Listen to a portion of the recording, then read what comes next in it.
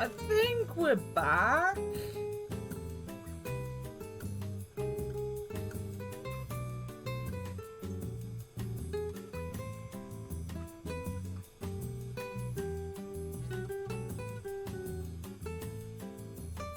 If Punky's telling people to refresh, then we're back.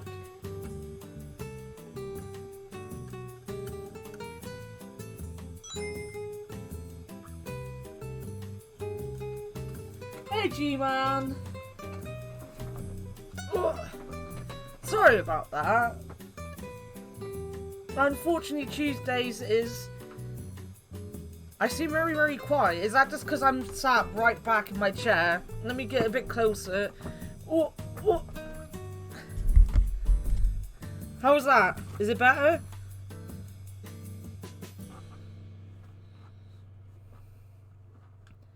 I was sat very far back from my chair for a minute.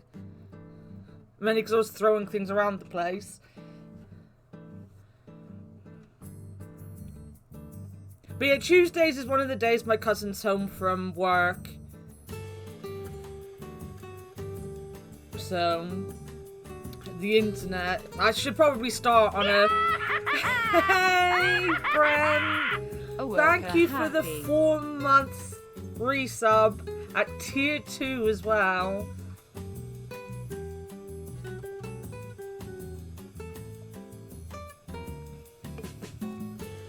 He's a sweetheart, ain't he? You haven't missed much. My internet died.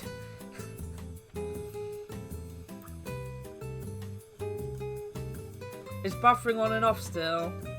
I'm getting no warnings about it at the minute. I'm not dropping any frames on my end.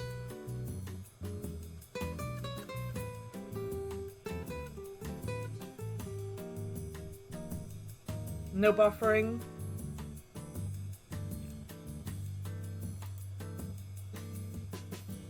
If you're on phone, apparently my streams don't work very well on phones apparently, because Sean has a lot of problems as well when I'm not actually having problems. I don't know, guys. I don't know.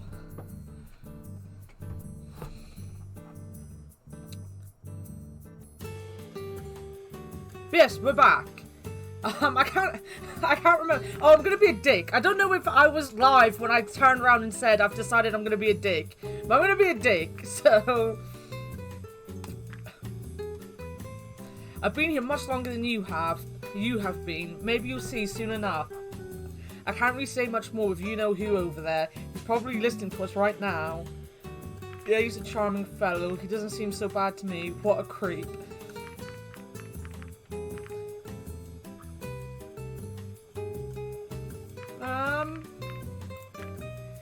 When I let my gaze wander, I saw that Maverick was looking in my direction. Our eyes met briefly, his expression not showing any discernible emotion, while I wondered whether it had just been a coincidence, or if he really was able to hear us from the distance. I do have some theories, and if I'm right, we might be in trouble. What kind of trouble? What are you talking about? Shh, be quiet. I'll let you know more as soon as I can. But for now, let's just play along. After all, we already have one of these babies. He patted the generator's box for emphasis. God knows we need them. Oh, there she comes. Good, fuck everyone except for the dragon you love. Oh, not like that. Shouldn't I be fucking the dragon that I love? Isn't that the point? We can't get dragon dong that way. Sleep with all of the dragons other than the one you're in love with. That's the way to do it.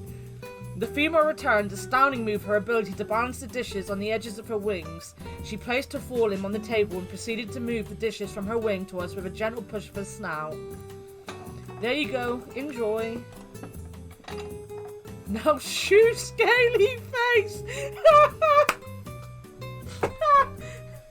We could be real assholes. What, do you want to be nice to her? We could be indifferent? Or are we going to be an asshole? I think she's actually quite a sweet one. Be an asshole.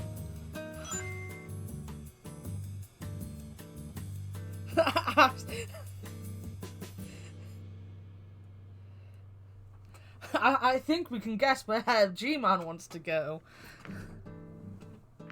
I mean, I like this one. She's not a police officer, but you do you. I don't know, I'm gonna be nice to her, I think. You're welcome. Thank you, Sean. I was wondering what kind of breakfast could be had in a place like this, but I was pleasantly surprised to find it quite as I was used to. The only real difference was that they apparently didn't use cutlery. When a waitress brought out meals to the two dragons across the cafe and exchanged a few words with them, Reza leaned forward and whispered something to me. I'll send you a letter with a coded message later. You'll know what to do. Reza rose from his seat before he made it known to me that he still had a few things to do and left the restaurant, followed shortly after by the larger of the two dragons. Later, I wasn't in a hurry, so I spent a few more minutes in contemplation while I looked out the window and finished my breakfast.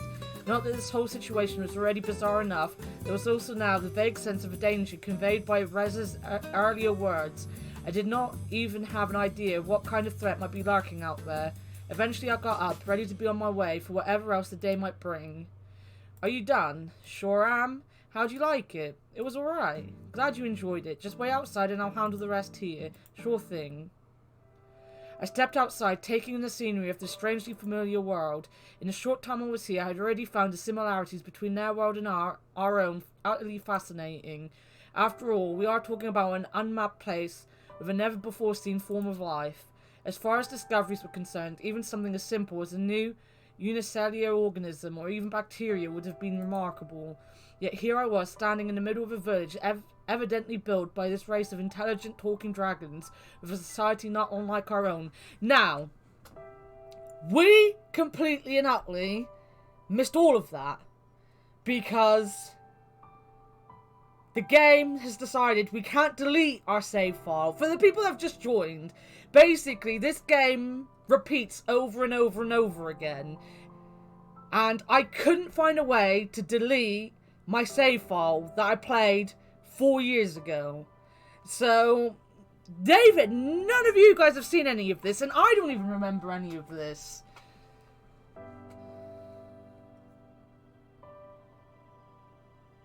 What happened to the title? What title?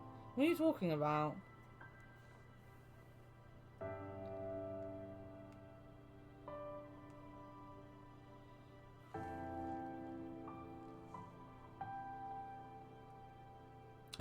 I was joking when I wrote that. Jesus Christ, I wasn't gonna write that, really.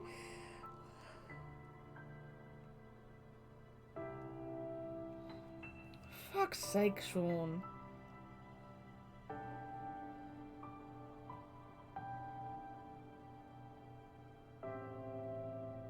Wow, fake streamer. Wow. I've been told. Residents seemed to share the same interest and instead was more smitten with Generator, but given our reasons for coming here in the first place, I couldn't blame him for his enthusiasm, being focused on something else. My thoughts were interrupted as something suddenly zipped past me, just a little too close, causing me to stumble back. It was a rather small dragon with a bag clamped in its maw, who apparently had somewhere to be. Vroom. A vroomy one. I regained my footing and watched as it disappeared into the distance. Even though I'd seen enough dragons to recognize the variations in size, colour, and other attributes, I guessed this one must have been a juvenile of its species. Shortly afterwards, Sebastian joined me outside, having taken care of the tab. I gave her a generous tip on your behalf. I hope you don't mind.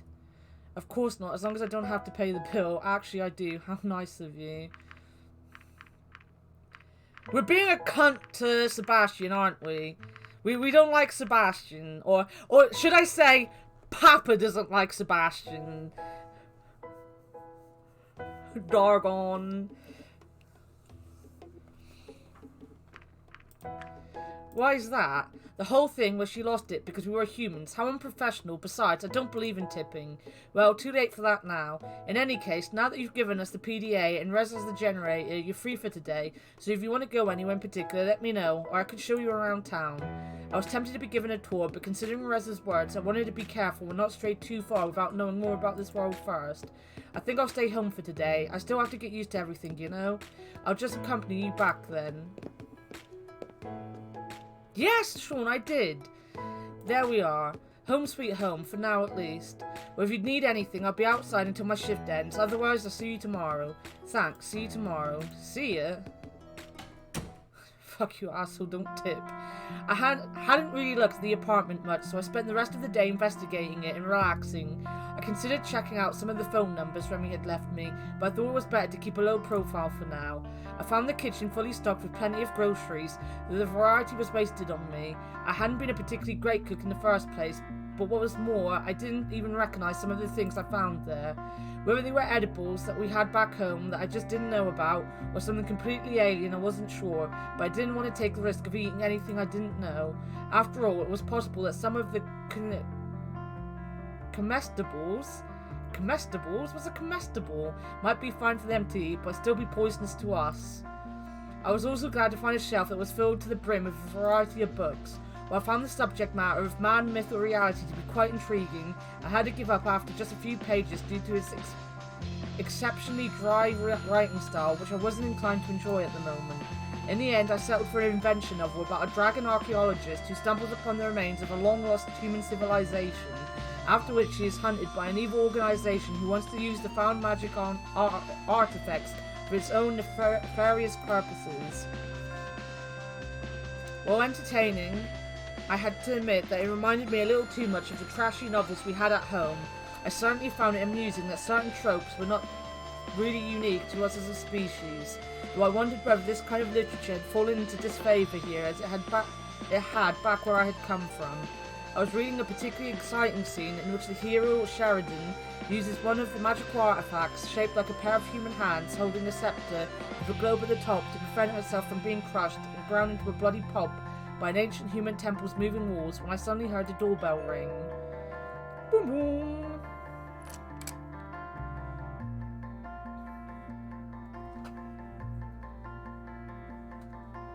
Have fun walking the doggo. Ding dong. Hello there, would you please sign here? I'm not signing away my rights with this, am I? I've got a letter for you that requires signature confirmation. I see. Looking over the clipboard the small dragon was holding up to me, I saw that the sender of the letter in question was Reza. There you go. I'm Lauren, by the way. Would you mind if I ask you a few questions? What is this about? I'm just making small talk. Wait a minute, I recognise you. You try to do the same thing with Reza. Maybe I should report you to your superiors for your inappropriate behaviour toward your clients. But it's important, please. Just let me talk to Anna for a few minutes. You know how it is. If you want an interview with one of the humans, you'll have to get permission from the proper authorities. Help me out here, Anna. As an ambassador, you care about the accurate portrayal of humans in the media, don't you? Then you should talk to me. Otherwise, someone else will fill in the blanks, and who knows what they will come up with.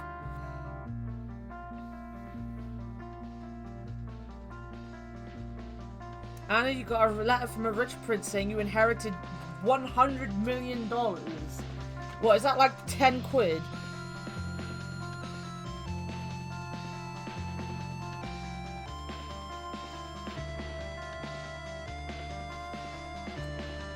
Definitely not a scam. Let me show you something. The small dragon opened his bag, rummaging through a number of letters and small packages. I think I lost it. Anyway, I wanted to show you some pictures of what people think humans look like. And some of them, they have like 4 heads and look nothing like you. It's crazy. What are you, Lauren? A reporter? No, I'm just... Do you want me to remove him, Anna? Is what he is saying true? Yeah, I guess. I see. That sounds pretty interesting, though. Alright, you can leave your number here, and maybe I'll call you later, but that's all I can promise. Thank you so much. He quickly produced a small sheet of paper and scribbled his number on it. Afterwards, he sheepishly presented it with both hands. Alright, you got what you wanted. Off you go now.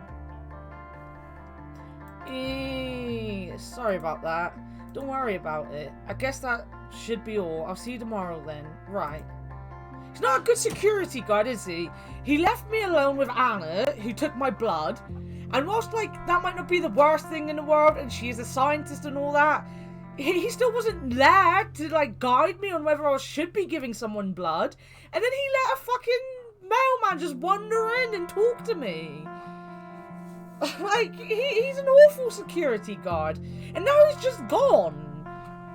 With all the commotion, I almost forgot that I was also still holding Reza's letter.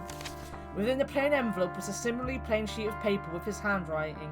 When I started reading, however, I saw that his writing was so full of the pleasantries I knew he hated that I assumed every word of it was faked as to conceal his true intent. He did mention I'd know what to do, but I was unsure of how I was supposed to decode the letter's secret message.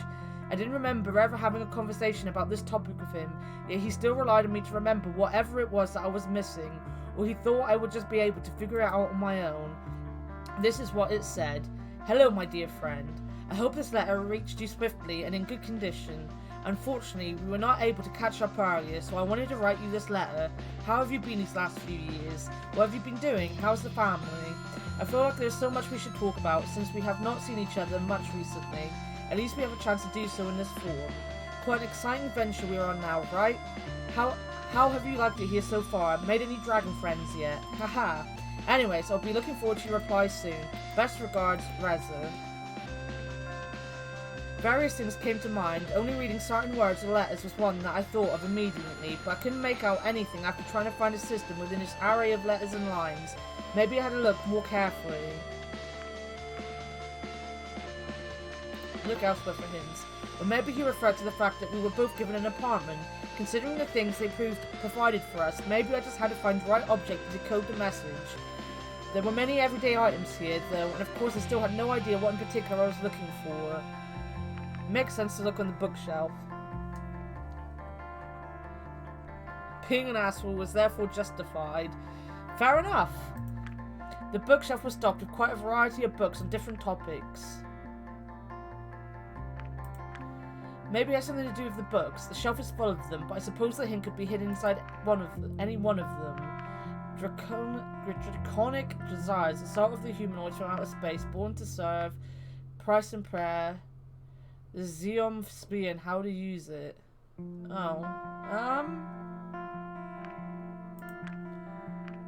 Behind books? Maybe Reza left me another message here at some point. He could have known that I was going to live here, so I suppose it is possible that he helped with the preparations and hid something for me to find. There's not going to be anything. We're going to have to guess a book? No, even after removing every single book from the shelf, there's still no indicator of anything that would help me decode his secret message. But even if Reza did leave a hint, this could have been anywhere in the apartment and not just on this bookshelf.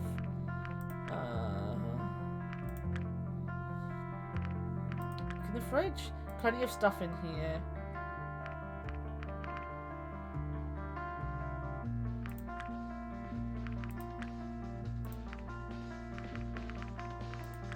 Lemons, lemons, lemons, of course. Why didn't I realize it sooner? Lemon juice is about the simplest way to write a hidden message using household items.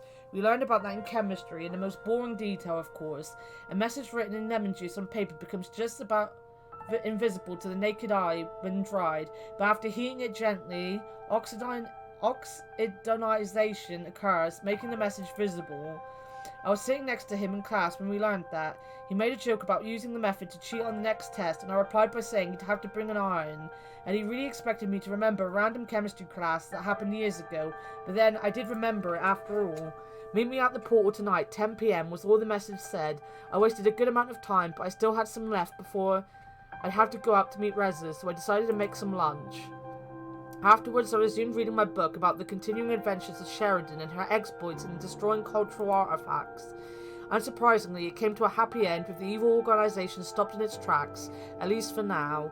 I thought the ending was deliberately left open for ambiguity, but when I turned the page and saw the advertisement for the next entry, it was in this apparently long-running series of books, I realised all of this had just been a ploy to set up for the inevitable sequel.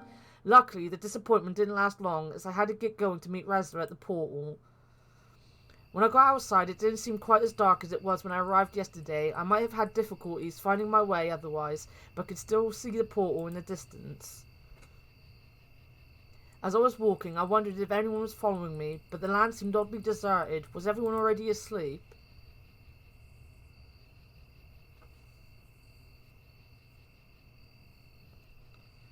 Eventually, I arrived at my destination. Reza was already standing idly by the portal, his fidgeting making it obvious that he had waited just for me. I was already wondering whether you'd get it at all. Guess I did. What did you expect? Well, you didn't make it easy. What did you expect? What a wonderful night it is. Just look up at the stars. You can see them so clear here, without all the pollution lingering in the air like back home, almost as if we were looking right into the face of eternity itself. For so long, humanity thought we'd find aliens out there, yet after all these years, we found we were still alone in the universe. Turns out we were just not looking in the right place. What's going on, Reza? Why did you call me here at this time? For one, because we're sending the generator home. Right, before I was sent here, they told me they would limit the use of the portal as they couldn't afford to keep it open all the time.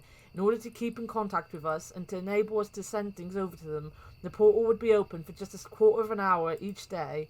Sending something back home wasn't really problematic for us, since the high energy expenditure associated with sending bigger objects only affected the sender, not the receiver.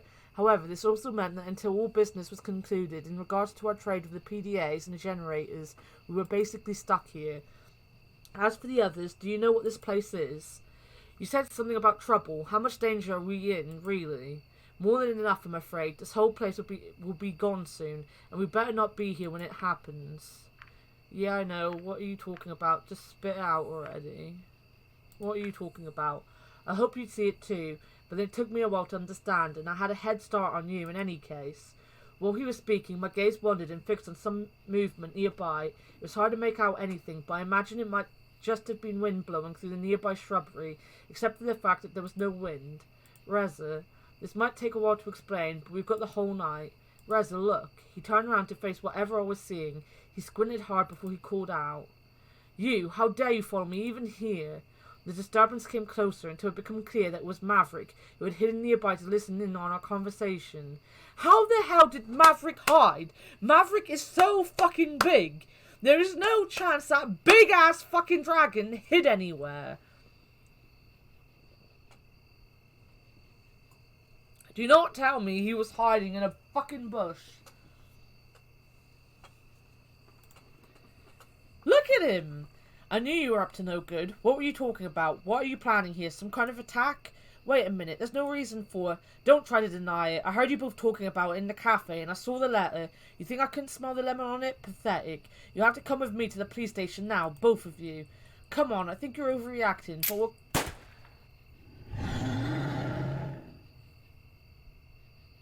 Reza, what are you doing? That's the reaction. That's the reaction you have when your friend pulls out a fucking gun and shoots a police officer with it. Come on, Anna, let's get out of here. You think you can shoot a fucking dragon? In the dragon's side, I could see the wound where the bullet had penetrated his hide. A trickle of blood staining his dark scales and the earth beneath. Reza used the opportunity to run off in some direction. I wasn't sure which. I frantically scanned my surroundings, looking for Reza, though he had already vanished into the darkness. What was I supposed to do? Run away as well? Help Maverick? I was just a diplomat, and I had no idea what was happening. Suddenly, the dragon whipped around, hitting me in the guts with his thick tail. I was lifted off the ground briefly before I felt the impact of my body hitting the ground hard enough that my vision blurred almost immediately. A deafening roar battered my ears. Was this his cry for help? I could barely move, but I found it better not to try, as to not startle the wounded dragon more than he already was. It certainly would have ended badly for me if he tried anything. I heard him take a few unsure steps before he lay down on the ground panting. I'm still watching you, you know. You better not move, for your own good. If I have to get up again and come after you in this condition, I can promise I won't be nice. It took a few minutes of listening to his laboured breathing before someone arrived. It was two dragons. The first I recognised as Sebastian, the other one I didn't know. I heard Sebastian and Maverick exchange a few words when the stocky fellow approached me. There he is! There's Bryce!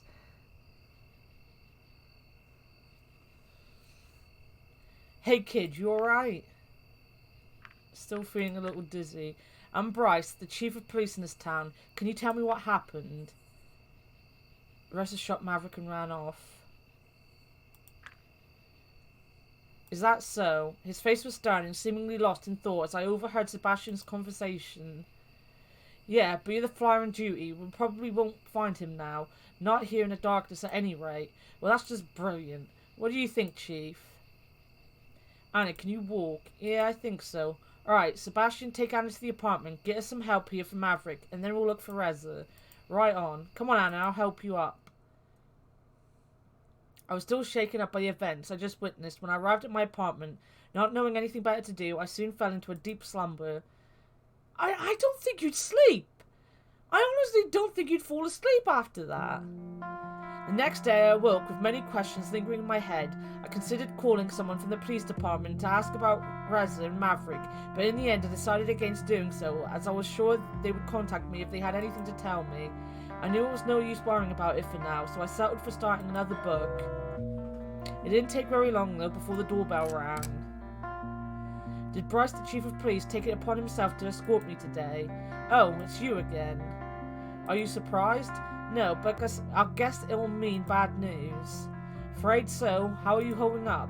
Better than yesterday, that's for sure. Let's go for a walk then, shall we? Sure. This time I was taken along a different route than yesterday, and I was quite sure there was more to this than just taking a walk. I'll just go ahead and guess you didn't find Reza. Yeah, we hoped he wouldn't come back on his own by now. He would have come back on his own by now. Do you have any idea where he might be? Maybe he mentioned some sort of place in particular that holds some meaning to him. No, not really. We didn't get a chance to talk much at all yesterday before. There's that too. I've no idea why Reza would have done anything like that. I had the impression that they weren't very fond of each other, but this... How is he, by the way? Oh, Maverick is doing fine, but there's plenty of blame to go around. You're right, they didn't particularly like each other. In his statement, Maverick says he suspected Reza of planning some sort of attack. Do you know anything about that? No, he only told me something was going to happen, not that he was planning anything. At least that was the impression I got. He suspected you too, by the way, that you both planned this all from the beginning. No, that wouldn't make sense. Actually, none of this is making any sense. Why would we go through all the lengths of our agreement only to jeopardize it by doing something like this? You even already have our PDAs, and we don't have much to show for it yet. If we had any nefarious plans, this wouldn't have been a very good idea. You have a good point, I believe you, but from our side we only have Maverick's word on the whole matter. After all, he was the one who spent the most time with Reza since he arrived here. But even then, he didn't really have any reason to follow you yesterday, and his behaviour was completely out of line. I'm just glad you came out fine. If he wasn't on mandatory sick leave, he would be suspended right now. We'll have to wait until this whole thing is over before we decide what to do with him. I can assure you this won't be taken lightly. Oh, Maverick fucked up! Maybe they both acted in the heat of the moment. Where I come from, this kind of attack on a diplomat would be classified as an act of war punishable by death. I hope so. What was our feelings on Maverick? Do we care about Maverick? Are we trying to get him killed?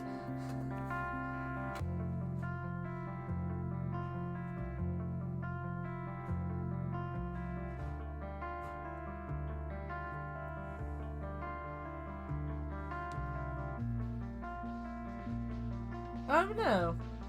I don't know.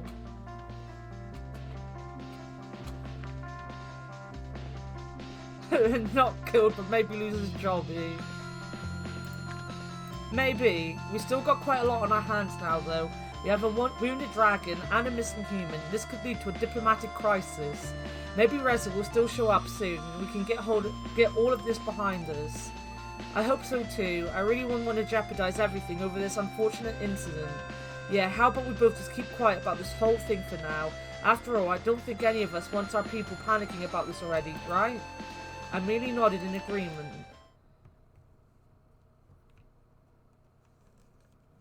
Eventually, we arrived at the police station where the chief took my formal statement in regards to yesterday's events. He asked me about Reza and Maverick too. Not that I knew much of anything that preceded yesterday's events or the mysterious catastrophe Reza had mentioned. Afterwards he thanked me and left to file my statement while I sat by his table, waiting and listening to the goings-on of the small provincial town police department. When he returned, he was approached by someone who seemed to have urgent news. A lot of talking between the two ensued that I couldn't make out from my position. This went on for a bit, until Bryce returned to me. Afraid I have more bad news for you. Reza has now officially become a murder suspect. Murder? We're headed to the crime scene and hoped you'd come with us. Me? A crime scene? I don't really know much about forensics. It's just that you're the only link to Reza we have. Consider what he said would happen to us. It's in all of our interest that we find him as soon as possible, and if he has anything to do with it, you might be able to help us find him. Your cooperation would certainly be appreciated, and it would be a nice gesture to show us that you're trustworthy in the eyes of those who might think otherwise after what happened yesterday. Will you help us? Yeah, let's go. I suppose I don't really have much choice here, but you're right. We've got to find Reza, and if that's what it takes, then I'll do it. Very well, let us go then. Shit's going down, Punky. On our way to the crime scene, he tried to prepare me for what would come. I had studied biology, so I was familiar with the sight of dead animals. Asking myself how similar this would be, I wondered if my reaction would be any different if it wasn't a dragon, but a human corpse I would be seeing. When we arrived, we were met by Sebastian, who gave us an overview of the whole situation. I'm glad we got friend-zoned. This morning, the victim was found by delivery flyer for a restaurant. Blood loss from multiple wounds are the likely cause of death. Forensics was already here, so feel free to poke around. A few paces in front of us, the unfortunate victim lay on the ground, covered by a sheet that concealed the body, but not the large red stain beneath. We approached while Sebastian went off to deter any curious onlookers. I know it will be pretty, and I'm sorry for putting you through this, but you know what's at stake here. Just remember what I told you, and you should be fine. Alright, are you ready? I guess so.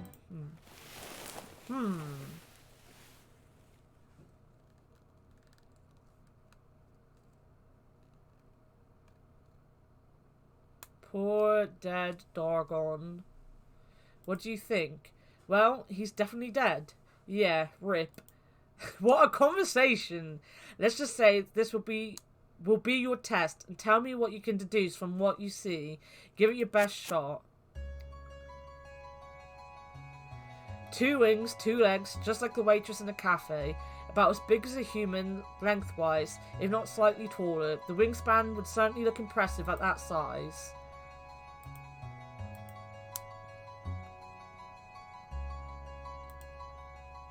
The wounds are kind of hard to miss. True, but what are they telling you? They were inflicted with a sharp implement. The perpetrator was unusually large or a small person. He was already dead when he got these wounds. It was suicide.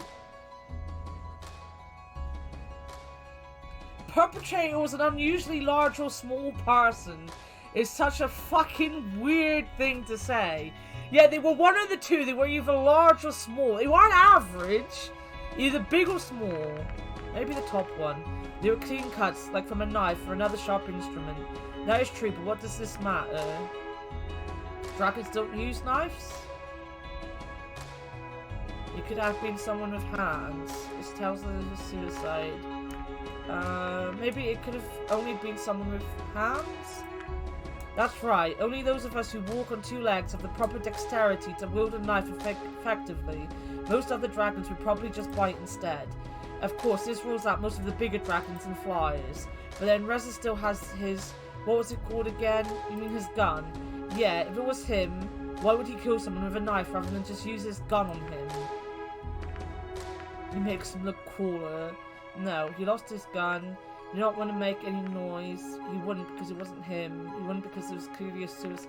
Why is this so determined that this would be a suicide? It's not. Like it's very obviously not. It wasn't him, bitch. I could say he did not want to make any noise. That's like true if it was him. I don't think it's him, but if it was him, it'd be that.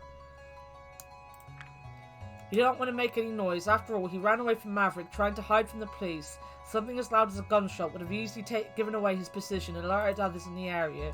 Right, that could be a good reason. By the way, which wound do you think was the lethal one? The one on his neck, probably. I think it was the one on his neck. That's right. If all the blood from it wasn't a giveaway, this is a stab wound, characterized by a rather small footprint. You can tell it's also the deepest one. And from the location, it's pretty obvious this must have done tremendous damage. What else do you see? Well, there's a lot of blood. The blood splatter suggests that, he had... This game! I didn't even remember that it had stupid options like he had AIDS. He died here. It's not drag wounds. It's poured around him, so... He died here, else there would have been a trail we could follow. The splatters also suggest that this is where they fought. That's true. Unfortunately, it doesn't help with determining who the perpetrator is. Objection! Excuse me? Sorry, just always wanted to say that. Go on, please. What about the blood on his muzzle? You tell me. He fought back. It might be the perpetrator's blood. Yes, that is true. I expect forensics already took a sample of it, so it might actually help us determine who the perpetrator is. I think that's about everything. You know what, kid? I'm impressed. Maybe we should have you around more often. Hey, Chief, do you still need the witness here for anything? Sebastian approached with the dragon who had discovered the body earlier. I recognized her as Adine, the waitress from the cafe. She seemed distraught, which, given the situation, wasn't very surprising. I don't think so. Take her to the department, get her statement written up, and that should be it. Sure thing. That face was cute. Alright, miss. We're gonna have to take you to the department. Of course. When she spotted me, however, her composure brightened visibly. Oh, it's the human. I have a name, you know. Actually, I don't. You never told me it. It's Anna. What are you even doing here? Do you work for our police now? Okay, so... That doesn't sound very convincing. I'm not quite convinced either. By the way, I didn't know you also did deliveries. I do a little bit of everything, really. That's nice. I loved my scrambled eggs yesterday. If you like it so much, why don't you take our number? We could deliver something to you next time if you don't want to come in. Thanks. Ahem. Sorry, I guess we should get going. Bye. Sebastian's a bit of a cunt. What do we do now? I suppose we'll head off too, unless... Oh no. What is it? We've got a violent homicide, and of course, nobody from the department tells me. I have to find out from a neighbour who wanted to ask me about it. Good thing rumours travel fast, eh? Of course nobody told you. You're on sick leave. Mandatory sick leave, I might add. I'm not here in any official capacity, you see. I am merely enjoying a curative walk in the fresh air and happened to come across you by accident. What do you want? I don't want anything. I just find it interesting that no one tells me about this, but the prime suspect's body can mess with the investigation. I see how it is. I know what you're thinking, but don't jump to conclusions here. I don't need to jump to conclusions. I think the dead body we found says it all. You really have an attitude problem. You know, if you weren't on sick leave, you'd be suspended right now for attacking Anna yesterday. Do you even have any idea what kind of repercussions this could have on us all? Me attack Anna? As far as I can see, I'm the only one who's injured here. Besides, I'm so sorry for apparently being the only one who's doing his damn job. Right, let's just all sit idly by while the suspect's on the loose and planning his next move. You know, whatever it was Reza was talking about, he was going to tell me just before you showed up yesterday. I don't need to hear you, of all people, belittling me about this. What's your problem? If anything, I want to find him just as much as you do. Don't compare yourself to me. Your words mean nothing. Enough. You shouldn't even be here, so you better go now and get some rest before I have to take disciplinary action. Fine, but when we find him, you'll see I was right. If I have to prove it myself, so be it. Can he even just do his own investigation like that? Well, as long as he doesn't interfere with us, we can't really stop him from doing things in his own free time. I see. I suspect he won't adhere to the standards of performing an unbiased investigation, though. He has already made up his mind. It's clear to me he won't be looking for facts, just for evidence to support his own view in order to prove it to us, or himself, who knows. He's always been like that, always something to prove. We'll have to be careful, he'll be looking for Reza soon enough. Enough implying for today. Yeah, you can come and you can have me read you a story about murder and dragons.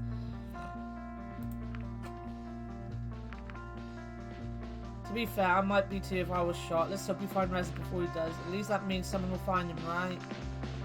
Yeah, the top one. Yeah, and that's exactly why we wouldn't be on the case, even if he wasn't on sick leave. Don't worry, Reza will turn up eventually. I surely hope so. All things considered, I had to admit that it remained a possibility that Maverick was right, but could the resume I knew really be a murderer? You know what? If you think of something that might help with the investigation, or if you need anything else, just call me. I will. Well, I think we're done here. Let's go. Let's go! Bryce led me back to the apartment. I guess there wasn't really much for me to do in the meantime, as I was spared the more arduous parts of the investigation. Maybe I should have been glad about this, so now I had an afternoon to fill. What should I do? Right. We can go and meet Remy, who none of you have seen because I'm pretty sure he was in the prologue and we didn't get to do the prologue. We could go see Anna. We can talk to Lauren. We could just go and hang out with Bryce some more. That's the Dean. She'll bring us our lunch. Or we could go and spend time with Papa's favourite dragon. We have a vote for Remy.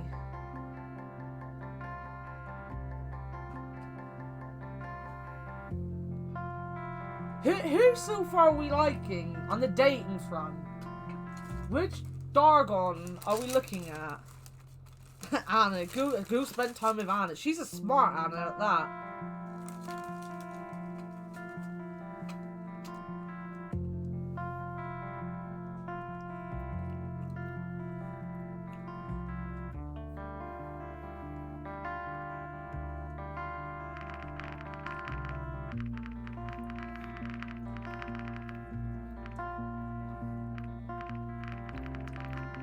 She's probably better than the Anna you know.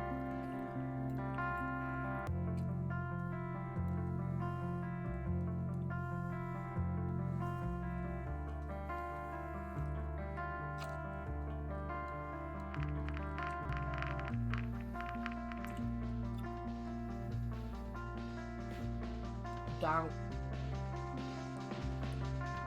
I love Bryce. We'll go with Remy. We'll go see the nerd. We haven't met Remy yet in this game. Jeff wanted Remy. I love Jeff. He gets his own way. He told me to meet him in the lobby, but nobody's here. Maybe I should look for him. He can't be too far after all. It looks like you've seen this before. Yeah, no, don't skip ahead.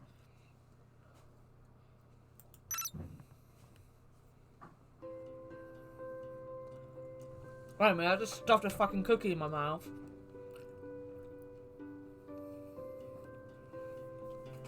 It was quite a spacious building, lined with many bookcases on multiple floors.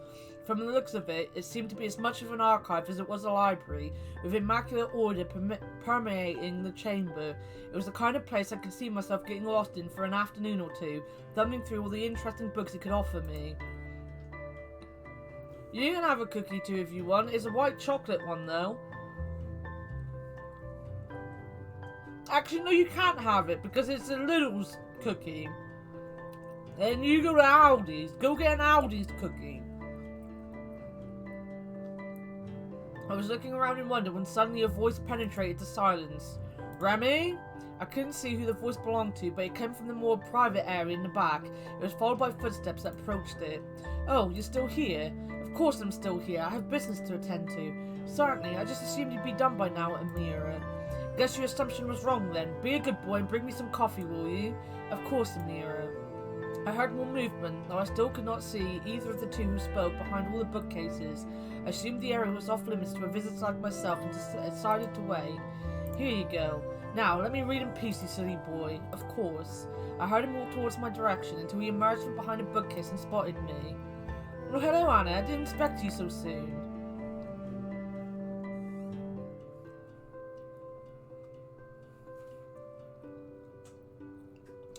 What's it? I'm sub-ready. Is your sub-ready expired? I'm sorry, fictional.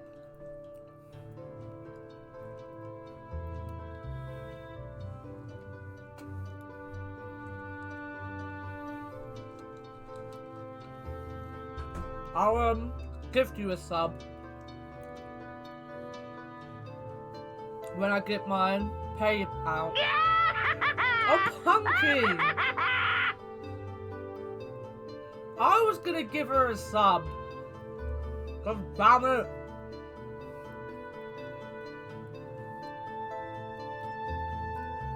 Thank you for gifting it to Fick, though.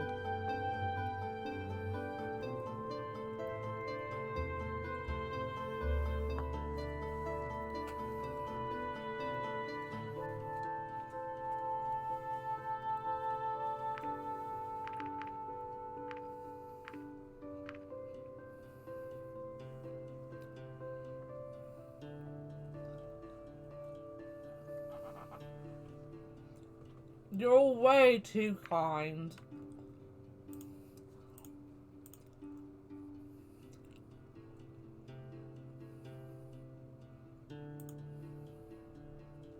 Emotes.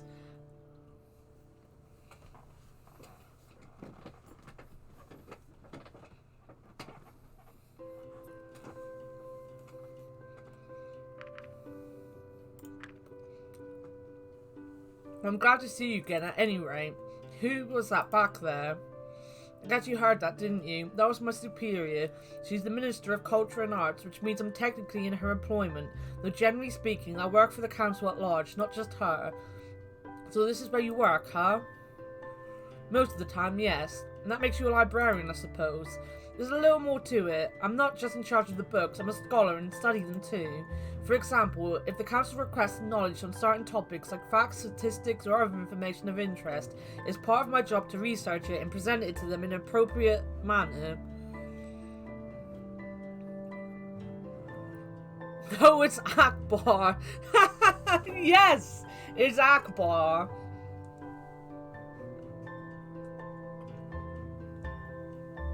Okay, it really is Akbar though, isn't it? With his little glasses and everything. And Akbar is as white as you could possibly get. There is no one whiter than Akbar.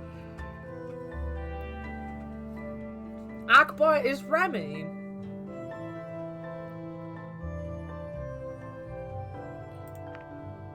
So basically you're an expert on everything. That sounds like the kind of thing I'd like to do. Just thinking about doing that kind of work day after day gives me a headache. I'll go for that one.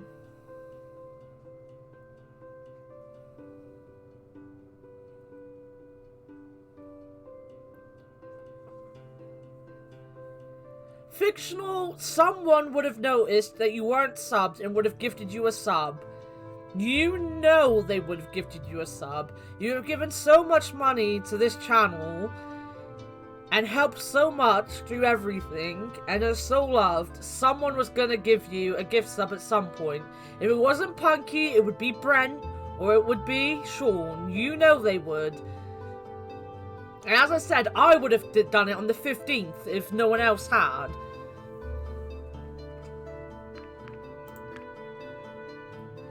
Guess you came to the right place then. Anyways, was there a particular reason why you wanted to meet me? You're just too damn cute. Are we going to be very obvious?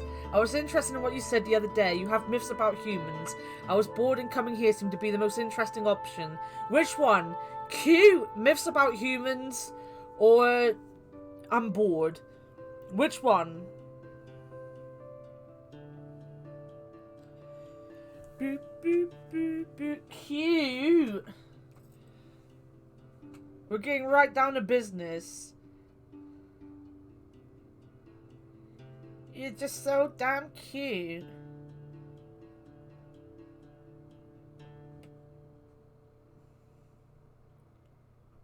In games we have confidence. Wow. You say that I don't have confidence? Look, he blushed. He really is Akbar. This is what I expect Akbar to look like when someone calls him cute. You don't know anything. The problem is, as I keep saying, but I know you haven't been around, is that I'm pretty sure there's a prologue. I'm pretty sure, like, there's a whole thing at the beginning where you meet him, and we couldn't see that because I've already played the game before. Or because I've played the game before and also done the prologue before. And I couldn't figure out how to delete it all. So no one knows anything about him. But he is actually a sweet dragon, from what I remember. Don't say that. Either way, now that you're here, you can help me with something. I've got some books that need to be sorted over there. I respectfully decline. Alright, how do I fit them in? Alphabetically. Oh no, the arrangement you see in the library is based on a sophisticated system that sorts everything in a very intuitive manner based on a number of criteria: genre, author, complexity, and age. As you can probably tell, we have a lot of specimens, so just sorting them by alphabet would be far from the and efficient. What?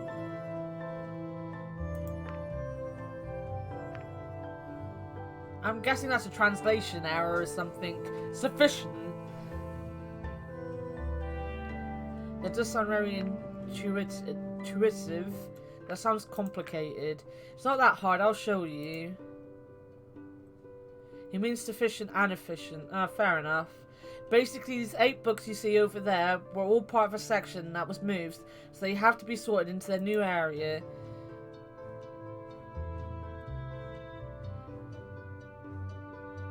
He's being efficient by combining the efficient. That went right over my fucking head. Completely over my head. The problem is their labels are so old that they've started to fade away, which makes sorting them a little harder.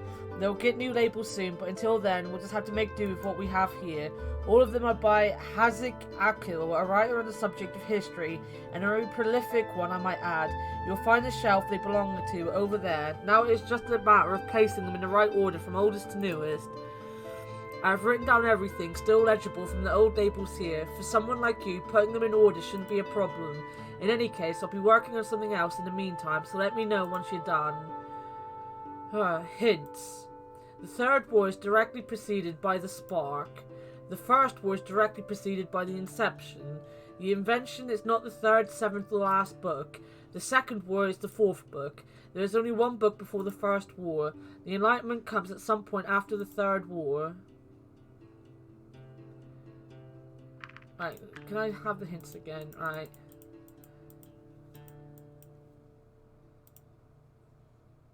Right, where's my stuff?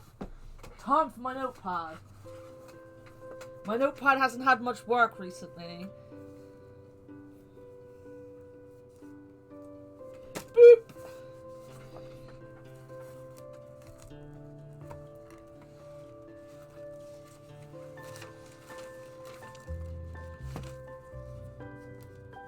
Though I was using it to kind of cheat in Papers, Please the other day.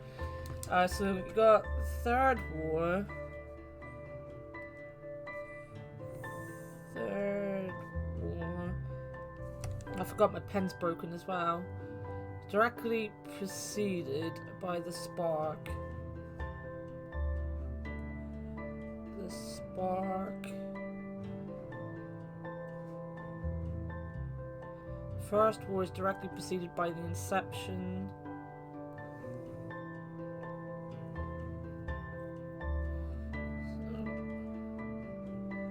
I should have put the second war first. Second war. It's only one book before the first war. The Enlightenment comes at some point after the third war. So the Enlightenment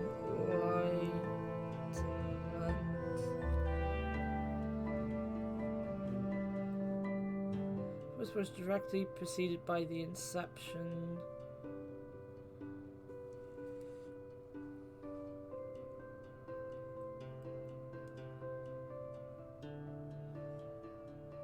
Right, so it's one book, First War, and then Inception.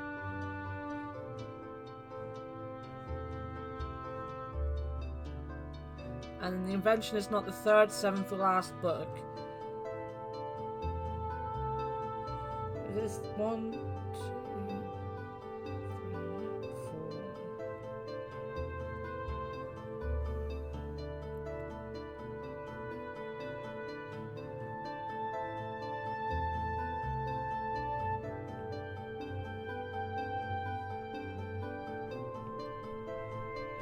Is not 3, 7, or last.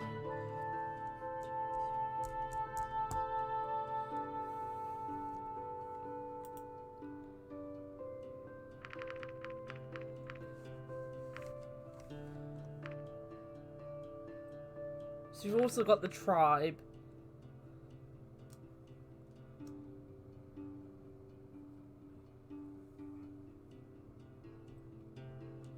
So, how many books? 1, 2, 3, 4, 5, 6, 7, 8. So, the tribe is the only other one that we haven't got any information on. But we know the first war...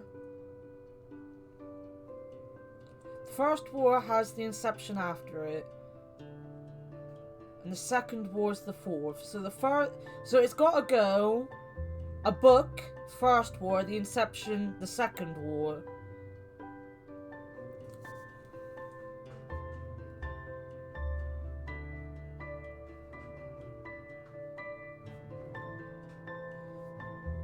So that's 1, 2, 3, 4, 5. So the invention could be 5th. So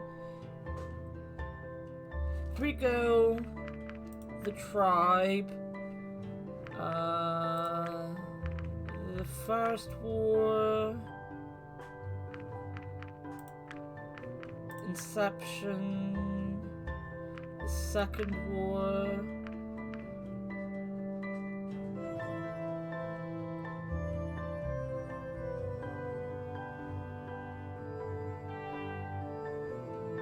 Invention, third war, spark, the Enlightenment. I think that's it. Oh, you're done. Let's take a look then. Ah! I got it all wrong, guys! I got half of it wrong.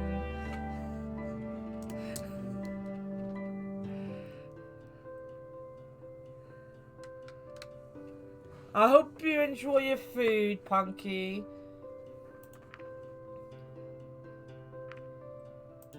Let me try again. Got 4 right.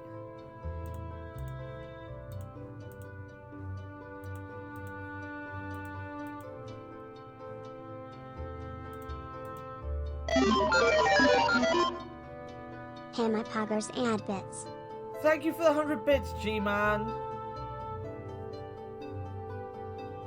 Damn you, Remy, why can't you love me as for who we are?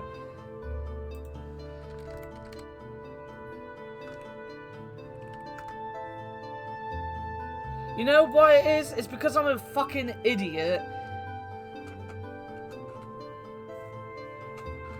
My brain is not working. Wait a minute. I got this because I've done this the wrong way. Let me go back. Right, so the 4th book is that one.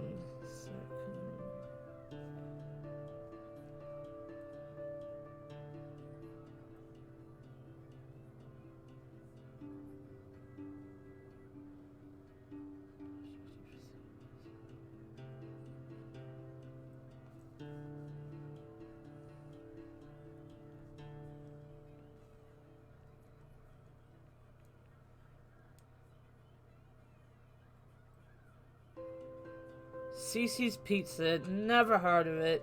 Post a picture in Discord so I can see it.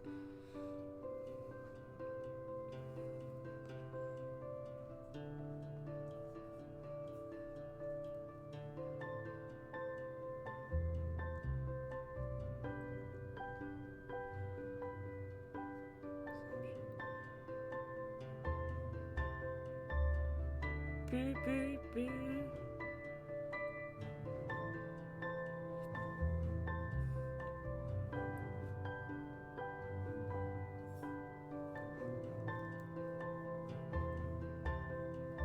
Welcome back, Sean. So if I put that in there, and then 1, 2, 3, 4, 5, 6. No, I can't go there. 1, 2, 3, 4, 5. It could be there. And then what was the last one? Enlightenment.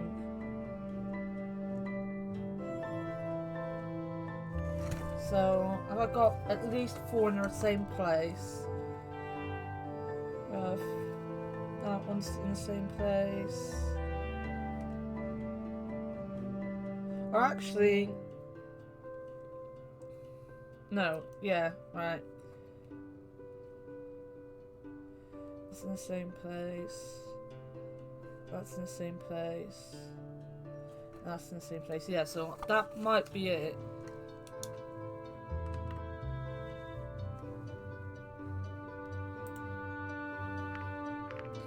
Right, so I've got that.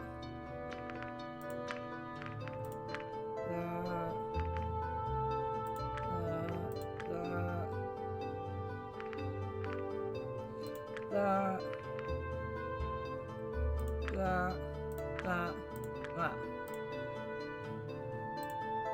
I did it! Because I read the word correctly. For some reason, my stupid ass brain thought precede meant after, but precede means before. So, the first time round, I put everything that was meant to be before things after it. Because I'm an idiot.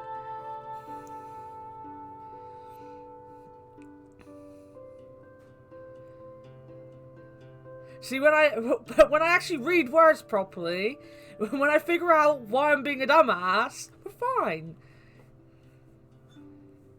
Oh yeah, this dragon, by the way, he's called Remy, but we've decided he's Akbar, because he's a librarian, he's the whitest fucking shit you're ever gonna meet, and he's wearing glasses.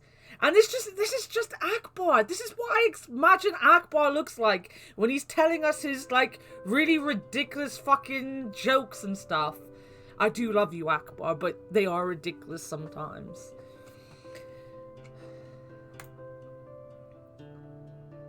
That wasn't too hard. I didn't know I could have this much fun in a library.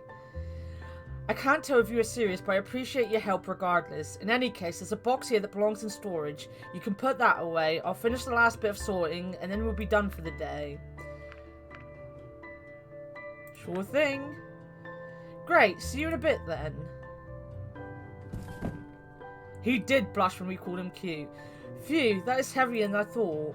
I lifted the box and carried it towards its shelf, but just as I was about to reach it, I tripped suddenly, sending me to the ground as the contents of the box spilled across the floor. Ouch! I scrambled to gather the various items as the voice of the dragon called out to me. Is everything alright? Before I could answer, Remy came around the corner, his face bearing a look of disapproval. He stooped over and helped me pick up the spilled objects. Yeah, I'm fine. I was mainly asking about the priceless artifacts you just dropped. Oh, I guess my own safety isn't worth as much. You shouldn't have asked me for help if you were so worried about the condition of these things.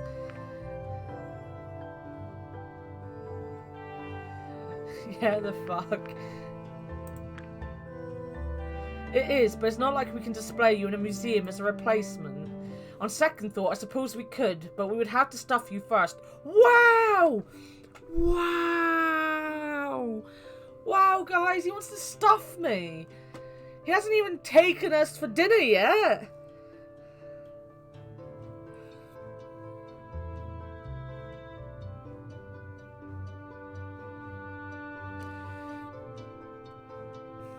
That is Akbar! Oh, goddamn, Remy, chill the fuck out!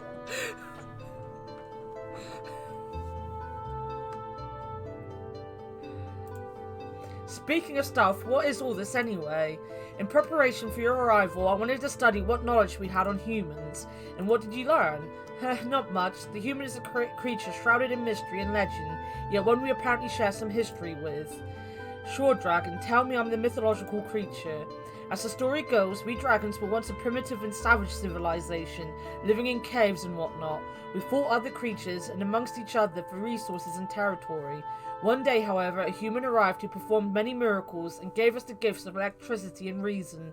We refer to this event as our awakening. What happened to them, and who are they anyway?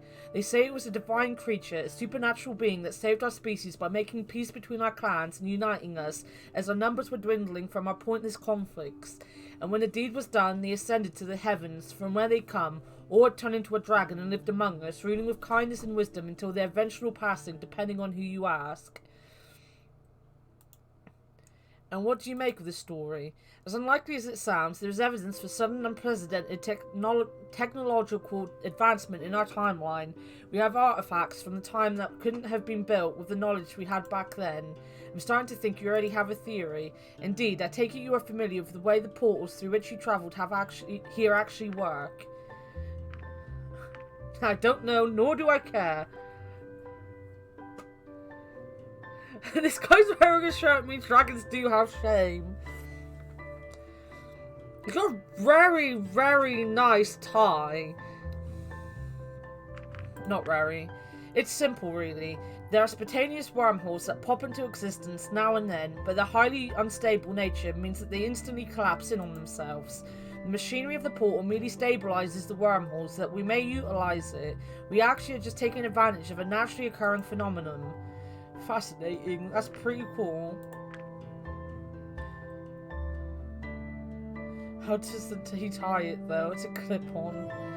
Long story short, my theory is that this legendary person stumbled upon one of those natural wormholes in a split second it existed, bringing them into our world. Being thrust into an unfamiliar world with no means to return to their own. Talk about being at the wrong place at the wrong time. Or just the right one if you ask me. If it wasn't for them, we wouldn't be here today. Oh, what I would give to know more about them. How do you know so much about the portal anyway? We found it a while ago, so we've had time to study it. Not me personally, mind you, but I followed its developments with great interest. What else have you discovered about it? Not much, I'm afraid. We didn't want to take the risk of permanent damage, so we won't do anything rash until we completely understand the technology and can replicate it for ourselves. So far, the only thing it's done for us was locating your portal and connecting us to it. From the interface, it appears to have more functions, but we haven't been able to get any of them to work. We were not even sure what it was capable of when we initially turned it on. Only after some time of it being active did it actually find your portal, and only then were we able to make the connection. Making that discovery must have been very exciting, especially when you made contact with us and started exchanging letters with us. Oh, you have no idea, especially when Resident arrived and he turned out to be a human, of all things. Some people still worship them, you know. You've mentioned that before. How does that work? Do you have some kind of organised religion based around it? Not exactly. It is more like an adoration on a personal level. I count myself amongst them if it wasn't for the fact that I consider myself to have a more reasonable approach to it than others. For example, there are those that believe there is much more to your sudden appearance than there really is. I think they expect some sort of miracle from you, similar to what was ascribed to humans in the past. Well, I can tell you that there's nothing supernatural about me. Those people were stupid. Maybe you should worship me.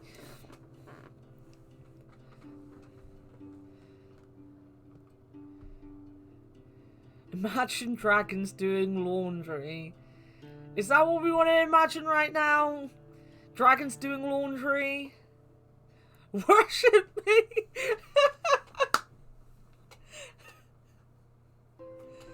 We're gonna be a cocky, sassy, egotistical bitch, are we? Is that the way we're going, Jeff? Sounds like something Ak would do. Akbar, come and worship me. I must be worshipped by an Akbar.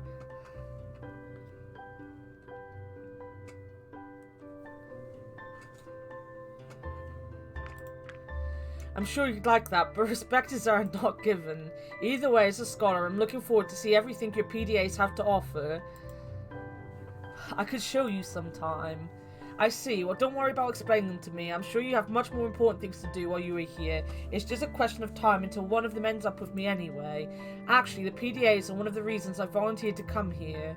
What do you mean? I know them pretty well, enough to explain how they work at least. Of course, that's far from the only reason. I just thought I'd be the kind of person who'd meet all of the requirements, and it turned out I was. I see. It was nice of you to volunteer when you must have known there would be considerable risks in coming here. You volunteered as well when you came to meet me, didn't you? I wouldn't think this kind of thing would fall under your jurisdiction regularly. That is true, but by this point my interest in these matters shouldn't surprise you.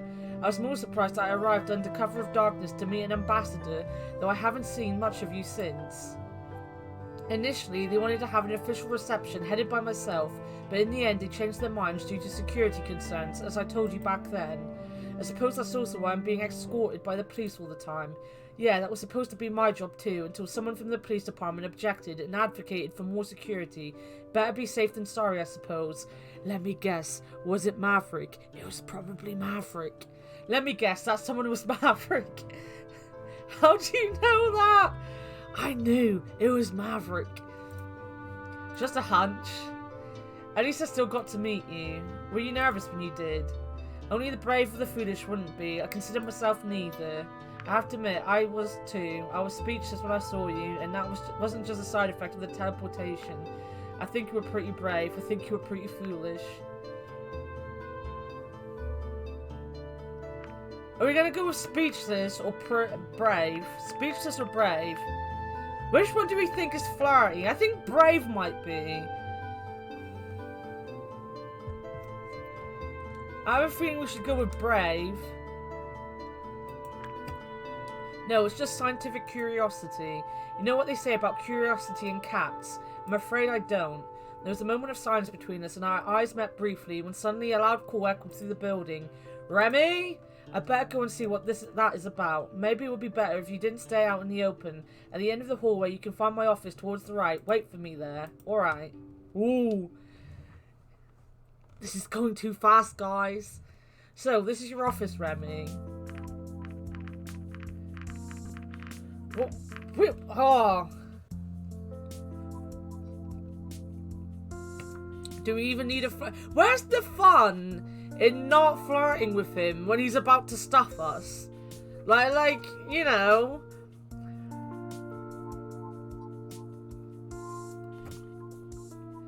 Shall we look at his computer?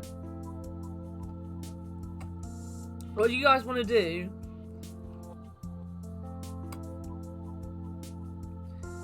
Office romance already. Why are we looking? Well, we don't have to. We can wait. Rummage through his trash. Let's see. What do we have here? What's this? Something wrapped in paper. It's a partially eaten sandwich covered in mold. I'm not going to eat that. Drink his coffee. There's still a little bit left in the cup. So stale. What else do you guys want to do?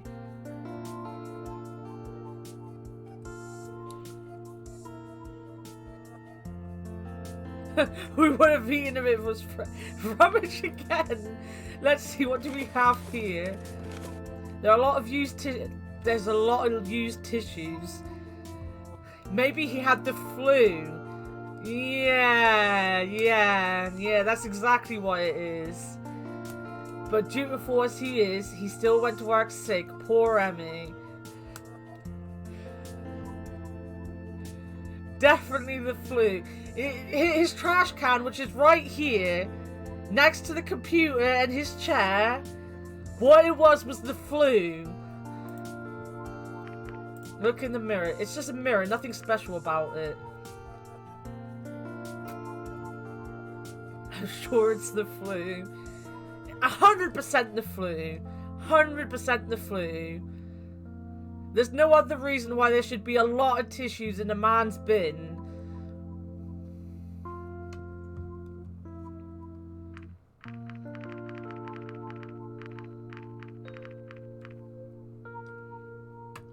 Are we going for the notebook or the computer next? I don't know if you can do all of them. Still the tissue on the sandwich.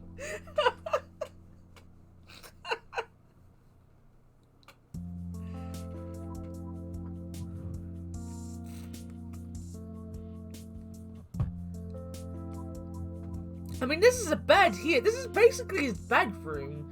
That is a bed. I'm pretty sure that's the bed. I'm going to see if he's got dragon porn on his computer. I wonder if the computer's the similar to ours. Let's see. At the press of a button, the screen came to life, accompanied by the whir of the machine. After a few seconds, colourful images appeared on the screen. I bet they did. Lay on his bed naked. That's where the juicy shit is. It's a computer game! Have you come here to beg for mercy? No, Alia. We've come to stop you. Your reign of terror over the land of Marmor is over. You're outnumbered. Just give up and we can end this without bloodshed. The area is teeming with my soldiers, outnumbering you thousands to one, but I don't even need them. Who knows? If you survive long enough, you might just see why I'm called Alia the Ascended. Maybe it's a porn game. Is this Final Fantasy? Oh, you pompous... It's not going to be a porn game when it's, blanking out the swear words. These are characters that, like, that's Remy himself. And that's, like, Ideen with Anna's colouring. And that kind of looks like Bryce in green. It's a porn game, not a rude game. No need for cussing. True. Very true.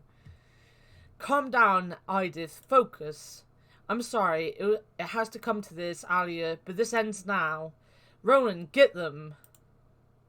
Grrr! Battle start. Aegis uses Whirlwind. Roland takes 326 damage. Bonner uses Earthquake.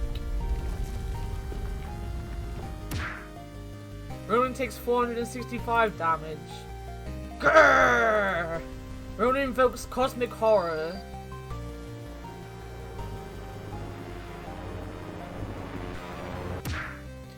Bonner takes 1089 damage.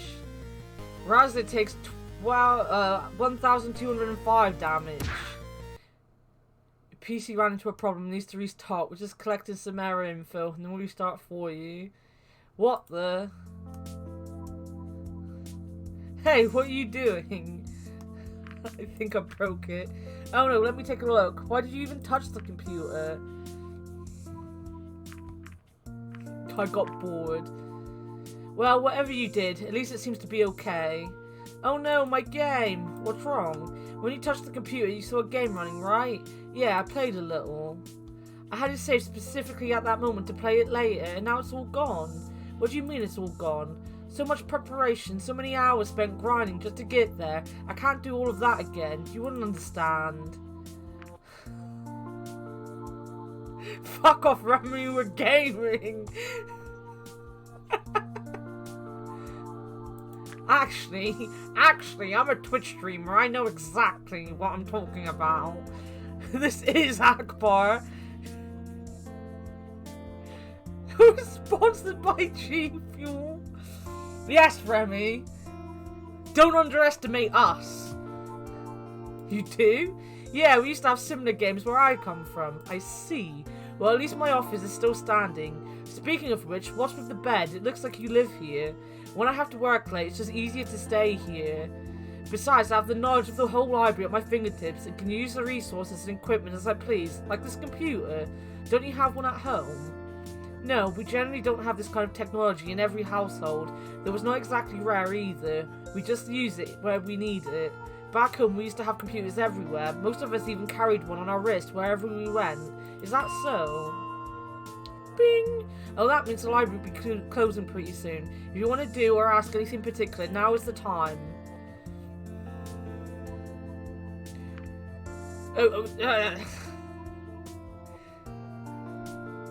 We don't have a bed either. I feel like, this is the option where we're like, are you available to show us why there's so many tissues in your bin? Like, there's a bed right here. You can show us, exactly why you've got so many tissues in that bin.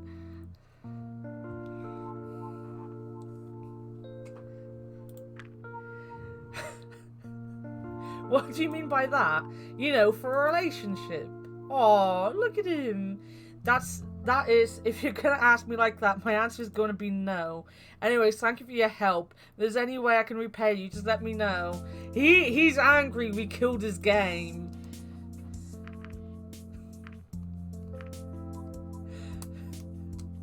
Fuck this guy.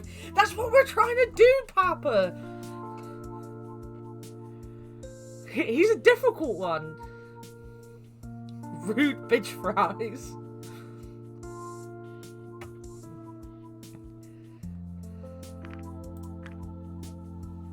That's fine with me. You've got my number, so call me about it when you have the time.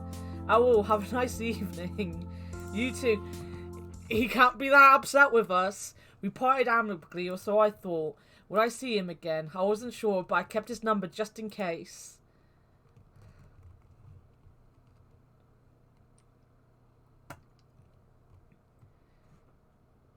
Right. We can't hang out with him again. Who do you want to see now? You call me, you fucking...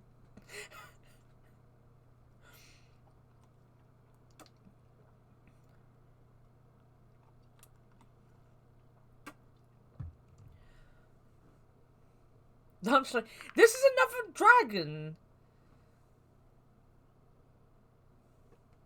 Oh, there's a dragon called Anna in it, Sean. There is another dragon. This is the one that keeps going, oh, look, it's a human. She'll come with the lunch. We can go with that.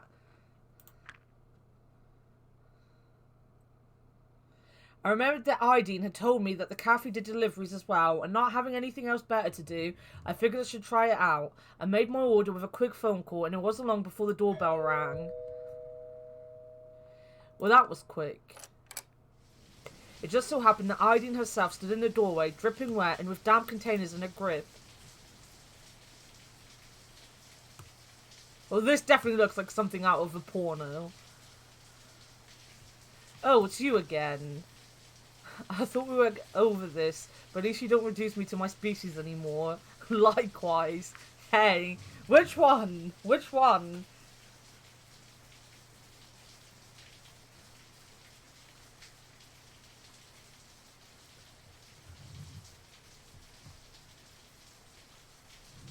Hey? Hey, here's your order. Sorry it got a little wet, but it should still be okay. What happened to you? Did you fall into a river or something? You're soaked. Why don't you come in? Why don't you come in? Thanks. I was just about to ask if I could stay for a little while. This was actually my last delivery for the day, and I live on the other side of town. Of course, I couldn't let you fly back when it's this ugly outside. We're in, guys. No, we don't want to skip it. I forgot my wallet, but I can pay with love making. My fucking god, Chef. Has that ever worked for you as a chat blind to your delivery driver? Let me know. Feel right at home. I better eat this before it gets cold. I sat down at the table and started eating my food while Ideen decided to take a seat opposite of myself. Do you like it? Yeah, it's actually quite good. Do you have something similar where you come from? We do, as a matter of fact. It's almost scary how close it is to what we have back home. More like she's in, am I right? The ugly ones! Oh my god! You're never gonna chat blind to delivery person. I barely speak to my delivery people other than to thank them. Really, maybe we all just share a similar taste. Maybe there's more to it than that. What do you mean? Well, don't you trace your origins back to humans in some way? I know what kind of reputation we have in your culture. That is true. Let me ask you this. Where do you think the portal you found came from? Who built it? Humans did, of course. Exactly. If you believe humans had something to do with an artifact created who knows how many years ago, it wouldn't be a stretch to think they could have also influenced you in other ways. Even something as simple as this dish. I like that idea. So what do you do when you aren't working in the restaurant? Do you have a family? Well, most of the time I take care of my kids. Oh nice, how many children do you have? They aren't really my children per se, I just take care of them. You are more of a foster parent then? Not quite. These are orphan children I'm talking about. I just volunteered to spend some time with them, so I'm really more of a babysitter and teacher all in one. I can't really take them in and care for them 24/7 like a proper parent would. I'd love to, but I work far too much to be a single parent. With the amount of time I spend at the restaurant, I don't think the kids would be any better off, so I just help out whenever I can. That's very nice of you. Thanks, these kids already didn't get a very good hand in life. I just thought that if I could make even a small difference for them, it'd be worth it. I see. What about hobbies? Do you have any? Can I ask a question for a change? No. Well, can you? We're being nice to her. She wants kids back out of this one. Yeah, we're not in it for that kind of thing, mate. That's not what we want. Well, I don't really know much about you. Actually, I'm not sure if there's anyone here who does. What would you like to know? What did you do before you came here?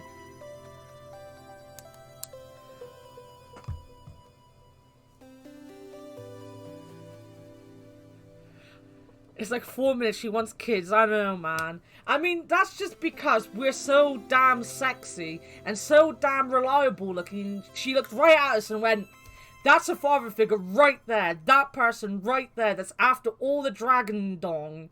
She's the one I want to have kids with. I only have one place that will deliver it and they leave it on the porch and run. Not sure why. 100% hasn't got anything to do with you, Jeff. 100% isn't the creepy dude that lives in the house. What did you do before you came here? Avoid the question by making a bad pun. That's classified. Why can't I just answer? I'm going to make a bad pun. None. None? What do you mean? I mean, that's none of your business. Okay. I suppose it's my turn again, so tell me about your hobbies. The one I enjoy most is probably flying. Just flying. Well, not just flying. I do aerobatics or stunt flying. I've been doing that on and off for a couple of years now. You must be the most overqualified delivery flyer in history then. What's that? It's a practice of doing flying maneuvers, like roll spins or loops. I'm actually hoping to be part of a competition in some time. You can do all that, but a little rain's too much. Are you that good? Awesome. Where can I watch that? Suppose that depends on whether you will still be here when it takes place. It's part of a festival we hold in this town every year. Oh, there's a festival. You always go to the festival in these games. Okay, since it's my turn again, well, this might be an unusual question, so when they say it was a human that would be coming here, I kind of expected something a little different. Well, what did you expect? I'm not sure exactly, but they do say it was humans that made us who we are today. You don't seem so different from us, though. I mean, yeah, you do look different from us, but you're not really anything like some of the things that have been said about your kind. Dragons and humans look so fucking different. And she's here like, you're not that different from us. I could say the same thing about you. Really? Yeah, we have plenty of myths about dragons. Like what? Are we going with man-eating monsters or noble creatures? Bearing in mind she might impregnate us if we say noble.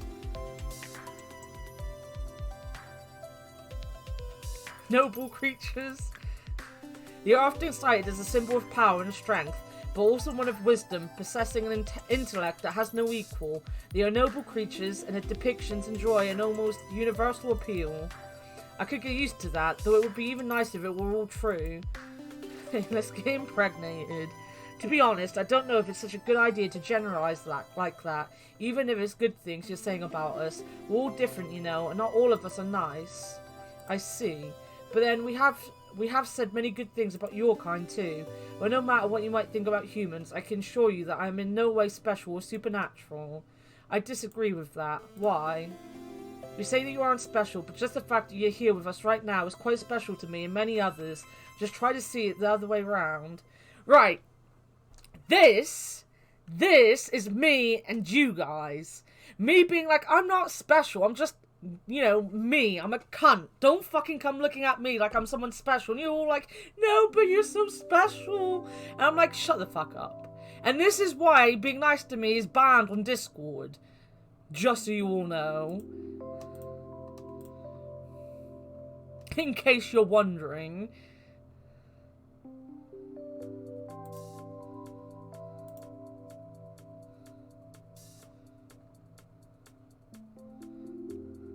Didn't give me. Oh my god, be nice to yourself.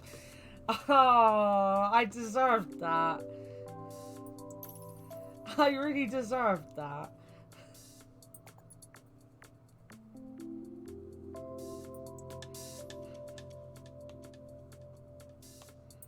don't know how to do the commands. Did you never learn? Akbar is the command person. You know, you have a good point. What were you thinking when you first heard about us? I thought it was a joke. I was unsure. I thought it was awesome. I thought making a discovery like this was just awesome. Many people would love to have the opportunity I had by coming here. See, it's not so one-sided after all, so don't be surprised if some of us feel the same way. And it's not just the discovery of you dragons. We found a portal to an entirely different world. We still haven't figured that one out. Neither have we. I'm sure we'll find out soon enough. By the way, interesting selection of books you have here. Draconic Desire, Zeoman Sphere. Are these yours? No, they were already here when I moved in. Have you read any of them? I did read Sheridan and a Scepter of Sovereignty. How did you like it? It was entertaining, but nothing special. Nothing special is a good way to describe the entire series, actually. Oh, you've got Price and Prayer. You should totally read that one. You think so? Why is that? It's not just an interesting story. It's based on true events. The author is so right when he says there's a lot we can learn from what happened back then. Let me know when you do. Be interested in hearing what you have to say about it. Alright, since you asked about my family earlier, I'm going to do the same thing. Is there a Mr. or a Mrs. Anna back home waiting for you? No, can't say there is. How about a potential Mr. or Mrs. Anna then? Are you looking to date anyone? We're in, guys! She's looking for a baby mama, I guess. I don't know what sex we're meant to be. It might be just ambiguous. We could be anything. Yes! Oh, it's a shame you can't be with them now, then. Oh, wait a minute, I should have... Or are you talking about someone you met here? Oh, yes, yes. Oh my.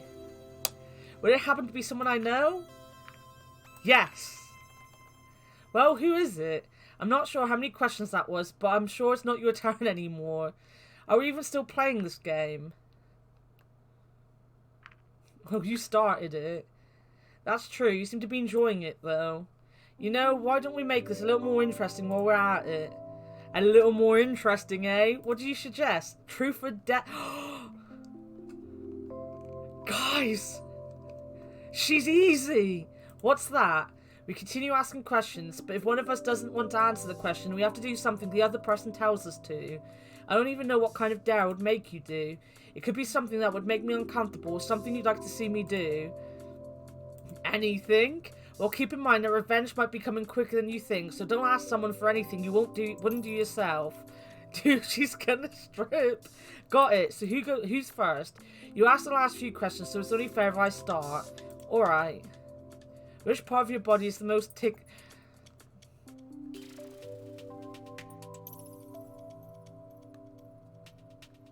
It's either got to be the first one or the bottom one. Which one? Ticklish or most embarrassing thing?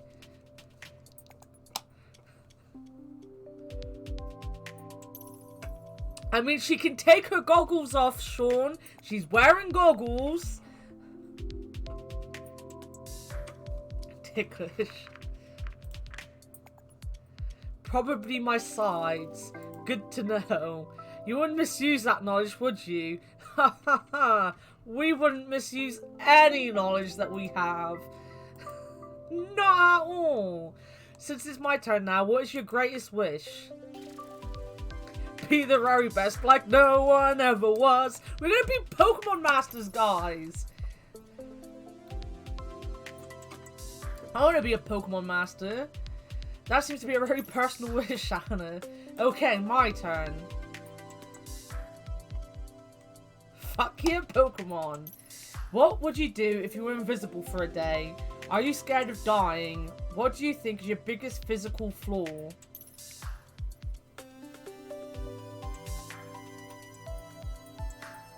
Huh. Go from ticklish to are you scared of dying? Well, I mean, like when we were doing the investigation, like, when we were answering the question, why is there so much blood? One of the ideas that would have popped into our head was because they had AIDS. Invincible is relationship built. Alright. Invisible, huh? That's a hard one. I mean, no one would see me flying then, and I do want people to see that. Well, with this question, it's more about what you would do if you had the opportunity to do something without getting caught, like something mischievous or criminal. Oh, I know what I would do. I'd check out the building they found along with the portal. What building? Didn't you hear about that? They found a whole building along with the portal. It's actually underground, and they have it heavily guarded while a team of archaeologists work on it. I think it might contain many secrets and answers about the portal and where it came from. Interesting. I think I'd like to check that out as well. If you knew the world was about to end, what would you do? Enjoy life to the fullest until the last moment. Say my last goodbyes and hope for the best. Stay outside and watch it all unfold before my eyes. Hide in a bunker deep underground.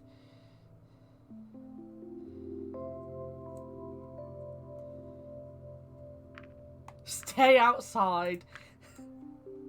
That would be quite a show, huh?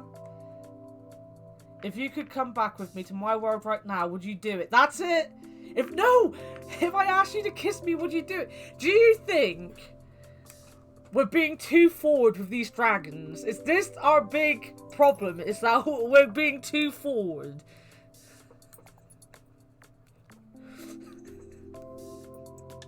I feel this is going very well.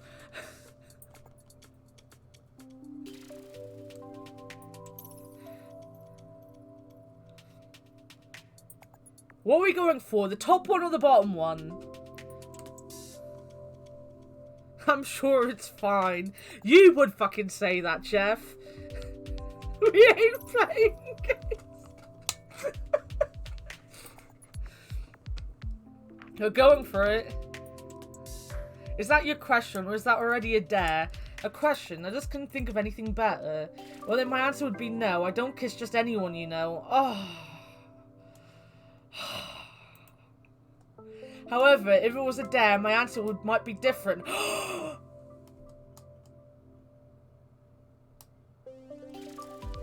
Poggers!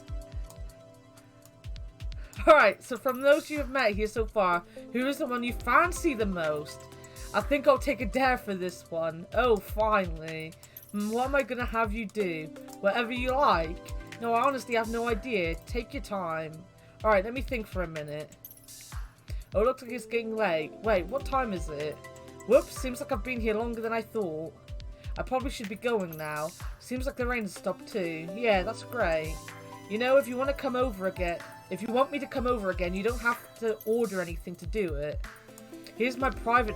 We got her private number! I'll keep that in mind, thanks. Bye. I think she liked us.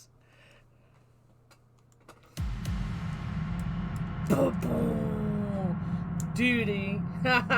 Duty.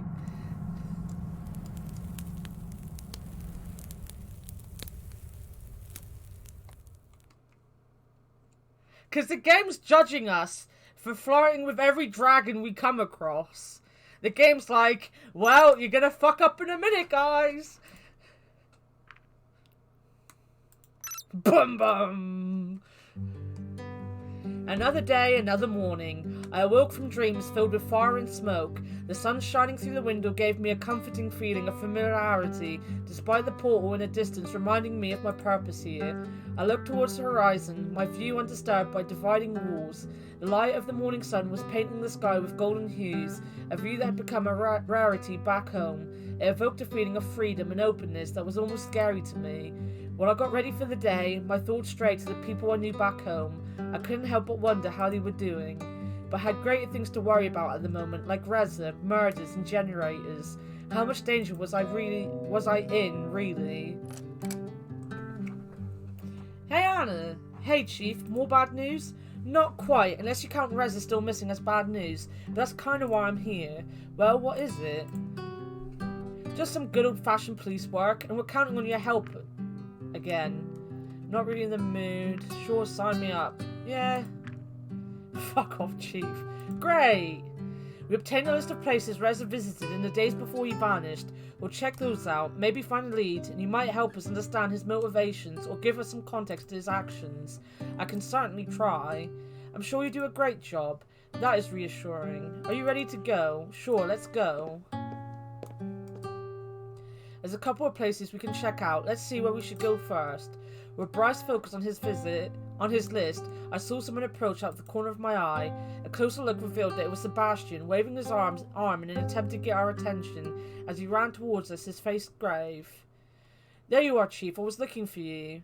What are you doing here? Don't tell me there's another dead person. Sorry, Chief, there is. Damn, guess it's gonna be one of those days. Yeah, looks that way. Someone else can take care of that today, though. We've got other plans. You need to sign off on a few things at least. I know. We'll go to the crime scene, sign a few forms, and then we're out. Yeah, because, making me walk around the place looking for the other human is really more of a priority than the dead fucking body. When we arrived at the scene, I saw the poor victim next to one of the houses. The obligatory sheet that was draped over him provided a modicum of discretion, but did nothing to hide the crime that had occurred. Alright, give me the story. It's an interesting one, that's for sure. The wounds match those of the last victim, so a similar, if not identical, murder weapon is likely. The victim, maintenance person for this area, and the electricity is out. The power goes out, maintenance guy shows up and is killed before you can fix the problem. At least that's my theory. So the power for the whole block is still out. That is correct. We should get that fixed as soon as possible. We don't need civilians showing up around here complaining about sitting in the dark. Good point. Bryce's snout wrinkled with distaste as he glanced over Sebastian's shoulder. Damn, not again. What is it? Maverick! It was probably him who did it. He has hands! He can hold a knife. It could be Sebastian. What are you doing here, Maverick? A second victim, huh? This is an official investigation, so you better not cross that police line. Shunned by my own colleagues, this is ridiculous. You know how it is. Rules are rules. And without rules, murders like this one would be allowed to happen and go unpunished. Have your fun without me, then. Now they're trying to hook up with everyone while murdering happened again. Look, listen, guys. What is more important, finding a murderer or getting laid? Because, I'm going to go with the getting laid, to be honest with you guys. What do you think he wanted here, Chief? That one's easy, to do his own investigation, just like he said he would. I shouldn't be surprised he showed up, but I guess we're lucky we arrived before he did. I agree. We better check out that power outage now. Of course, I think the door to the maintenance room is right around here.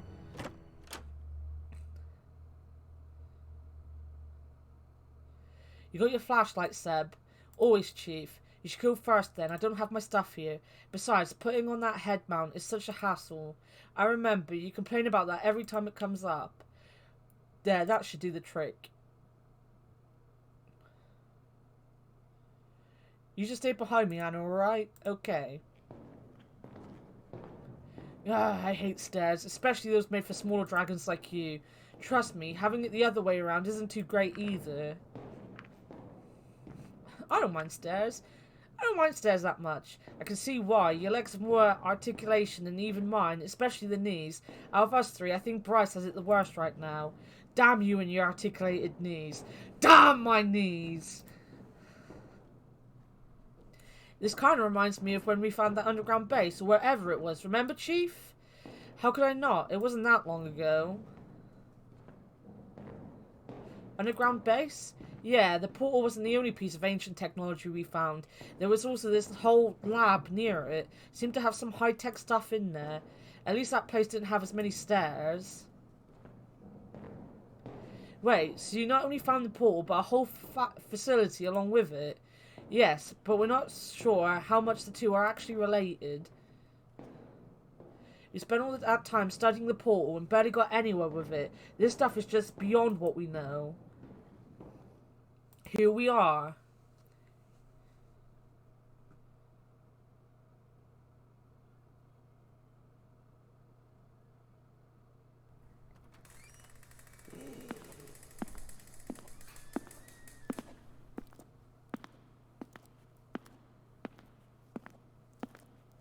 So, what exactly are we looking for? Whatever's causing the power outage. If we don't find the cause, we should at least be able to get the backup running.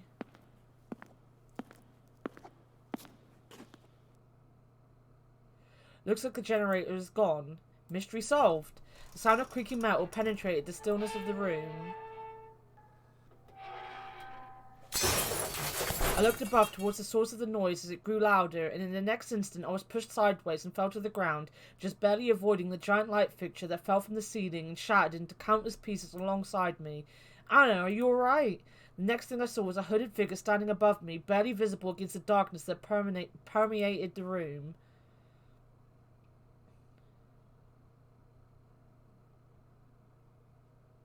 A human! The figure crouched down next to me, its mask hovering right in front of my face. Merely a whisper reached my ears when it spoke. Be careful, Anna. Then the figure dashed towards the stairs. Where are you going? That's not me. Don't move. She's going up the stairs. I'm on it. Oh, it's a she. I didn't see the chair coming. I can't see a damn thing in here. Here, Chief. I hate these stupid stairs. You're blocking the way. Just go around me. There's no room. You're as wide as the stairs are. I can't help it. Well, this is going well. Damn it, we'll never catch him now. I said her. I said it was a her. By the time we found our way back up, the mysterious figure was nowhere to be found. We've got a long search ahead of us, and with a head start like that, there might be no end to it. We have to take our chances as long as we still can. Expect that chance to grow. Yeah. Except that chance is growing smaller and smaller while we wait for the team to arrive. What even happened down there? Right, Anna, tell us everything in as much detail as you can. There wasn't much to it. I heard a noise, I looked up, the light fixture came down, then someone pushed me. You mean Reza? I don't think it was Reza. What makes you say that? Whoever it was wearing a mask. It bloody well can't be someone else, so let's not kid ourselves here. We said it was a her! Wait a minute, when we were down there, didn't you refer to him as she? Did I? I don't know. Maybe you just heard it wrong. Maybe. Why am I a dumbass? Why does my character have to be a dumbass? If I said it was a she, it's probably because it was a she.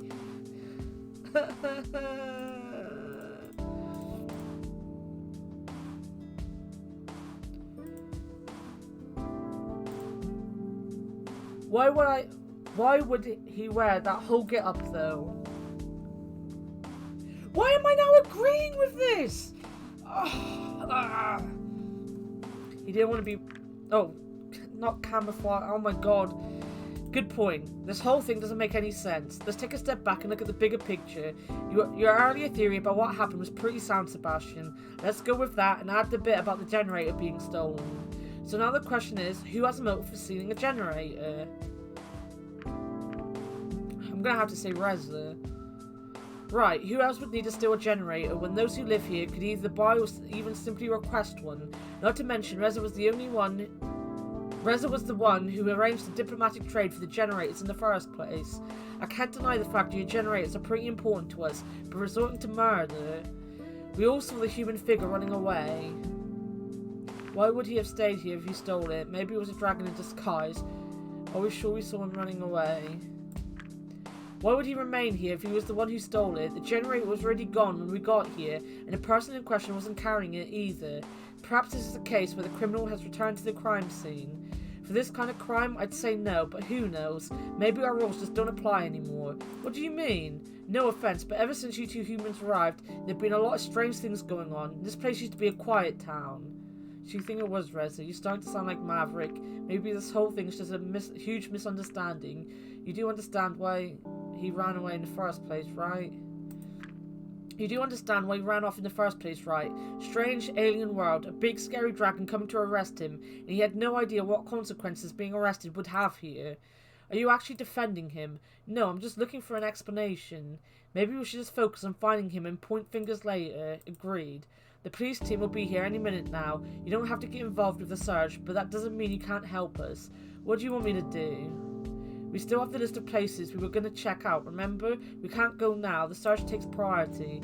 Of course, we'll still check out those places after we're done, but if you go on your own, you can speed up the process. You could even find a lead for us, who knows? Sure thing. I'm just gonna do it. Great. Here's the list.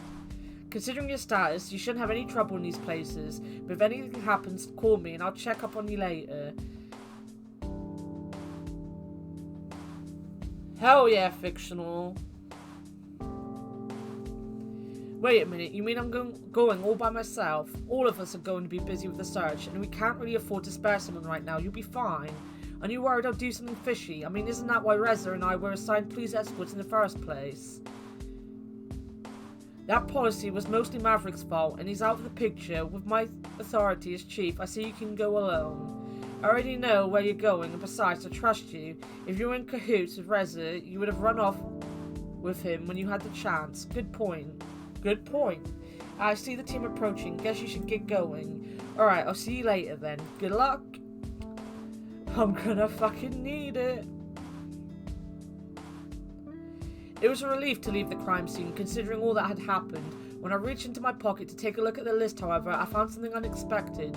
It was a small piece of paper with the word Tatsu written on it. How did it get there?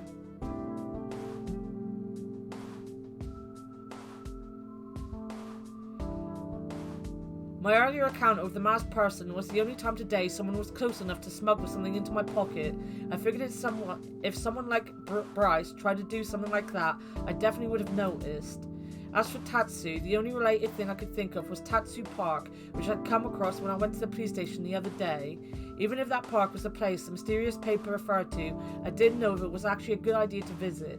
The masked person may have saved me from the falling light fixture, but if it was Reza, it would mean following someone who was also the prime suspect for 2 murders. I also had to consider the list of places Reza had been to: a local grocery store, the production faculty facility we had visited, and a library were the 3 places closest to here. It certainly was going to be a busy day, and I knew I wouldn't have the time to visit all of them. What should I do?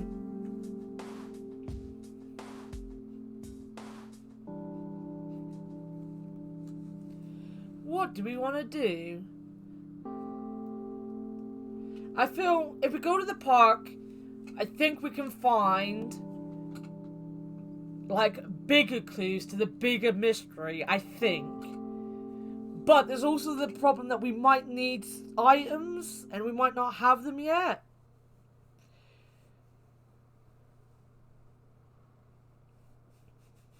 Where do you guys want to go? What do you guys want to do? Well, it doesn't matter that you don't know where to go. Where do you want to go? What would you like to see? Obviously, Remy is in the library. I think Anna is in the production facility. And there's a new dragon at the grocery store. You want to go to the park?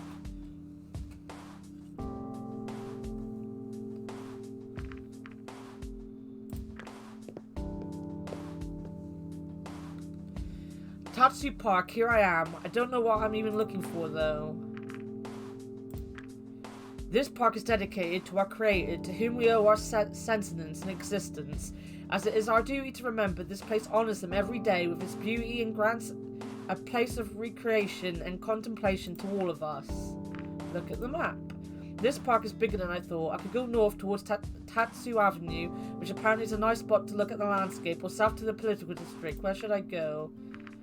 Stay here for a minute. Search the shrubbery. Yeah, this totally won't look strange or suspicious. Here we go. I found some dirt. There doesn't seem to be anything else here. Search the pavilion. You never know what you'll find around a pavilion. Let's do it. I found something. It's a round, smooth orb about the size of a bowling ball. Wait a minute, I recognize this. It looks like something I saw in one of the books the other day. Might as well take it with me. You acquired an Ioxum sphere part orb. Orbsum! Orbsum! Look at the map.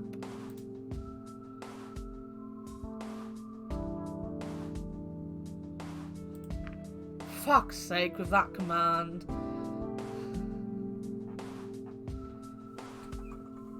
Look, my day is nearly over. I can't do anything kind for myself today, because it's nearly over. We'll go that way.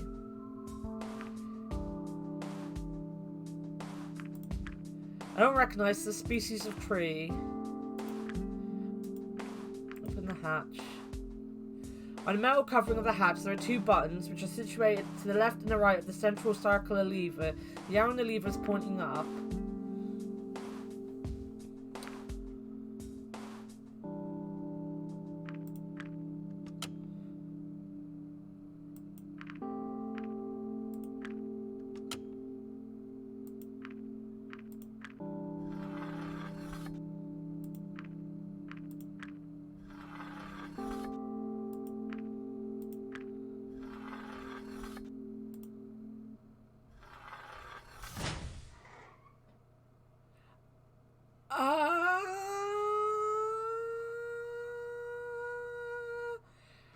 I literally just pressed buttons randomly. I managed to open the fucking hatch. Don't think the hatch was properly locked. Say something nice about myself. I'm very proud of my ability to starve myself. That is something that is very, very good. Oh, I always call you a cunt. I looked down to see the maintenance tunnels for the underground drain system. A pale object starkly contrasts against the pitch black backdrop. Down I go. There's a cloth with suspicious red markings all over it. You acquired a bloody bandage. Gross. Guess all that can be found down here. Why couldn't we have picked up the definitely not dirty tissues, but we can pick up a blood-soaked bandage?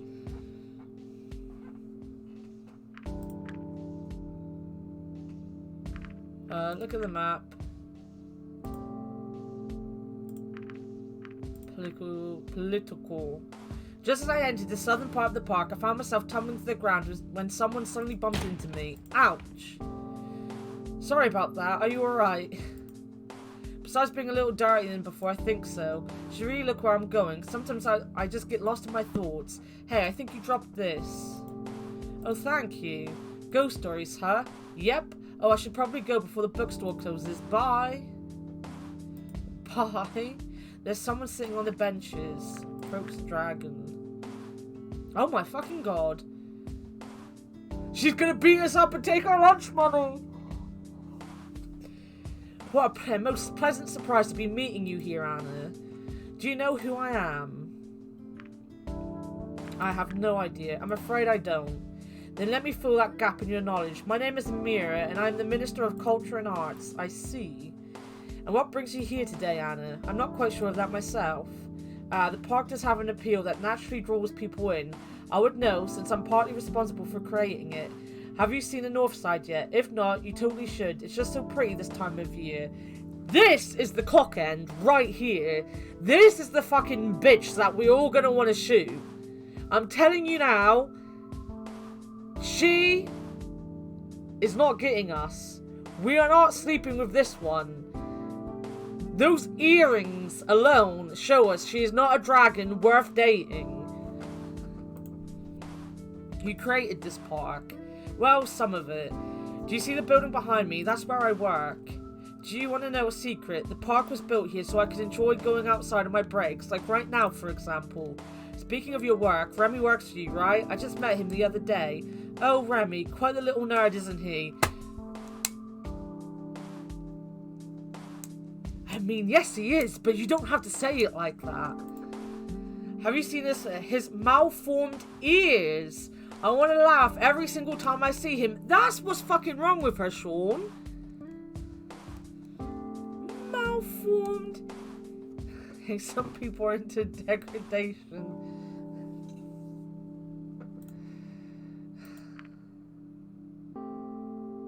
That's not very nice. Be that as it may, I just can't help it. You're a fucking cunt. Can I ask you a question? You can ask for sure, but whether I can answer or not is another question. What would you like to know? What do you think about us visiting this world? You and Reza? Well, I think it's about the most exciting thing that's happened here in the last few years. It certainly has been a nice distraction from the other boring things I have to do at work. How so? Arranging your arrival was partly my responsibility. In fact, I would have been at the port to welcome you myself if something didn't come up at the last second. Hey, Akbar. There's an Akbar dragon in this, Akbar. There's a you. Can you tell me more about your job? I could, but I think overall it's a very boring affair. It involves a lot of reading and talking and approving or rejecting forms and projects. Yes, there is a you, Dragon Akbar, and we tried to fuck you and you wouldn't let us. But you had your jizz rags in the bin next to your computer where you were playing nerd games. So, you know, we exposed your dirty little secret. It has its perks, but in some ways, I'll certainly be happy when my term is over. If you've been minister once, it's something people will remember you for, even if those times are long past. No one can ever take that away from you again. Begone thought. You mentioned your term ending. How does that work here? We, the ministers, serve our term, and then someone else takes our place. Only one minister changes at a time, though. Technically speaking, any person can become a minister, though there are certain standards and requirements that must be met in order to apply for office. I don't want to bore you with the details, as that too would be a long and tedious affair. Can you tell me more about Tatsu Park? Well, I'm not so sure there is that much to say about it. It just opened recently. I think the initial request was for more open spaces, like a dedicated place for people to gather and such. If you read the plaque, you would know that the park was dedicated to our so-called creator. I say creator like that because I think the word is a bit of a misnomer,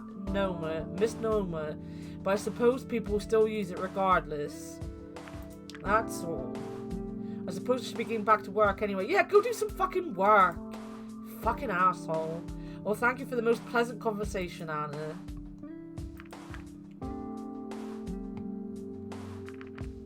Alright, stop searching. I don't think I'll find anything else here. Right, so as I said, the grocery store is a new character, I think. We could go and see Akbar. Maybe. I don't know if he's going to be at the library, but Akbar lives at the library. Or we can go and see, I think, Anna at the production facility. Which one? Who do you want to see? Akbar's dragon version, my dragon version, or a new dragon version? We don't know who they're going to be. Who doesn't like a good sadist every now and again?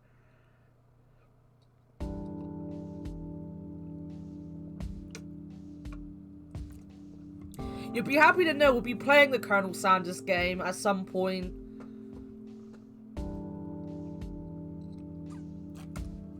It's Dating Sim February. We'll be doing all the dating sims I have. Hey, Shazzy.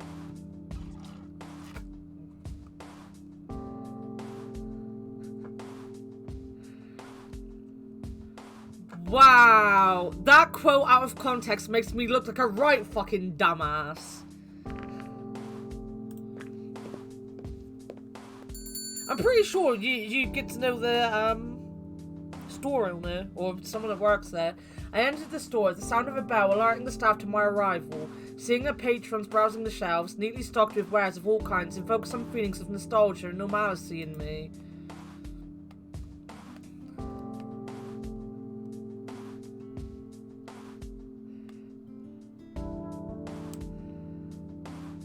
She inhaled the nut. I have the biggest shaft and it's flaming. Well, I did have a flaming shaft. Which is a point, because like Sean's back at uni so can't play, and Matt was having so many problems joining the games, me and Tony are just gonna make a new 7 Days to Die file and play together from time to time. But we'll let you know when we're going to play next. This must be the store Rez has been shopping at. Here we go, look at this. This hunk of a dragon right here. Who's he talking to? Hey, I think I've seen her. Oh, it's a her. Wait, which one's a her? Oh, she's the her. I'm sorry, but this prescription has expired. I can't feel it like this. You'll need to tell your parents to visit the doctor so he can write you a new one. She turned around, nearly running into me when she suddenly bolted toward the door. Hello, Anna. How can I help you? You know who I am? How could I not? Everyone knows about you. Anyway, how can I help?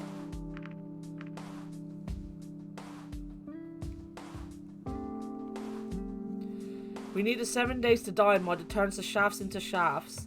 But when I'm doing my 24-hour stream, not my 24-hour stream, my 12-hour stream.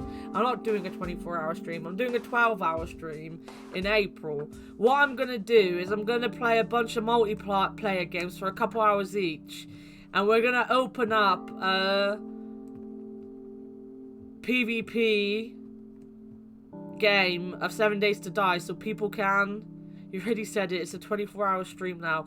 Fuck that, I'm not doing a 24-hour stream. You have to fucking pay me to do that again. 16-hour stream. Fuck off. Who was that? I mean the girl, that's Farah. She comes here occasionally to pick up her mother's prescription. I mean, that's the point of a subathon. I'm not doing a subathon in April. I'm doing a 12-hour stream to celebrate a year of being affiliate. The subathon comes in May. Do you remember Reza coming here? Of course I do. It's only been a few days since he was last here. This will sound a little unusual, but can you tell me what he bought? Are you just talking about last time or every time he come here? Both, I suppose. He came here more than once? He's been visiting pretty regularly now that I think about it. Technically, blah, blah, blah. Do you know what else? Well, your birthday's in May and my birthday's in May. And I think my birthday in Subathon is more important than your birthday, Akbar. Bad movie night, as in Akbar's birthday. Interesting. I can look up his purchase if you like. That would be really helpful. Shouldn't be too hard. Just give me a second.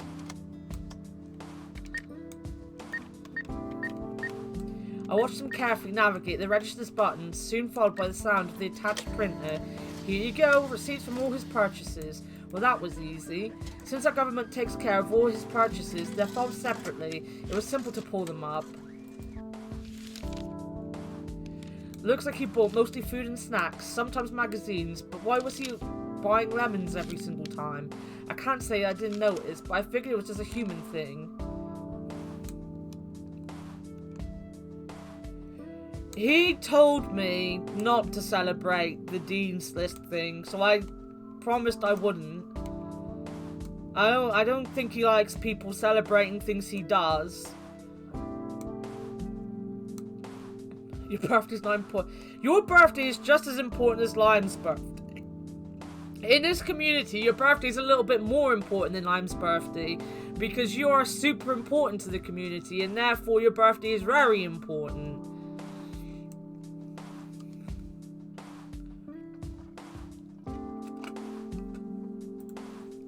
Strange. In any case, that was more information than I expected. You have my thanks. You're welcome.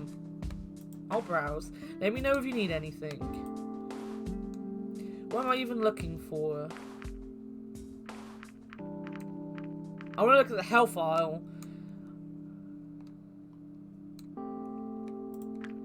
Everything from food supplements to skincare and even birth control. We need the birth control. That fucking Ideen or whatever her name is. She's gonna fucking impregnate us and make us have baby dragons. The variance in product sizes is astounding, especially when talking about the birth control. I think those ones could fit on my arm. That one is for when we get stuffed by... when we get stuffed by Remy. Remy needs his ultra-large condom. Bread control. Hey, Tony. I hope work went well after I left. I hope Heidi didn't murder you too badly for not listening to her. Well, we looked at the condoms. Let's look at the meat next. Meat, of course, lots and lots of meat. Fresh meat, smoked meat, cured meat, dried meat, pre-packaged meat, prepared meat, ready-to-eat meat, meat snacks, burgers, kebabs, nuggets, whole hams, bacon, meatloaf, sausages. Get all of that meat in my mouth. And that's not even all of it. Needless to say, they have that area covered.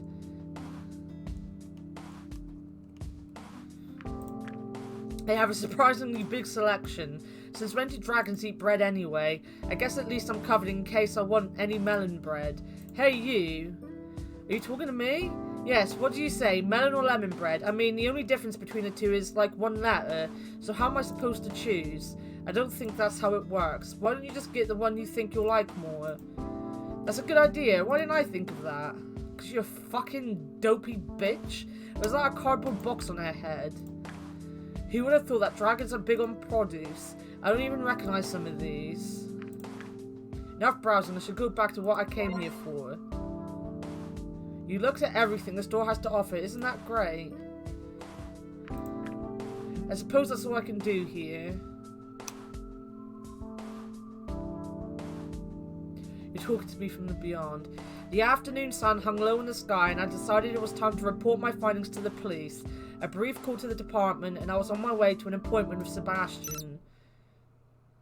No. I'm not sure how my findings will help, but at least I have something. Look who we have here. I turned around to see Maverick. His intense gaze confirmed there was no one else his words could have been directed at. Even with the civilians passing by in the background, I suddenly felt very alone. What do you want from me? Answers. Okay, then let's start talking. Just tell me one thing. Why? What is your goal in all of this? Why even come here? You wouldn't understand. What would I not understand? I just don't get why you can't be honest with me, even when you know no one else is listening. You know I can't touch you. If I did, it would be over for me. At least as long as I don't have any proof.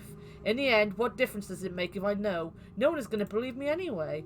Do you wish to kill me too, like Reza? I would never do such a thing. Is that so?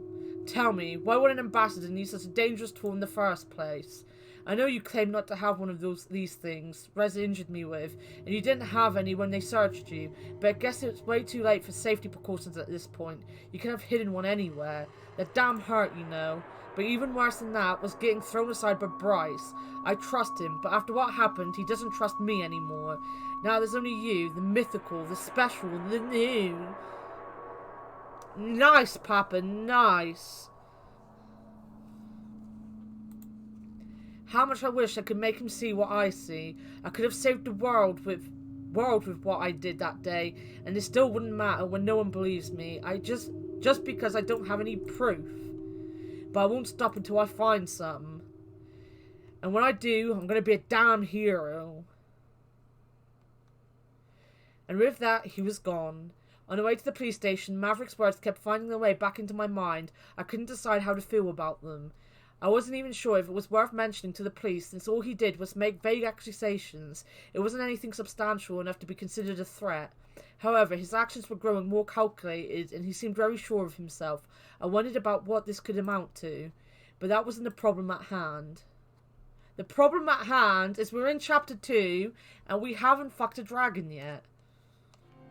Hey Anna. Hey Sebastian. I thought I'd meet you at the front desk. What are we doing in Bryce's office? He does have a nice office, doesn't he? And the chairs are comfy. Is that the only reason we're in here? The dragon gave a brief chuckle. Let's just say that any information pertaining to this case is important enough to warrant some privacy.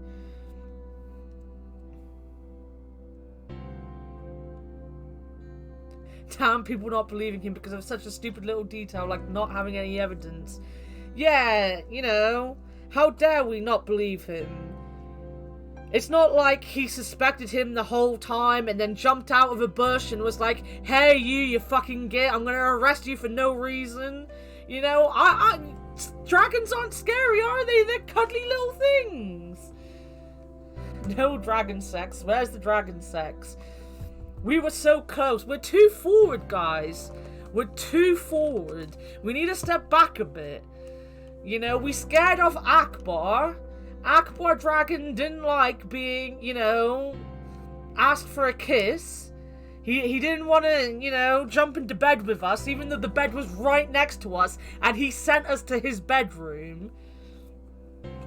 We can stream dragon sex, and we can stream blackjack 3D hentai. I don't think so for some reason, Ak. I don't think so.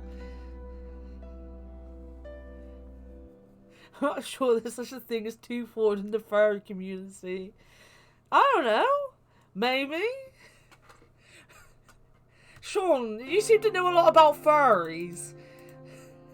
Are you about to tell us something?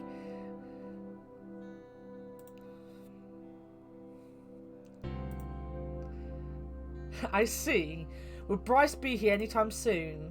I don't think so. He's still outside looking for Reza. He's not the kind of person who gives up easily. Ooh.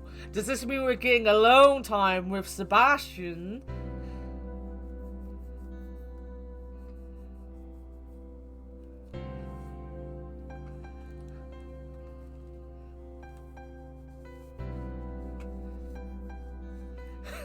Wow, Sean, wait till lump furries and scalies together like a racist.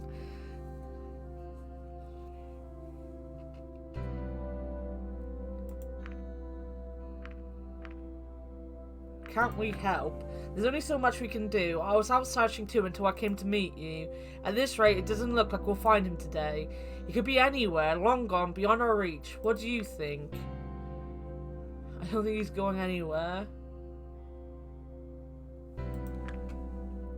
I don't think he's going anywhere. So are you a furry or are you a scaly, Sean? Which one? We need to be clear here.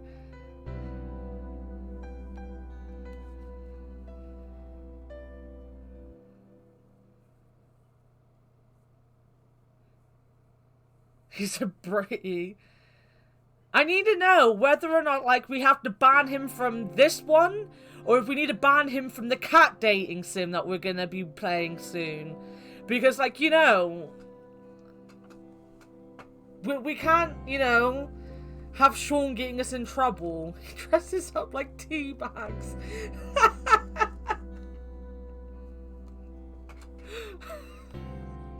I'd like to see that, actually. I would love to see that. He can't flee to another place. No matter where he goes, he'll be recognised immediately. In the end, his only way out is the same way he got in, the portal. And he can't use that without someone noticing. Very astute observation. I wonder what will happen to our trade agreement now, considering Rez is still missing, the murders and the stolen generator. If Reza really is the murderer, then don't do that. What? Worry? You don't know what's at stake here.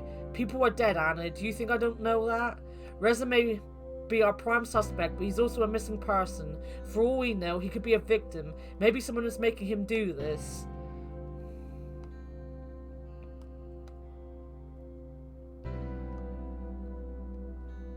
Sean's commissioned me to draw some crazy shit. I can believe that. I can believe that.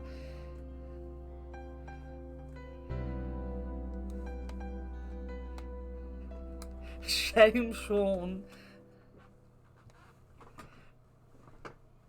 We already know that Papa's drawn plenty of stuff. He admits it. We've seen some of it. And we haven't seen, like, probably the worst of it, but we've seen what he draws. It doesn't take much to imagine what else he'd draw. Resume... Oh, I mean, I've already read that. Sean draws porn. Oh my god, You're all degenerates, all of you. Every single last one of you. Never change. My point is, we don't know the facts yet. What we need to do is find him and find the murderer. We'll find Resin, go from there. We'll figure it out. Thanks, Sebastian. Anyway, you said you had some information for us, so what did you find? The bandage you found is something alright. Of course, it could be anyone's, but why would someone discard this in a place like that? It seems suspicious to me, and it's certainly worth checking out.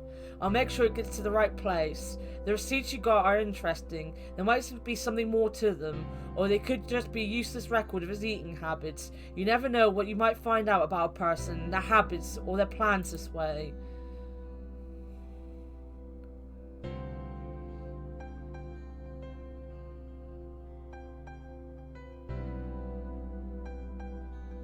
Well done, Anna. That gives us some solid points from which we can continue our investigation. In any case, thanks for your help. We really do appreciate it. You're welcome. That should be all then. Since Bryce still hasn't come back, I assume the search is still going on, and I better get out there and help him. Guess it's going to be a long day. Can you find your way back to your apartment? Of course. Alright, I'll see you later. Good luck. So I just don't have security at all anymore. At all.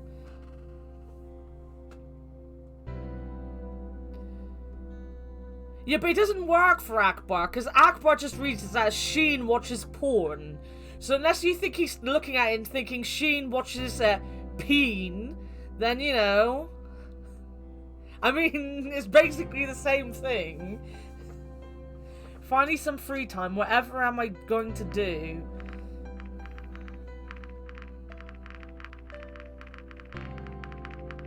Sean watches peen, just not on Pornhub, because he has standards, goddammit.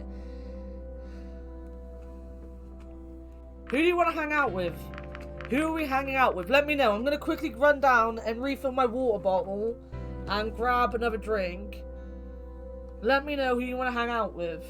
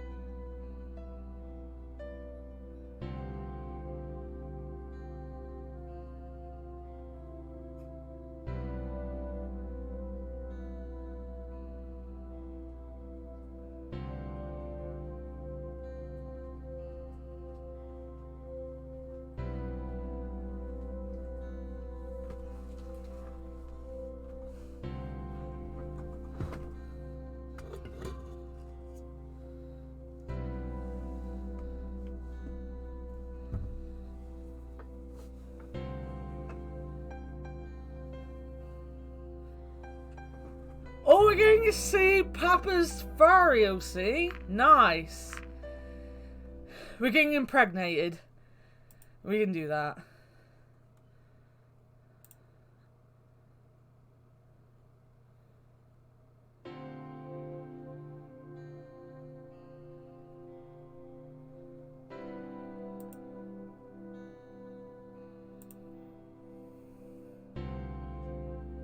Wait a minute.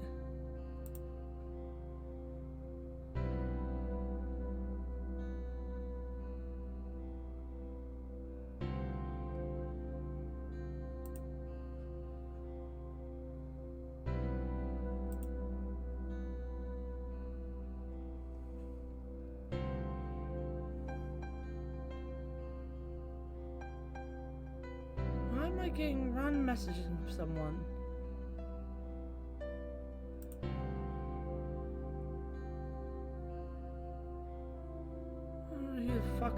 this.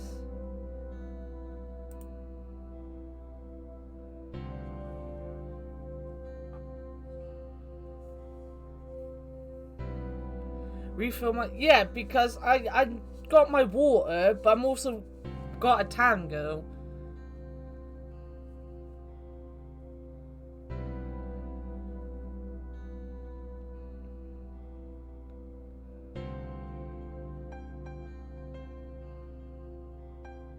That is why. We've known this for months and months. We were always calling him Sean. I only call him Papa because, like, it gets... We've got 3 Seans. Shazzy's a Sean, just spelt differently. So if I say Sean too much... If, like, I don't say Shazzy and Papa, then I'm just going to be saying Sean at random people. You know? Everyone's a fucking Sean.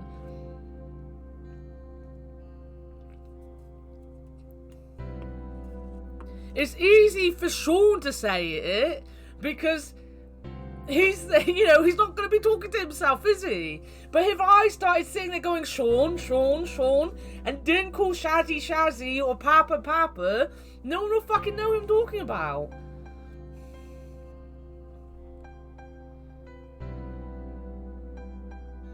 What is the time?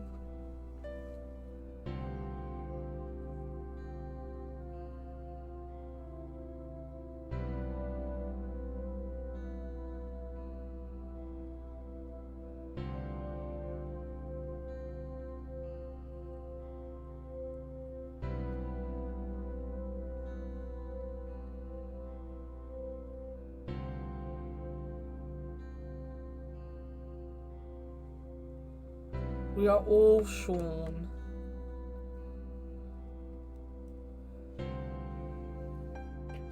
Papa's real name isn't Papa. I mean, I'm sure he won't mind you calling him Papa if you don't want to. He was the sugar papa.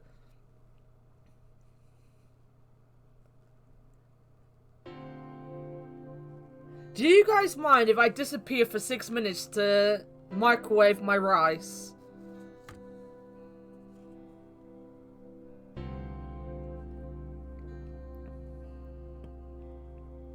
Yeah, that's fine. I won't then.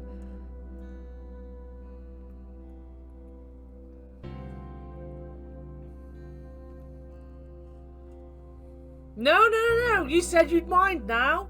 You said you mind. I'm gonna stay here.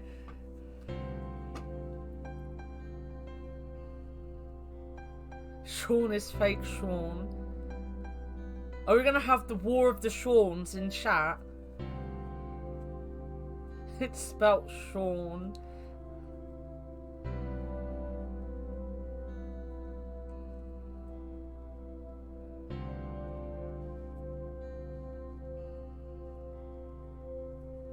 Wow, guys, wow. I'm actually... Fuck's sake, Jeff.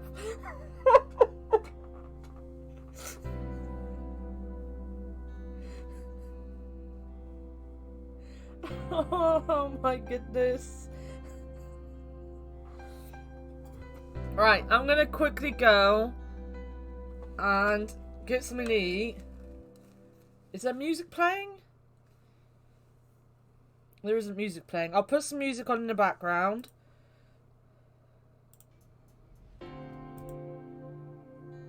Oh, a minute. Music is playing now. Fucking ignore me.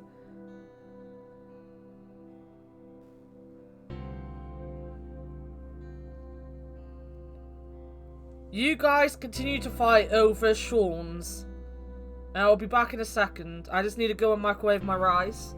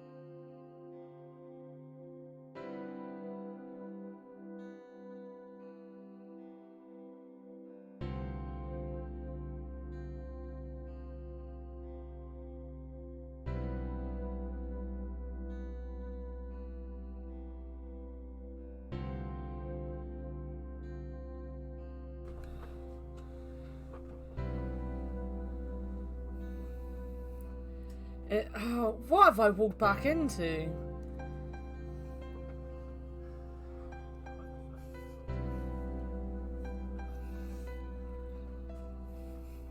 I don't want to know. We're trying to sex up a dragon. That's what we're trying to do, guys.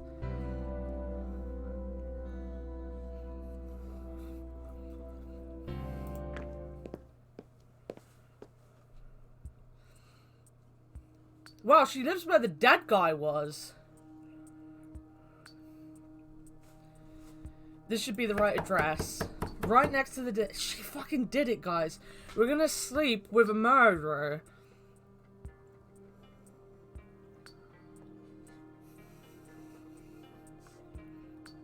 I'm coming. Oh, it's you. I was expecting someone else. You're a little early. Yeah, I didn't know how long it would take for me to get here. Better early than late, right? Is the murderer's name Jeffrey? Akbar, I don't want to know.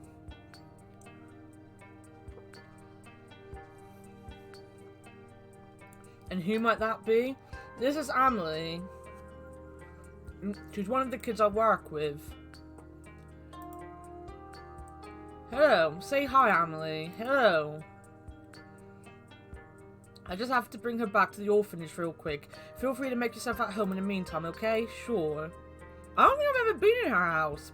I don't think I've ever been in her house. I played the game once 4 years ago. I'm pretty sure. Oh no, I've been here before, apparently. I've done this before. As you wish. So this is where you live, Adine. Small but cozy. I'm back. That was quick. Being able to fly does have its perks, you know. Wait, you flew her back?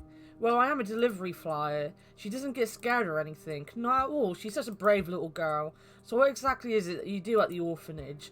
I'm a volunteer. I help them out with whatever they need and sometimes take care of the kids.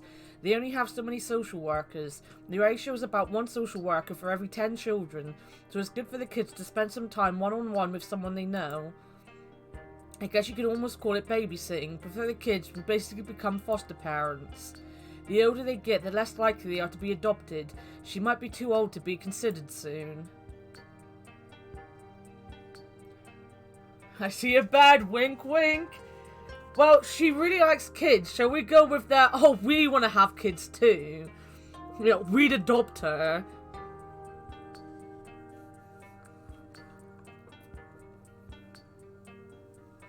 Use that blinding charm to back her up towards that bed.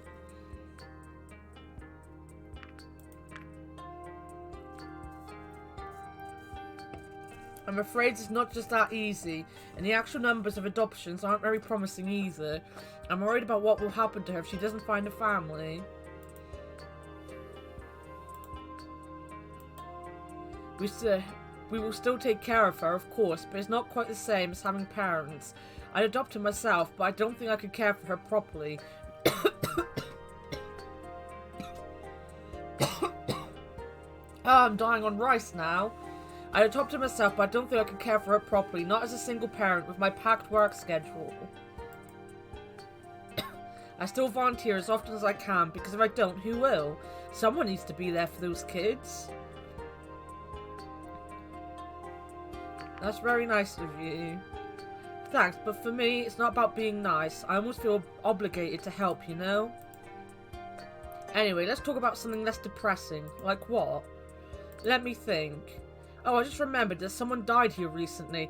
Let's talk about something less depressing than orphans. Let's talk about a dead fucking body. What is this absolute idiot's problem?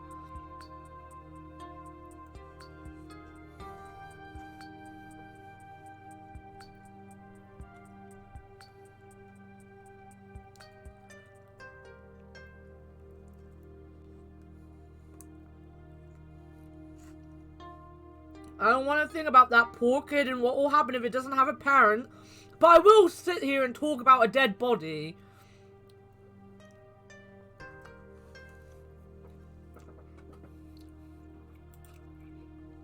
Here in your apartment. No, not here, City. It was close, though. Barely a block from here. Right, the murder of the maintenance guy. I remember that. Wait, it was a murder? I didn't know that. I thought it was an accident or something. That's terrible. Sorry for mentioning it. Finding the first victim was already bad enough for me, and now I have to hear there was another murder in town. I also could get away for it. Get some good news for once. 1, she's definitely the fucking murderer. 2, if she wants good news, you know, we probably bought dragon condoms. We're bringing the sex protection. We're going to be known as the bloody sex pest in a minute.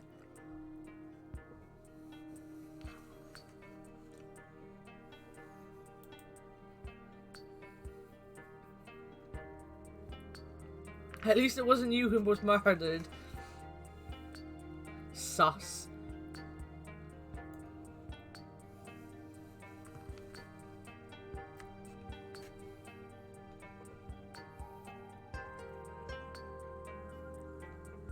What are we doing with bare condoms?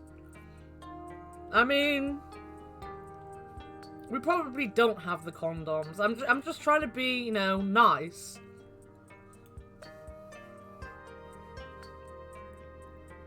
Say you've got them, and then when you get in a bed, change your mind. I don't know. I don't think you actually get a sex. I'm not too sure, to be honest.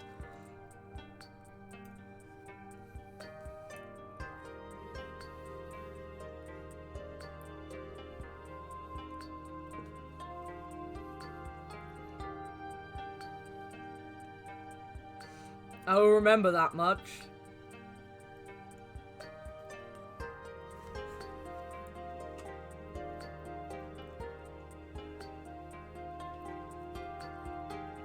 So I'm trying to eat very hot rice that has very hot bits of chicken and prawn in it.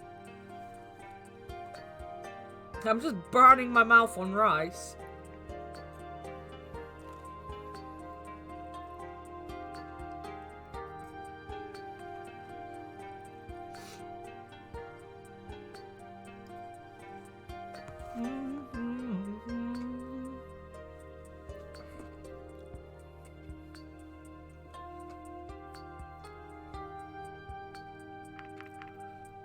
At least it wasn't you who was murdered.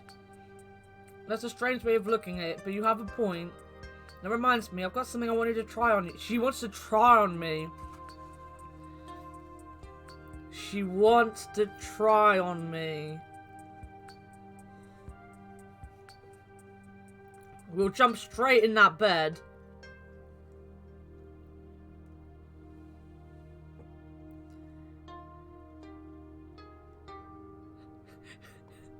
See the trolls under the bed? Probably decapitated heads in there.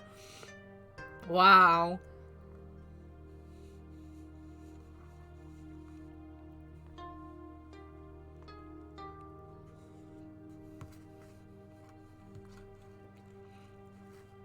She can try whatever she wants on us. We're easy. We're lonely and we want some dragon loving.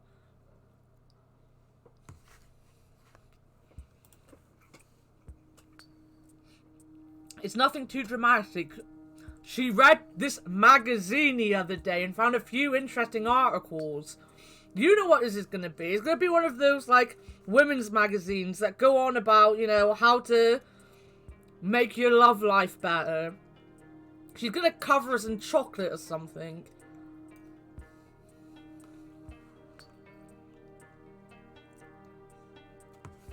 How to please your man. Exactly.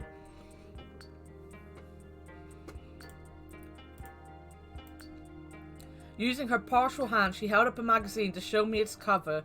A rather bold-looking female was presented on the front, adorned with trinkets like rings and jewels. Various headlines gave me an idea of the content within. It reminded me a lot of the typical gossip magazines back at home. Fucking called it. Fucking called it.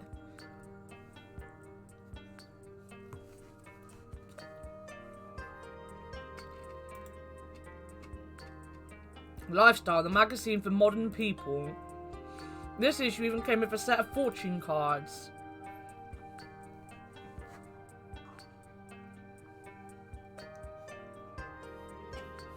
Please, man.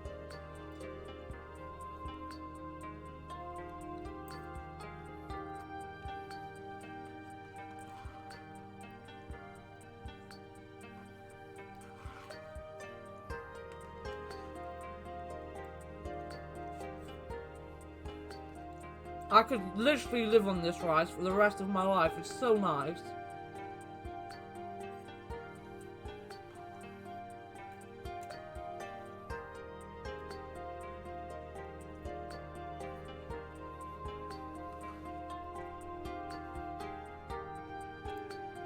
No, I'm gonna get her to tell my fortune. Maybe she's gonna use it to flirt with us, so we don't have to do all the work anymore.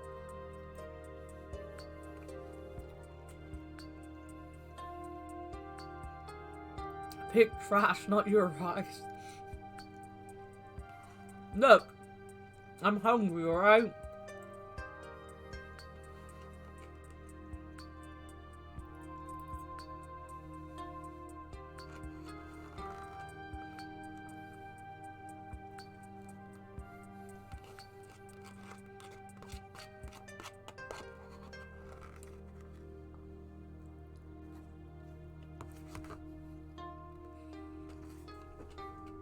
Do you ever find in life that you go out of one vicious circle into a completely different one?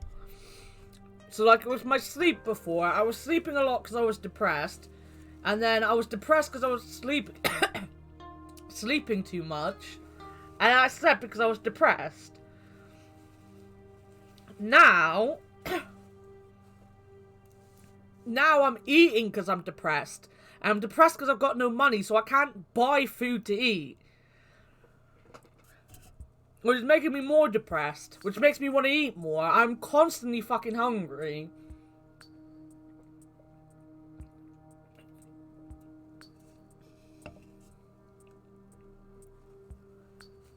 You step out of one straight into another. I mean, I am trash, Jeff. Let's face it. I'm the biggest piece of trash there is. If article was like 5 steps to get the partner of your dreams. 5 steps to get the partner of your dreams. 5 steps to get the partner of your dreams. I think she's in love with me. I'm sure they're qualified to determine my fate. Come on, it'll be fun, if you say so. What should we look at first?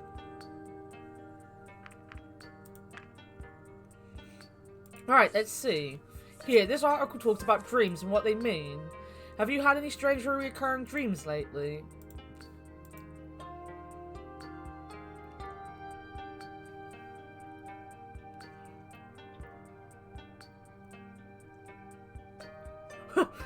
What are those steps? What are they? Tell me.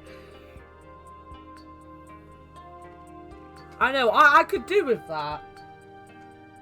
I could really do with that. I've been dreaming of fire. Fire, that's interesting. Apparently it's a rather common symbol that can mean a variety of things. Another thing to consider is the significance of the symbol to the dreamer. So what does fire mean to you?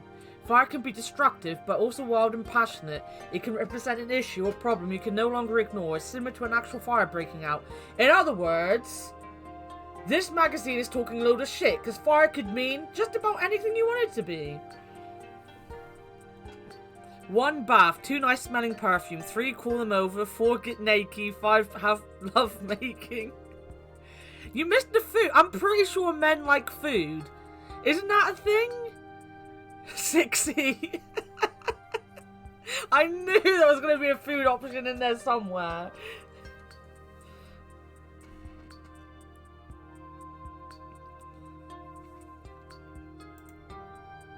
It also mentions prophetic dreams, but let's hope that yours don't fall into that category. I doubt they do. Phew. What about your dreams? It kind of feels like they're different every night. Most of them are nonsense, but sometimes I dream of people I used to know. What do you make of all this? I don't know. Even the article concludes that scientists haven't figured out exactly why we dream. It's a big mystery. 6 was extra credit.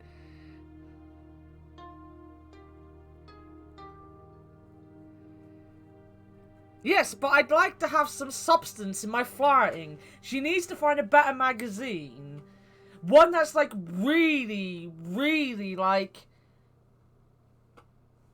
you know, precise. Like, Here is a way to get your man in bed. Drag him in the fucking bed right now. Alright, let's move on. Oh, I thought you meant moving on from the magazine. Don't be such a sourpuss.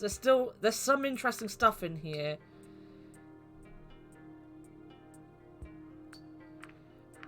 He really wants to throw that magazine in the trash. What do you guys want to do? Trash? Talk about the dream stuff some more?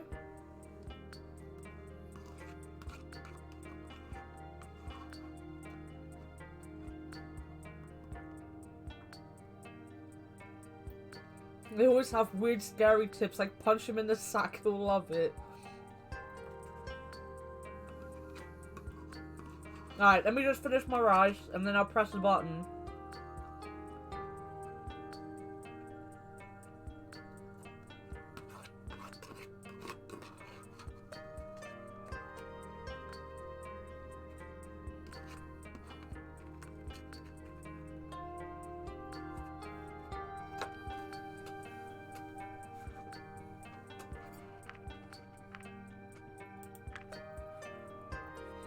See, I told you this was going to be fun. What's next?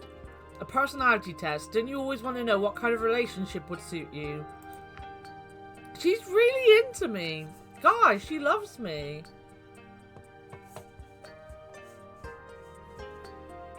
Sure, why not?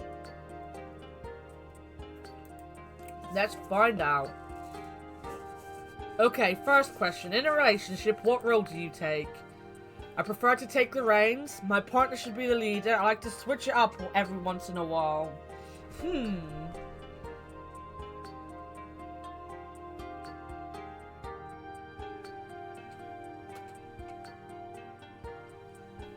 I feel like she likes to be the leader. So if we're trying to impress her and get into bed, she probably wants us to bow to her and her glory.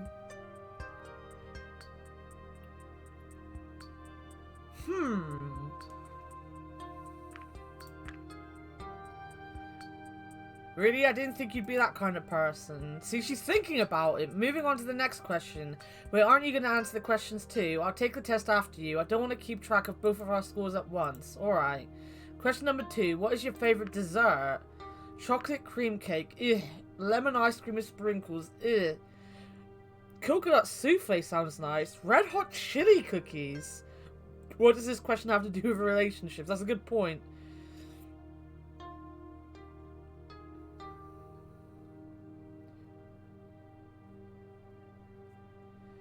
Rub yourself up and down his body with shaft or whatever and not let him enter you. And the guy who was like, what the fuck?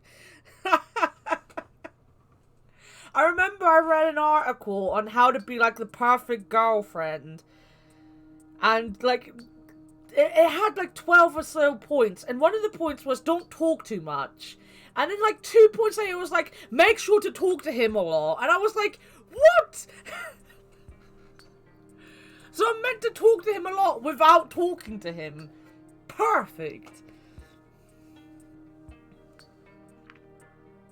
Coconut. I'm always worried I'll mess up souffle. It's just so fragile. I'd certainly try one if I had the opportunity, though. Here's the next question. What is your dream job? Farmer? Oh, she wanted to be a stay-at-home parent. Yeah, go. I'm with you on that one, but does that really qualify as a job? Are you questioning the almighty magazine? Forget I said anything. Talk to yourself, Hannah, it's easy. You mean to be... I need to be my own ultimate girlfriend. Is that what it is? Only then will I find enlightenment on how to get a boyfriend. Is by being the best girlfriend to myself that I can possibly be.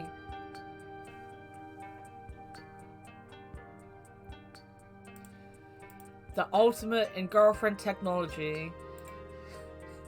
How many more questions are there? That's all of them.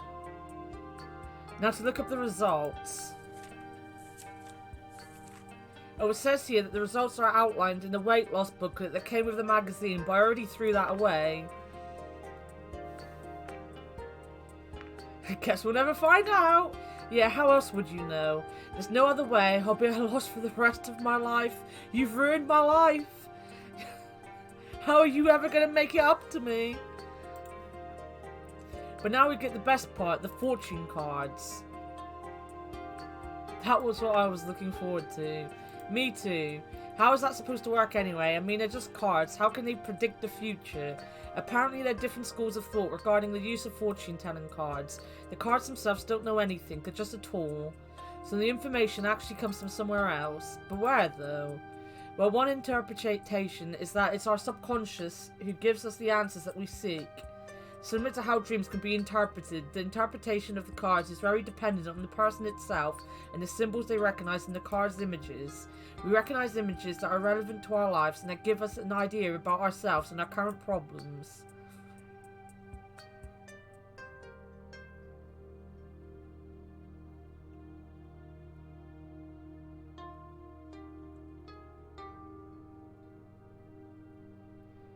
Fictional, you obviously wasn't paying it. You weren't not paying attention. I know you've been busy. What I meant to say was you obviously weren't at that point paying attention to when we did an investigation. And we were looking at this dead body, and Bryce asked us, why is the blood the way it is? And one of the answers was, he had AIDS. And constantly throughout that conversation, you could sit there and be like, well, it's obviously suicide. Probably suicide. He probably killed himself. Yes, probably suicide. the replies in this game are something else. However, that is just the most grounded interpretation out there. People usually associate something more paranormal with fortune cards. One of those explanations... Oh yeah, you can be really mean to all of them.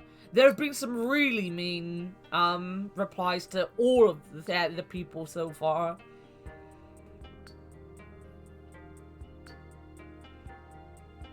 Did dragons get AIDS? I'm probably sure the answer to that would have been, what are you going on about? I'm not sure dragons get AIDS. One of those explanations is that the cards are our way to communicate with a higher being, a paranormal entity that knows more than we do and can give us subtle nudges to using the cards. And who would that be? The explanations range from ghosts to angelic beings. One even involved humans. Really? Yeah, people would say you could communicate with humans this way.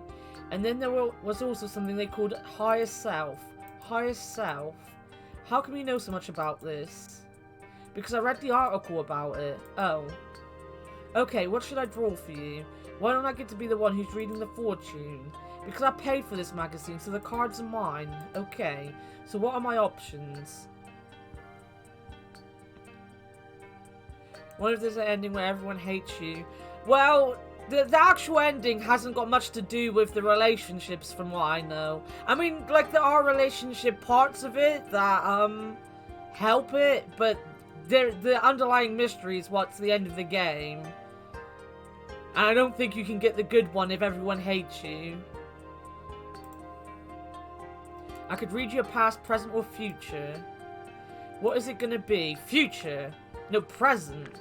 Let's see what it says about the present. According to this, understanding our present situation is paramount to understanding the future, as what we do now influences the future that will become our present. Oh, this is interesting. What does it mean? Crossroads are ahead of you. Be wary of your decisions, for the consequences may be dire. Careful actions may have rewarding results, but carelessness could have consequences reaching further than you might think. At least that's what the description says. What's your opinion on this? This is very generic. It's very generic. You know that it's intentionally vague so everyone feels like it applies to them, right? Well, you can't really expect a great amount of detail from a one-card reading. Yeah, I'm sure that's the reason. I guess it's everything the magazine has to offer. Certainly was interesting. I guess that means you had fun then. Sure, let's call it that. So do you have anything interesting going on at the moment? I can't imagine what ambassador life is like. It's been busy. I thought this whole thing would go by quickly and without any mishaps, but now it seems like there's always something happening. Oh really? Yeah, I figured I'd come here, do the exchange and leave again, but apparently it's not that easy. It never is. You speak like you've had experience as an ambassador. Well, no, but doing deliveries is similar. People order something, I fly to them, we exchange the product for payment, and then I go back. It's basically the same thing. Yeah, sure. But things always go wrong. For example, imagine you have 2 deliveries to make and the first one goes smoothly, okay? I'm imagining it very hard right now. Alright, so you get to the destination of the second delivery and they actually check what you're handing them. It turns out that you mix up the orders, but you already delivered the first one. That's certainly not a pleasant situation to be in. Now you have to go back to the first family you delivered to, who by now have probably noticed that they got the wrong delivery and exchanged what you gave them for what they actually ordered. Right. But it turns out that they didn't mind a mix-up. As a matter of fact, they had already started eating what they got instead. It's not so bad that they aren't angry, but now you can't exchange the orders anymore, so you have to fly back to the restaurant to get the second order remade. Happens all the time. As a result, the people waiting for the second order do get angry because their order has to be remade and delivered all over again, and the plot thickens. They complain and of course get their meal comped.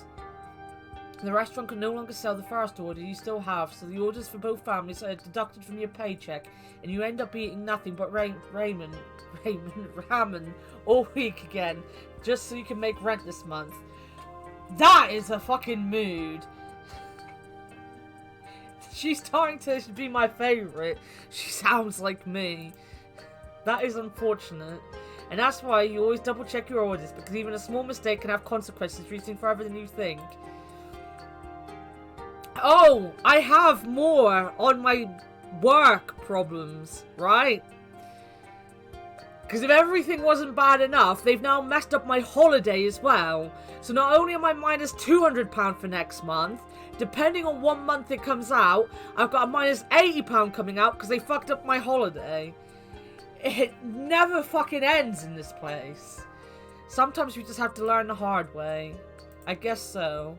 Anyway, what else have you been up to recently? Do you remember the stunt flying competition I told you about? Of course, I assume your participation is a given by now.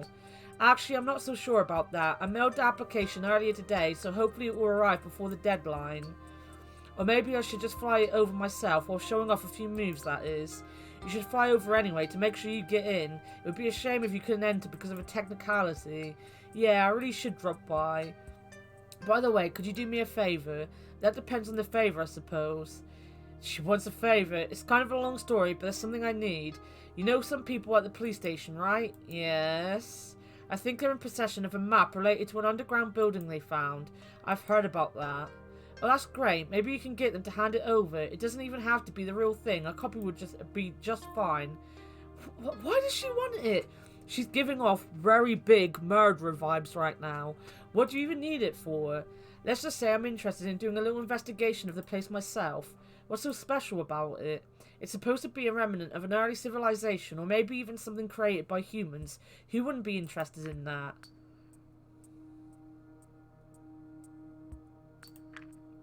See, I think if you put your word in, we could easily make it happen. How do we even ask for something like that? You could always say that humanity is interested in it. Honestly, they probably would be. Could you ask them for me, please? Please? Sure. I won't promise anything, but I can certainly try. Thank you, that means a lot to me. I didn't know you were into archaeology. I wouldn't care as much if it turned out to be just for some old building. The whole thing about it being made by humans is what really interesting. Why is that? Well, the myths wouldn't be very mythical anymore if that was the case. We'd have proof. And that's so shortly after finding out that humans are in fact real. Yes, what a time to be alive. So you believe in all that stuff. Belief isn't the right word when you're standing right in front of me, you know. That alone is a miracle. I get excited all over again just thinking about it.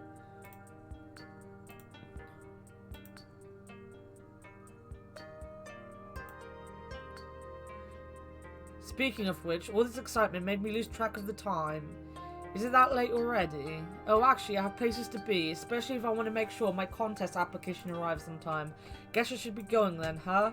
For now at least, I certainly wouldn't mind if you stopped by again sometime. Will there be any magazines involved? Actually, that magazine doesn't come out that often, so we wouldn't have anything new from them. I could get a different one if you wanted to, though. Don't bother. I really didn't like it. Hey, if you say so.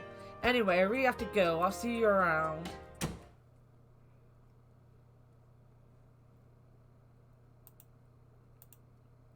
which is a very grumpy human.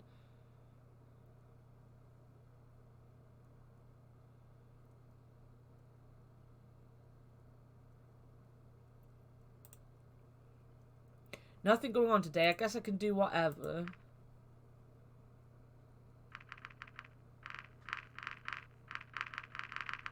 Anyone got any preference who we're gonna go and talk to? We've already talked to Remy a little bit and flirted with him. We haven't seen any of these, though, outside of storytelling reasons. Times.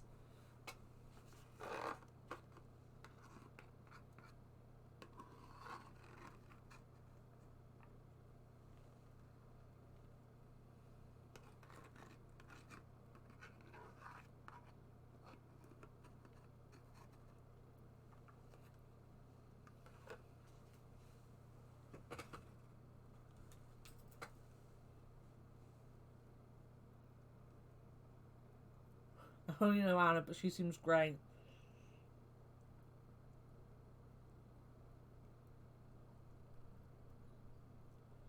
Remy is Akbar. Bryce is the chief. And he's a police officer. And Lemmy just wanted to question us about stuff.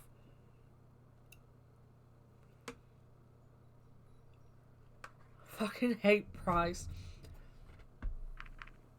Alright, let's go and try to fuck Akbar.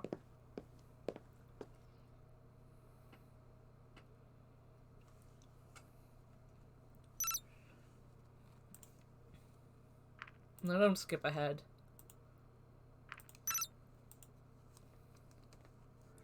Thank you again for helping me the other day. Without you, I would have been trapped sorting books for a few more hours.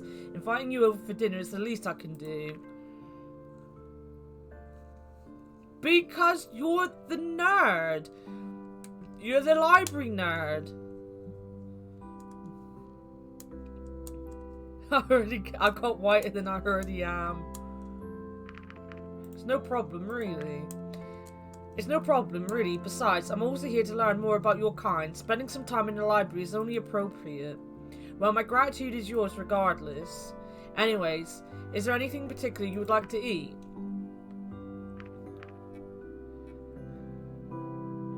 Right, what do we want? Do we want to ask him for his meat already?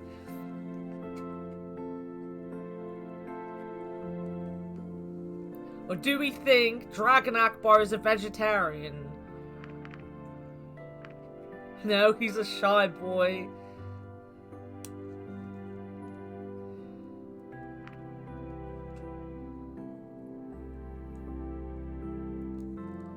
Well, what do you think he's going to be happy with? Try vegetarian, can't hurt.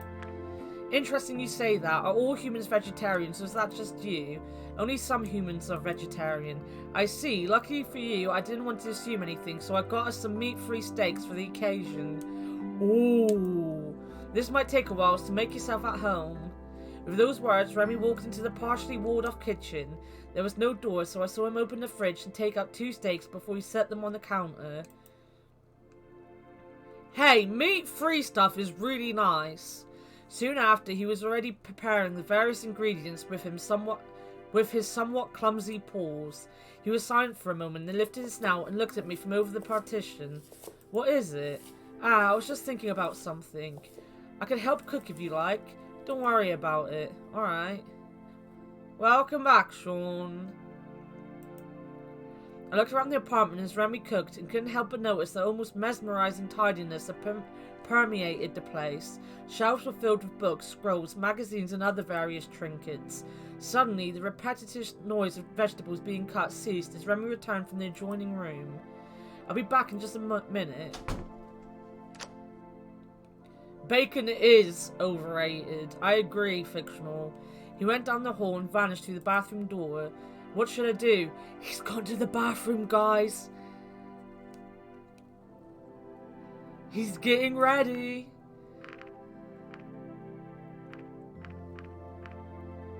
Right, what do you want to do? What do you want to do? We could go into the bathroom with him. We could go into his bedroom. Sausage is good. I've never had a Salisbury steak.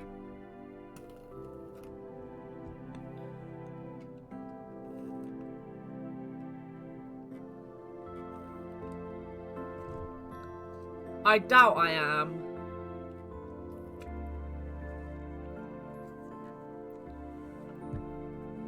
Let me have a look. What's a Salisbury steak?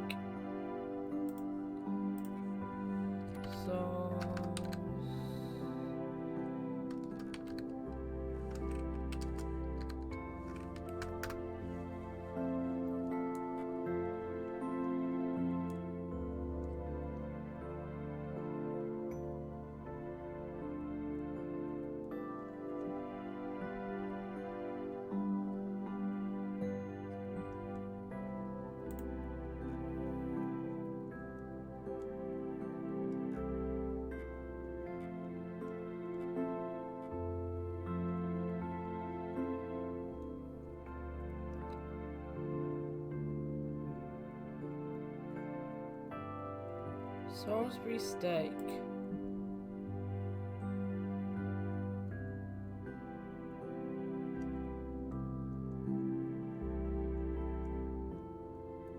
It's not even a steak.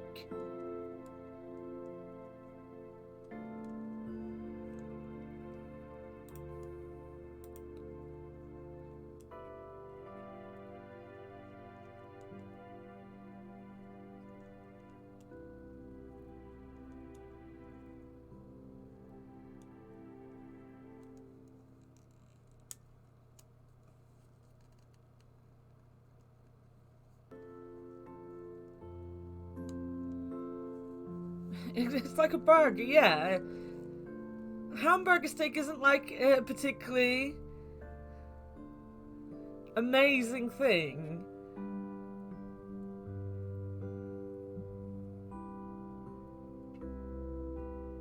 I don't see the... I really don't understand why the fuck it's called a steak.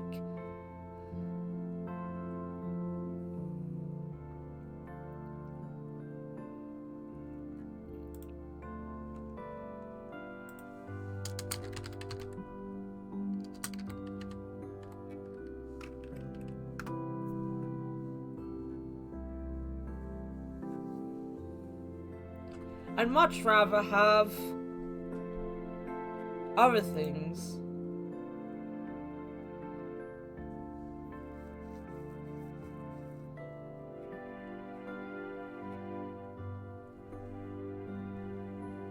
You haven't had a decent fucking steak if you think that's a steak. It's a fucking burger.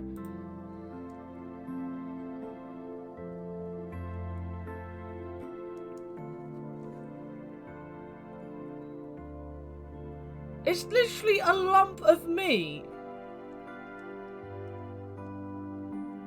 I won't say what it looks like in English because I know that word is a no-no word on Twitch.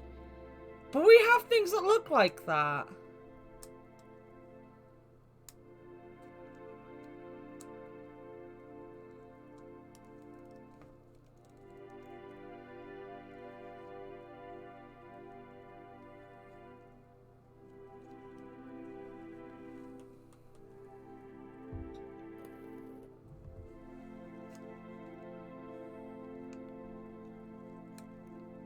Well, I'm obviously not going to say it fictional, am I? I'll send it to you on Discord. Wait a minute.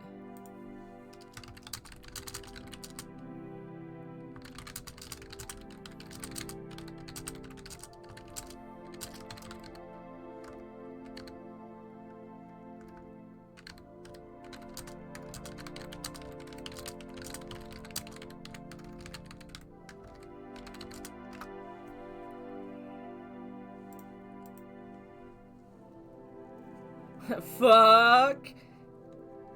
Take the t-shirts and the... We're not in that one. We're in his actual house this time.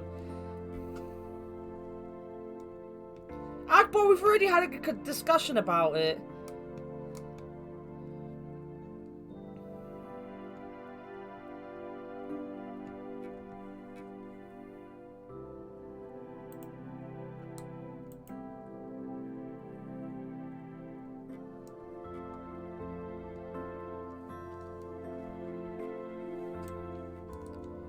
Not question mark.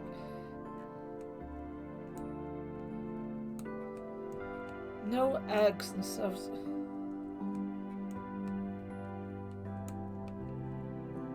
Akbar needs a proper fucking steak. That's what he needs. Examine the shelves. I moved over to the shelves and idly looked through the books and scrolls. Nothing particularly interesting caught my eye. From the titles alone, it seemed all genres were more or less represented, fiction and non-fiction alike. The scrolls were neatly sorted in holders, though I couldn't make out the logical consistency behind their arrangement. Anatomy. Let's check that out. What is this shit? I'm not quite sure what I expected.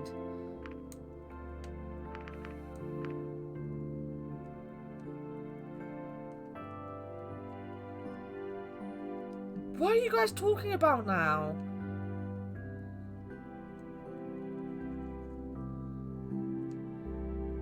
Who the hell's talking about meatloaf?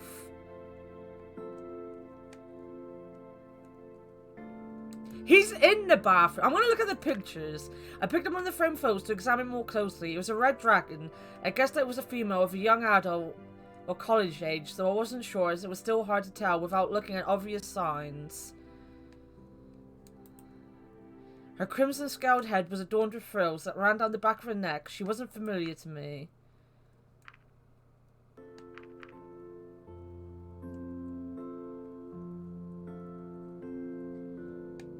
We didn't go into the bathroom. He might be taking a dump. Wait a minute. He has a second bathroom. I wonder why. Oh, he's got a second one. We're going to his second bathroom. The bathroom door opened and revealed the white dragon. As he approached, I felt my stomach grumble quietly. I barely heard the muffled sound, but when I saw Remy's ears perk, I realized he had more sensitive ears than I expected. Hungry already, I take it. Oh, is that his masturbation bathroom? I mean, he does seem to have to masturbate quite often. I'm so empty. Well, I'll give you something to fill your belly with soon. My dudes! He's... Look at him!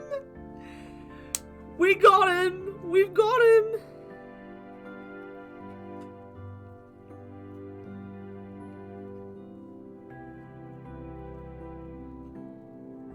Bro, he just shit so he's hungry.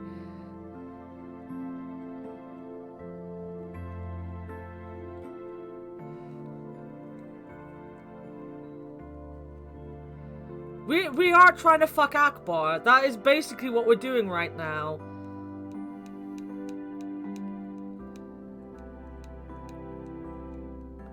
He has to go out and buy some dragon condoms first.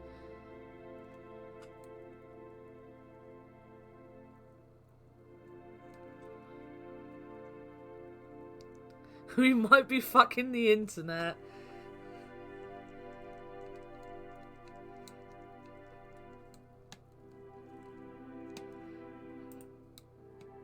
After entering the kitchen once more, I saw the dragon looked over the kitchen partition again.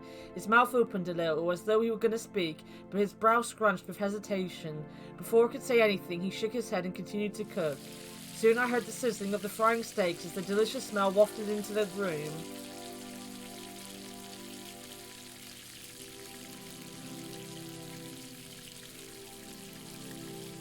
One for shit. Oh my god. Fueled by its fragrant odour, I slowly lost myself to daydreams as I closed my eyes.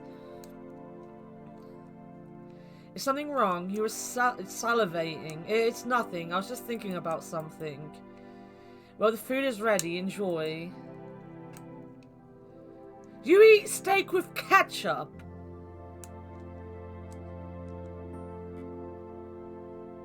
What?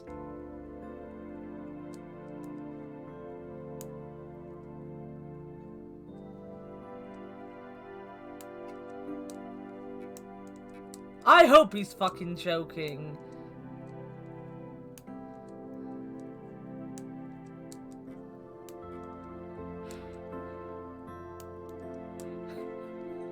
I don't know. I don't know with Jeff. I worry about Jeff. You know, if it's not a joke, he's getting his ass banned and kicked out of Discord. I looked down and saw that a plate was already in front of me, piled with steak and vegetables. Remy was already eating, so I took the knife he had provided and cut off a small corner of my steak.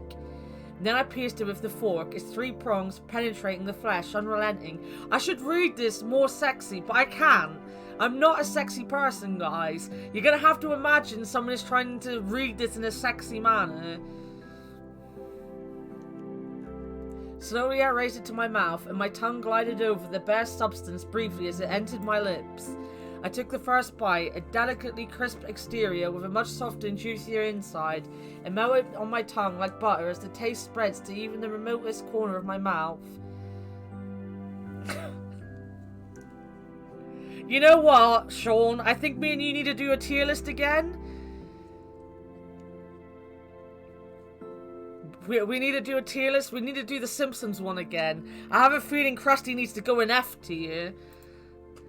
It was almost perfect. So what were you thinking about, huh? Remy's words snapped me back to reality. You said you were thinking about something.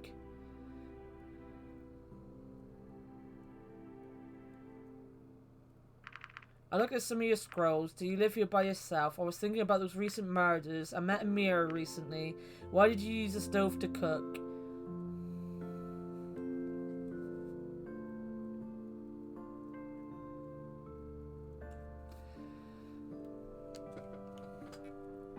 I don't know what A1 is.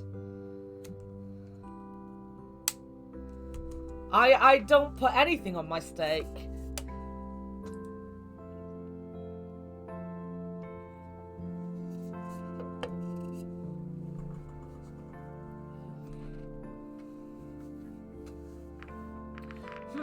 I looked at some of your scrolls. Which ones? The ones on anatomy. Well, I do have a variety of books and scrolls covering all kinds of different subjects. We made him blush. If we fucking ask him if he lives by himself because he has 2 bathrooms.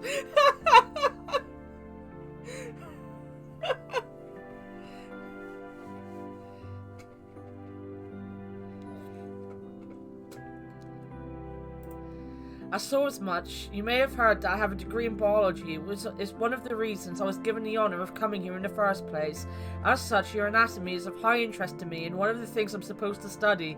Yeah, Remy, get your clothes off and let me study your anatomy. Give me first-hand experience of that dragon body. My anatomy? I was talking about your kind in general, not you in particular. Oh, in that case, I might be able to find you something more comprehensive than a handful of scrolls. I would greatly appreciate that, thank you. This is how a biologist flirts.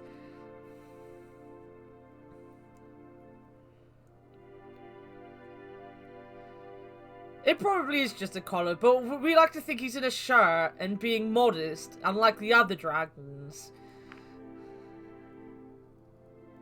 Trust Anna to go for the no. Excuse me? Excuse me? I gave everyone an option and everyone wanted to fuck Akbar. So here we are fucking Akbar, okay?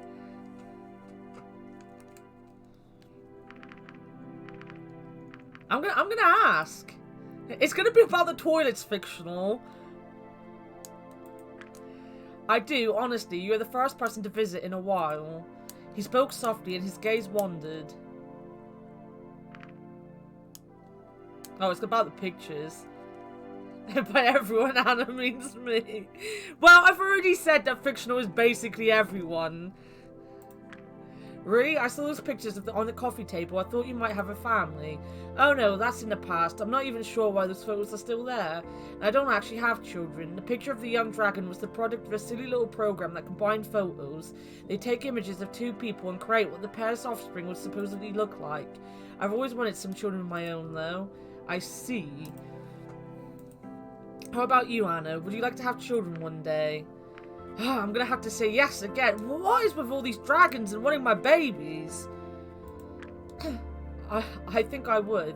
Just being able to teach them about the world and watch them grow up. Having a little family would be nice. I'd like that a lot.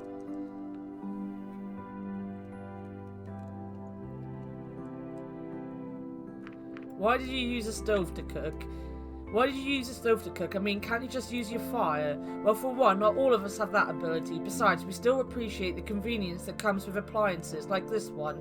Not everyone wants to eat food cooked with someone else's breath. I mean, that would spread things like COVID.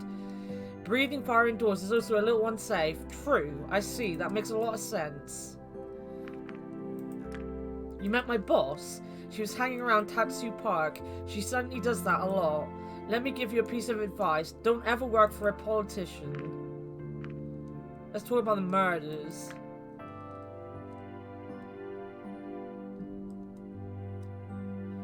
Oh, what a terrible thing. People can be so cruel sometimes. They can be. Where I come from, incidences like this are unfortunately fairly common.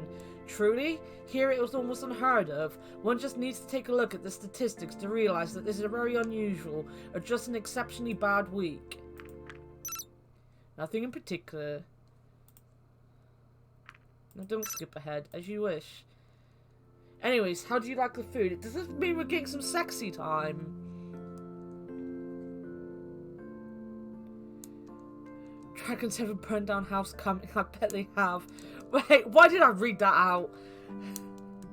Anyways, how do you like the food? It was adequate. It was delicious. I would marry the steak if I could. There. Seeing how it was already half gone, I don't think this marriage would last particularly long. Soon both of our plates were picked clean. I guess I judged your portion correctly, unless you want more. I'm good, thanks. That was interesting. What was the steak made of anyway? I'm not sure exactly. It's probably some kind of vegetable blend. I see. What kind of meat is commonly eaten around here anyway? Aurochs meat. Are you familiar with that animal? I may have heard of... How do you say that? Aurochson? Auroch?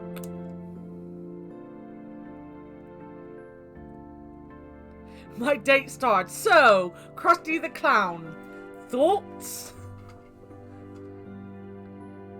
That is such an Akbar line.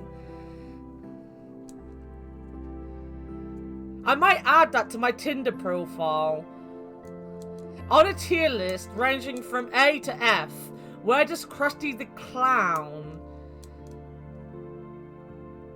come? Say with confidence and no one will question it. True fictional. Well, your name is Anna. It is. And hey, that fox. My name is Anna. And I didn't realise there was a dragon called Anna until I played it the first time. And now I can't change it because I'm stuck with this save file. Oh my god, no. You should see my Tinder profile, Jeff. It's wonderful. It badmouths Fallout. People literally match with me just to argue with me about Fallout New Vegas. And before that, it was Final Fantasy VIII. People didn't like that I think Final Fantasy VIII is the best Final Fantasy game.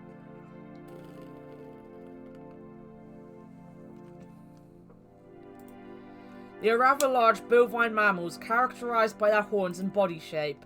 We get a range of products from them, from meat and milk to sub-products like butter and cheese, in addition to leather, felt, oils and creams. We even use their horns and bones for a variety of things. So they're a cow. That sounds similar to an animal we have back at home. Speaking of unfamiliar creatures, why don't you tell me more about your species? Are you referring to me or all of us? Our society is comprised of a number of different species, which you have probably noticed by now. Your Tinder profile is depressing. It probably is just as depressing as mine, Papa. I feel you. Best Final Fantasy is Mystic Quest. This is what we gotta do next. Tier list on Final Fantasy games. Mystic Quest goes in a F.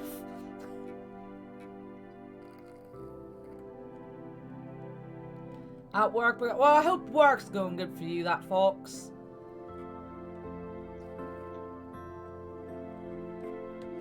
Hey, I'm talking to someone on Tinder at the minute. I might find my tall, nerdy boy with glasses. Probably not.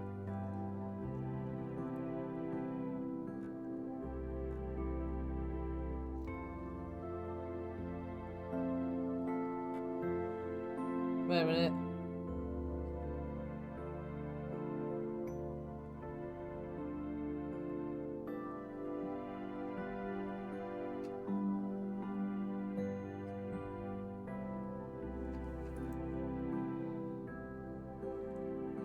And it doesn't know it's me yet. No.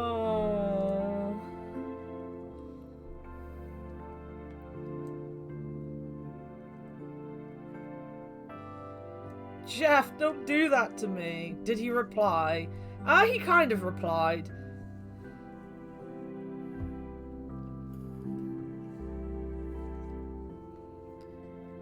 Hey, I will share mine on Discord if people want to see mine. I guess all of you, let's start with the basics. I'm sure you're aware, but unlike the mammalian aurochs, we are reptiles. Though this makes me wonder about you. Based on your fur, I guess that you're a mammal, but you're very different from other mammals we know. In the same vein, you don't share many characteristics with our reptiles back home. And by the way, we don't have fur, but hair. You never do that, Tana. She's the best. It's like fucking talking to Sean. When I first started talking to Sean in DMs, like, it's so hard going. He's such a sweet guy, but Jesus fucking Christ, is it hard to get. I don't know if he's interested or not, because it's just so hard talking to him.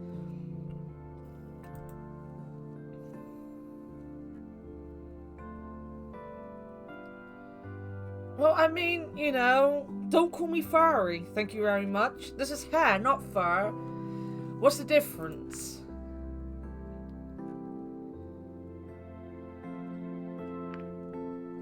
Fur doesn't have a set length. My dog's fur... Does it have a set length?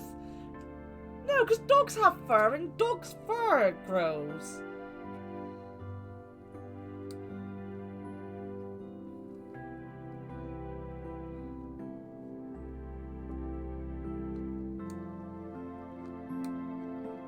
Yeah, I could just be an asshole. There is none. Fur is more dense. Is fur more dense?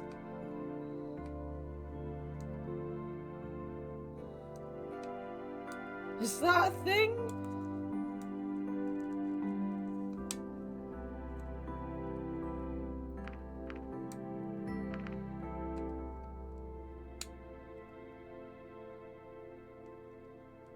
I don't know. Well, we're going with Jeff. Actually, I don't know. Usually we refer to animals as having fur, whereas humans have hair. Interesting. I was wondering something. Are you wearing all those coverings to make up for a lack of hair? I suppose that's one reason why humans wear clothes. They also provide warmth and protection and are used to differentiate us from one another. Sometimes uniforms are used as identification. Other times clothes are just ornamental. What a person wears can tell us something about that person itself. That sounds really complicated. We also have uniforms and wear some things for ornamental reasons, though our uses aren't quite as extensive. That brings up an interesting question. Are you endo or exothermic? We produce our own body heat.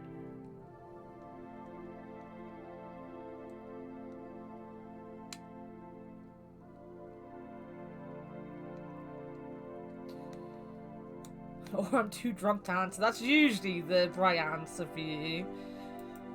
That is unusual. Where I come from, all reptiles are exothermic, unless you count birds as reptiles, I guess. But none of your reptiles are sentient, correct? Maybe it has something to do with our different brain structures. Maybe. Now that you've been in our world for a while, how do you like it here? I like the people. They seem nice.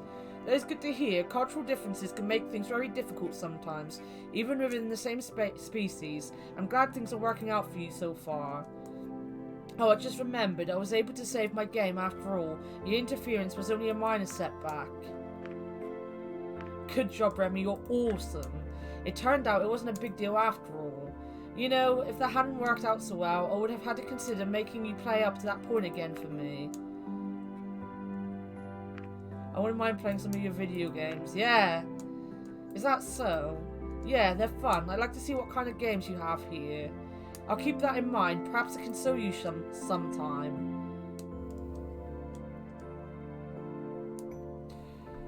My understanding was endo-exothermic was mostly in regards to chemical reactions. I don't know, it's been so long since I had to use my brain for anything like that, that I just say words that they tell me.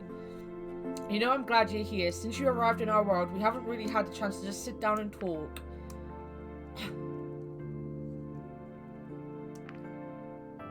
I agree. It's been a busy time for me, as you can imagine. Oh, of course. Thanks for taking the time to pay me a visit. I always have so many things to take care of that it's hard for me to find time to do something simple like this. At least it worked out this time.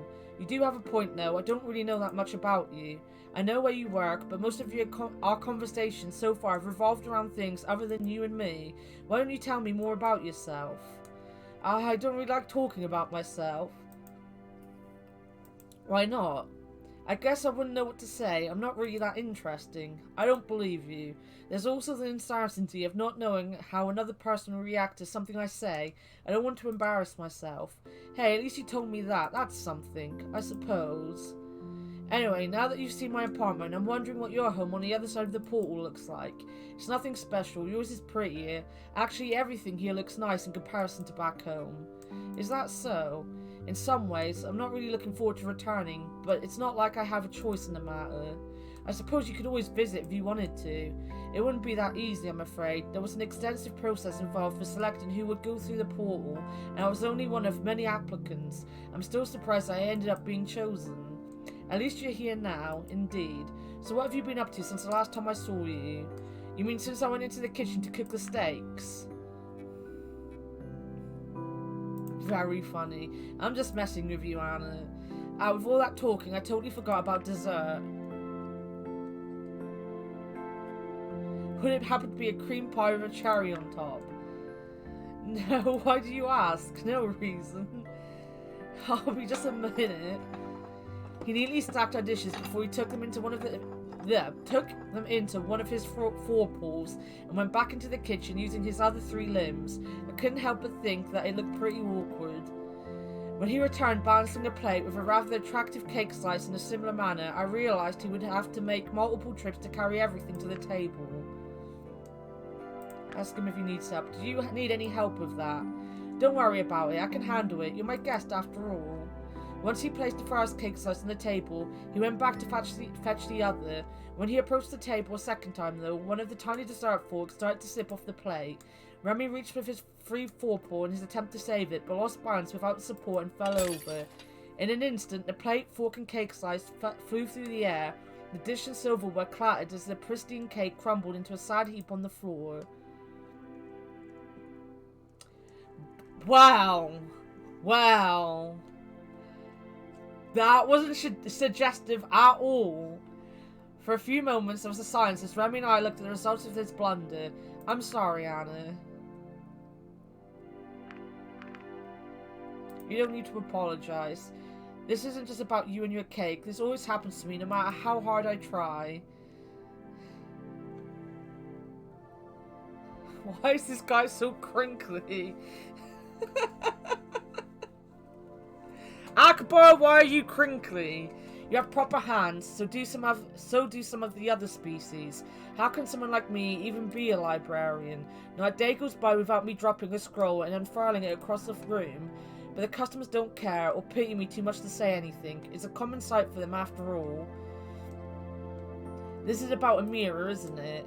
I guess it is. I just don't see why someone like me got to be a librarian when there were others more qualified for the position, or who were at least capable of not dropping the inventory on a daily basis. She makes fun of you for it. I knew it. I mean, why else would she have me do these tasks all the time? Sorting books, carrying things from one place to another. I shouldn't be doing that. I shouldn't work somewhere where my worth is only in the entertainment I provide. Why don't you look for a new job? These positions have terms similar to those of ministers. If I ended my employment permanently, it wouldn't look great. How long do you have left? A while.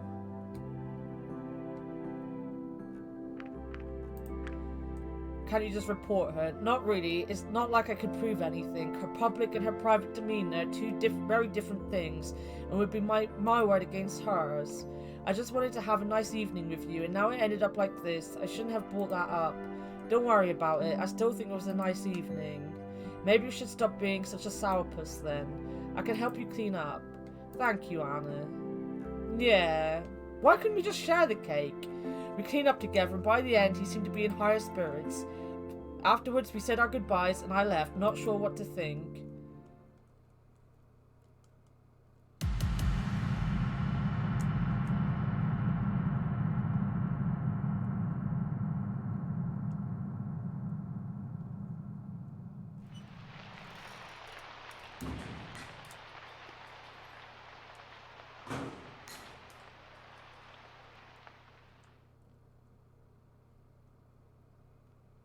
You need that intense chapter music to let you know that the chapter has indeed changed.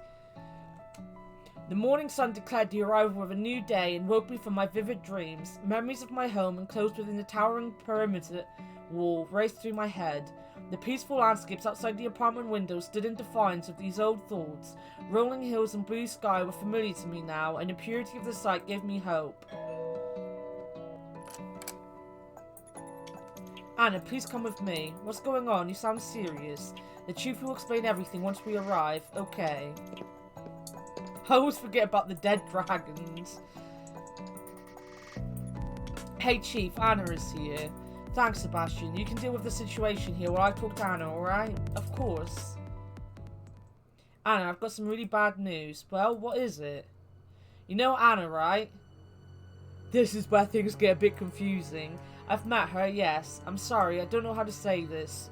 Those few words were enough. Dread sank in and I already know. No, don't. I ignored his words and walked past him. I'm dead, guys. Scaly me is dead. When I turned the corner, there was no mistaking her. Anna was haphazardly covered by a sheet, leaving her tail and blood-stained hand exposed. In the end, she didn't even deserve full discretion. Are you okay? I don't know. Is there anything that I can do? Let's just get this over with. Bryce gave me a concerned look, but then nodded. And here's more bad news. The blood we found on the first victim in town matches the DNA evidence found on the second victim at the power facility. Furthermore, the murder weapon and the method appear to be the same across all three victims, and that's going to be a big problem for you. Why is that? Because with these three murders, Reza now qualifies as a serial killer. We won't be able to keep this whole thing quiet for much longer. Higher authorities, including the ministries in charge of your whole visit, will know about this soon. I have no idea what will happen once they do. I'm not sure what to say to that. I don't want to worry you, but we can be sure that action will be taken soon. I've been considering this possibility for a while and think it might be best if you went back to your own world for now. This way we can take action before the ministry does, and before this all becomes public. If we wait, we don't know what they'll do or how the public will react. With everything going on, it's too dangerous for you to stay here. No. This would be the worst possible time for me to leave. I'm just about to sleep with Akbar.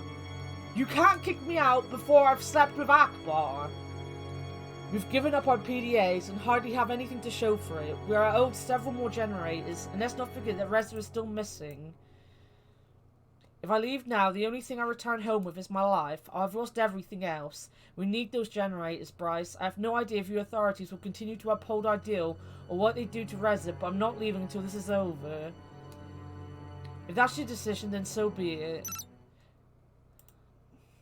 No, I don't want to skip anything. Anyway, let's get back on track. I called you here for a reason, Anna. In addition to the murders, several things were stolen, among them your PDAs, batteries, and some components used to build generators. Does that ring any bells? Not really. Reza might have some knowledge of electronics, but I doubt he has enough to assemble one of your generators, even if he had the parts. Strange. Even so, it's fair to assume Reza's involvement at this point. No one else has a greater motive to steal the PDAs, especially after what happened between him and Maverick.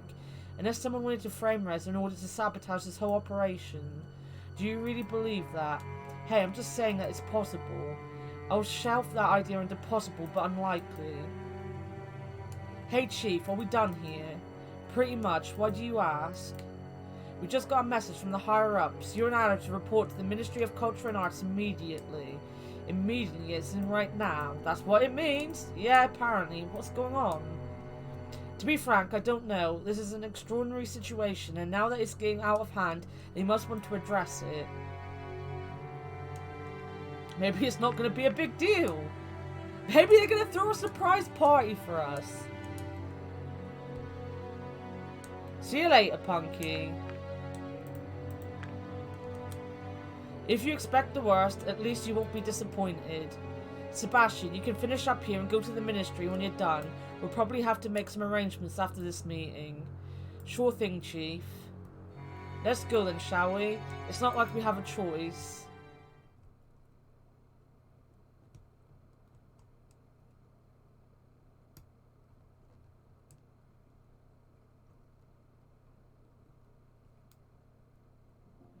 That was quicker than I expected. I wouldn't have minded waiting out here a little longer. Greetings, Minister. Greetings. Shall we go inside for official business? No, I've got everything I need right here. It gets so stuffy inside on hot days. My assistant doesn't seem to mind, but I prefer the fresh air. I'd rather just stay right here unless you have any objections. I don't. I see. Well, I know I haven't exactly been up to date in regards to Rez's sudden disappearance, but to get the message today that he's a confirmed serial killer is quite shocking. Frankly, I'm curious as to why the facts of this case have been withheld from me for so long. Simply because they weren't within your jurisdiction. The murders were strictly a police matter. Only with the amount of new evidence, namely the DNA and the blood we found, and these 3 murders now being linked together into him, did your ministry have to become involved. I see, so Rez's involvement is now undeniable. I'm afraid so, Minister. How? What? Like that? Just because there's blood on a bandage doesn't mean it's from him? Facts are nothing to be afraid of, though in light of all this, I'm starting to worry about my personal safety. With our thick hides, I don't think our species has much to fear if we consider the murder weapon. Speak for yourself, you don't think someone of my standing needs protection. Oh, for sure, if you were worried about your personal safety, we could look into an escort for you. Good, considering all the murders that took place during the night, I'll certainly need it. Long days are endemic in my line of work. Dragons are fucking racist. But that's enough about myself. We now face a question of what should be done about Reza and Anna. Minister, we continue our hunt for Reza every day. As a matter of fact, Anna has been helping us to do so for a while now. Is that so? One human, a murderer, another a detective. Interesting. And how do we know Anna isn't following a similar plan to Reza's, whatever that may be? Similar concerns were levelled by Reza's escort, Maverick. It was his overreaction that caused Reza to run away in the first place. Let the human talk for once, Chief. Please, Anna, enlighten me. You and Reza came here on the same mission, and the situation has escalated beyond our expectations. What you tell me now will determine the actions I'll take on this matter. Maybe you should start by telling me your side of the events from the beginning. Reza was fine during his early days here. Things only went wrong after you arrived. I opened my mouth, but Bryce spoke first, determined to defend me. Arguably, the problems that caused all this were apparent even then. How so? Maverick suspected Reza of planning something, but I didn't think he had a case. Well, did he? No, what he had was a suspicion. The night he followed Reza, he found both him and Anna at the portal. The humans intended to send one of their promised generators through, but there was a confrontation that ended with both Maverick and Anna wounded and Reza running away. Reza's been missing ever since. I've read the reports already, Chief. The question is, did Maverick cause this, or did he just fail to prevent it? I have no way of knowing that, Minister. You just mentioned your apparent knowledge of problems back then. Problems may not have been the right word. Let's just say Maverick's attitude was not helpful during that encounter. Why did you choose Maverick as his escort in the first place? Protection for the human ambassador was my greatest concern when I made that decision, and Maverick was the most capable individual in that regard. Well, that worked out nicely, didn't it? You also seem to think that Maverick shouldn't have remained Reza's escort. Is that true? Yes. Had I paid more attention to the warning signs, this situation might have been avoided. So you accept responsibility for the incident? Yes, Minister. I see. Now let us get back to the topic of Anna.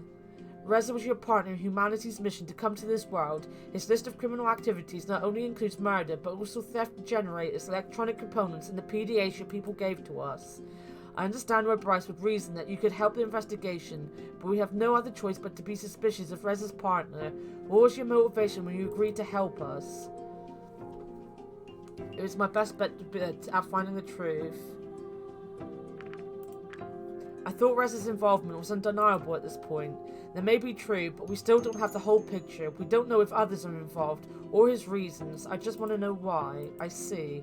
Well, after reading up on the whole situation and hearing both your accounts, I believe that Anna is trustworthy. Hell yeah! Hell fucking yes. Hell fucking yes. I'm trustworthy. Nevertheless, I think Anna presents a great risk. Why is that? After this meeting, I will hold a press conference to inform the public of the current situation. The people must know of the danger posed by Reza. No matter what Bryce and I think about your involvement, the public could feel differently. You, me, and Bryce will have to face a backlash resulting from this information becoming public. And what's more, Anna, you might be in real danger yourself. Reza himself may come to silence you once he learns that you are helping us, or consider the public uproar from those who would question your involvement. All things considered, it would be for the best if you return to your own world until the situation has been resolved. I am trustworthy, Tom. I'm super trustworthy. I came to the very same conclusion, Minister. And with your support, this is what shall be done. Please don't. You don't agree? If you send me back now, this diplomatic relationship is over. I have to admit defeat to humanity. There is no way I can return without your generators, our PDAs, or Reza. Maybe you could explain to them what a great choice of an ambassador Reza was. But I was his partner, so in a way, he's my responsibility. I can't just go back like this. I'm afraid it's not enough. It certainly doesn't outweigh our reasons for sending you home.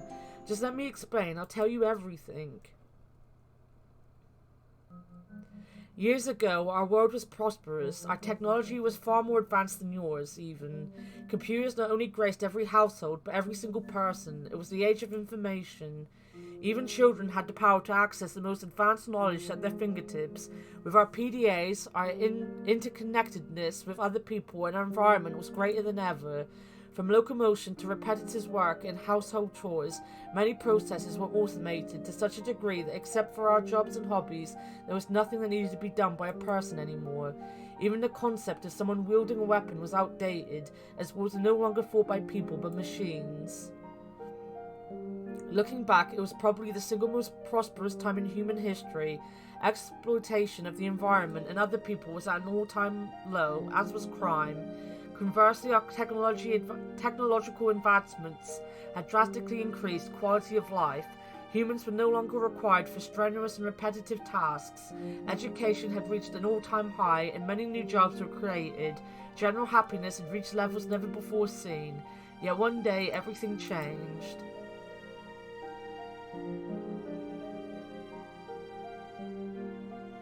A solar flare that was headed for Earth was detected by an automated monitoring system. It was determined to be so powerful that it dwarfed all others ever recorded in history. We had less than a week to prepare. Chaos hit much earlier than that, as people scrambled to shield themselves and their possessions from the incoming iron storm. On a worldwide level, power lines were switched off, satellites reorientated in space, and planes grounded to mitigate the effects that would hit us. Despite humanity's contingency plan for such an event and all our efforts, we were still not prepared for the sheer magnitude of the solar flare that arrived. It was only then, when our race had become so dependent on technology, that we were immeasurably vulnerable against this kind of disaster. That day, a force with the power of 10 billion Hiroshima bombs was unleashed into our atmosphere. The eyewitness reports from this day were varied as they were terrifying.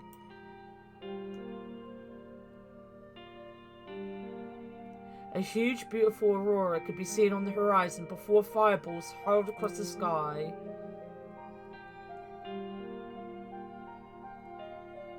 In some places, these lights become so bright that even those asleep at night awoke as though day had already arrived.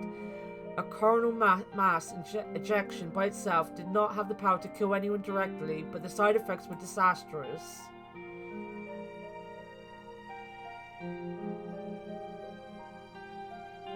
After the lights in the sky arrived, sparks showered from electrical outlets everywhere, igniting rampant fires in every town and city. Facilities that stored weapons, fireworks, or other explosives become centers of widespread destruction and loss of life.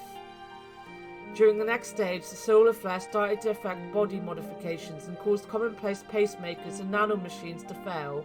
50% of the world's population died as a result of this alone. Once the full power of the waves hit us, however, societies we knew had collapsed in one fell swoop. Power grids on Earth shut down in an instant, as did all the machines that automated our routine tasks. Long-distance communication and transport became a thing of the past.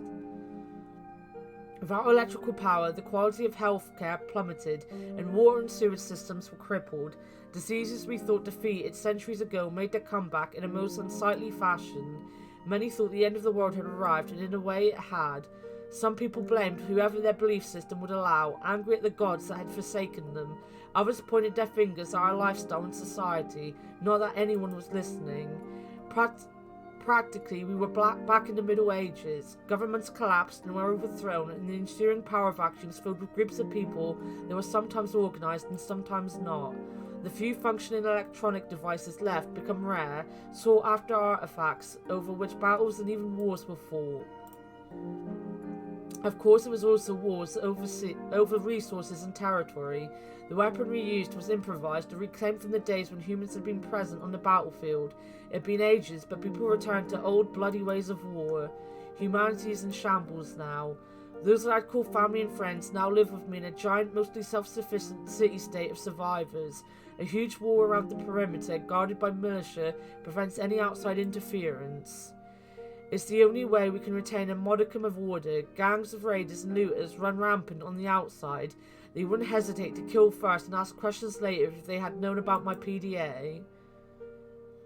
Our contained community has flourished for years now. We have homes to live in, crops to grow and livestock to raise, and still have our own automated hospitals that runs on salvage generators. Lately, those supplies have started to run low, and dangerously so.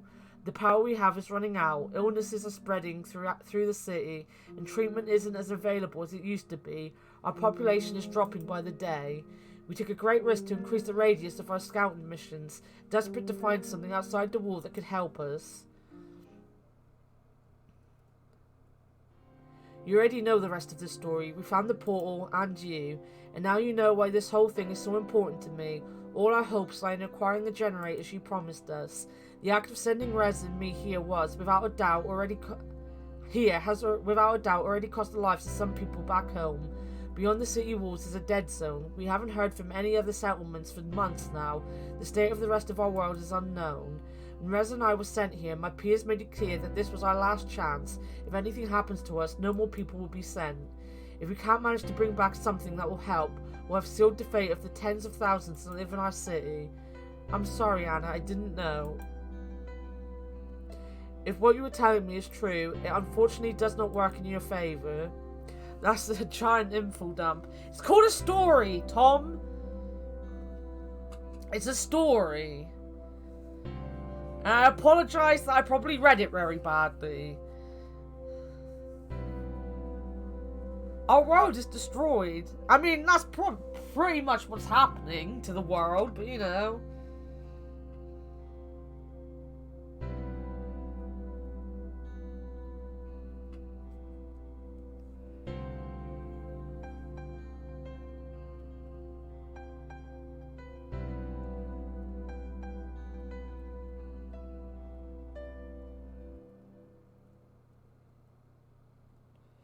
What's my, like... Wait a minute, guys. I just got a message from my friend.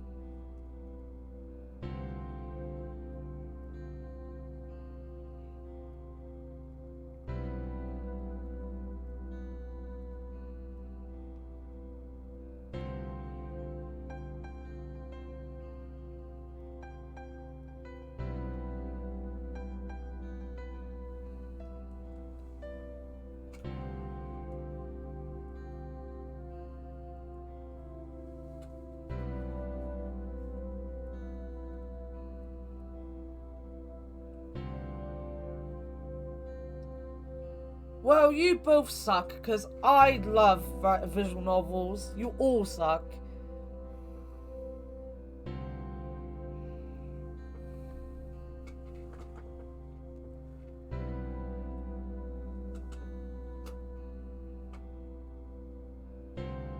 It looks like I might be seeing my friend at some point in the next couple weeks.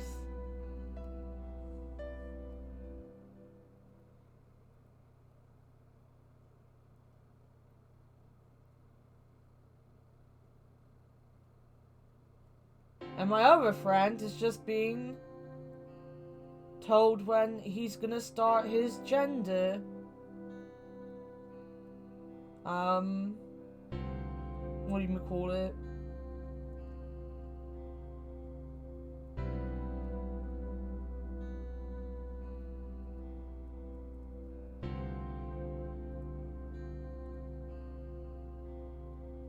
Good news.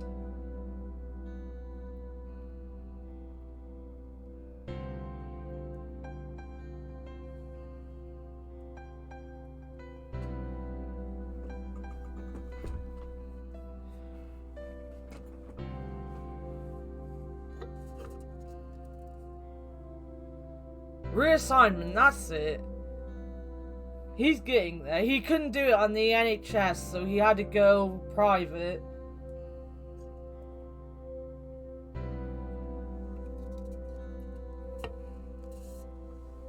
I mean, he could do it on the NHS. It just was going to take a long time to do it on the NHS.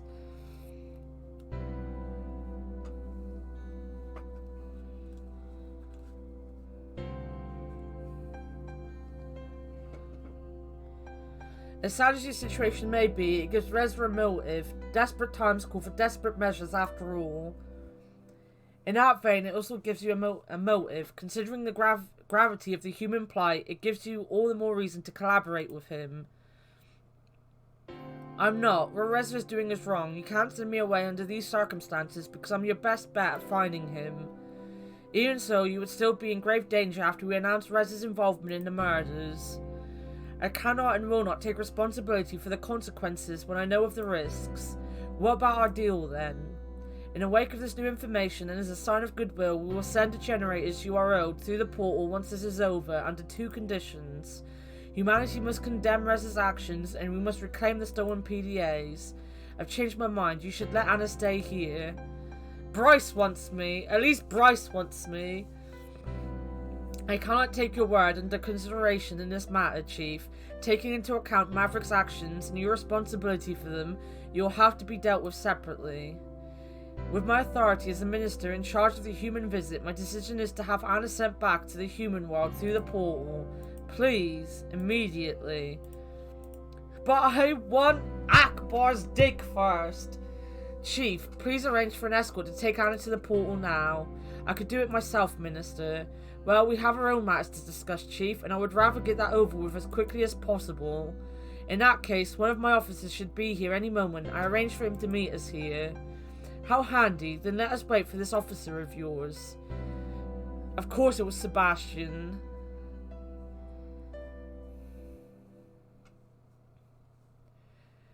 Of course, that's the one quote you actually add that I'm gonna keep.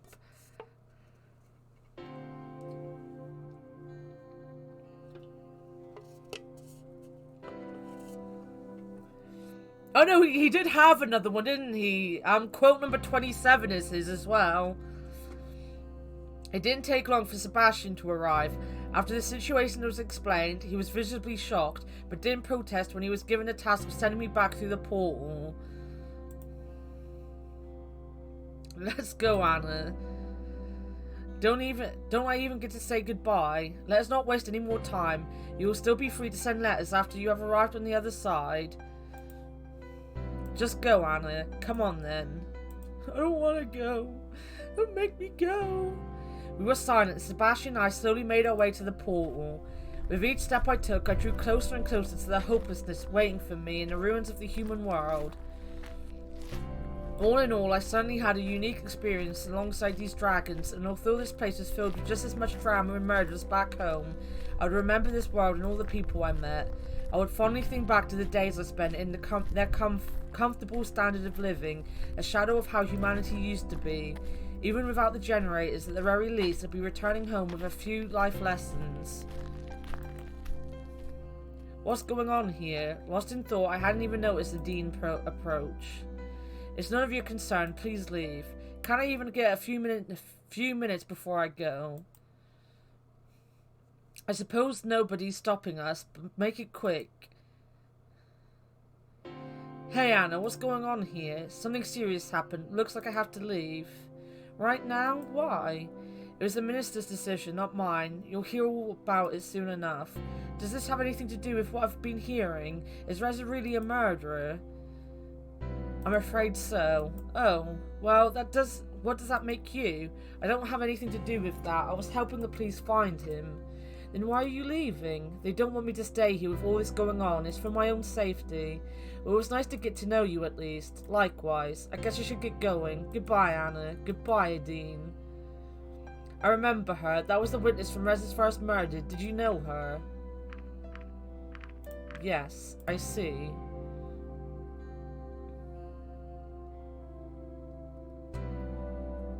A few minutes later, we arrived at the portal, standing proud as ever in defiance of the elements. How many years had the structure survived? I clicked the button before I finished reading the sentence.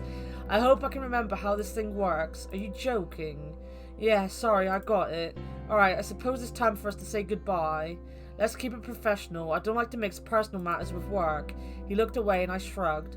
Go ahead and turn it on then. Would you stand between the pillars, please? Of course. I took my place and stared toward the horizon while I thought about what would happen now in this world and others. Even if I made a break for it, I'd become a fugitive, no better than Reza.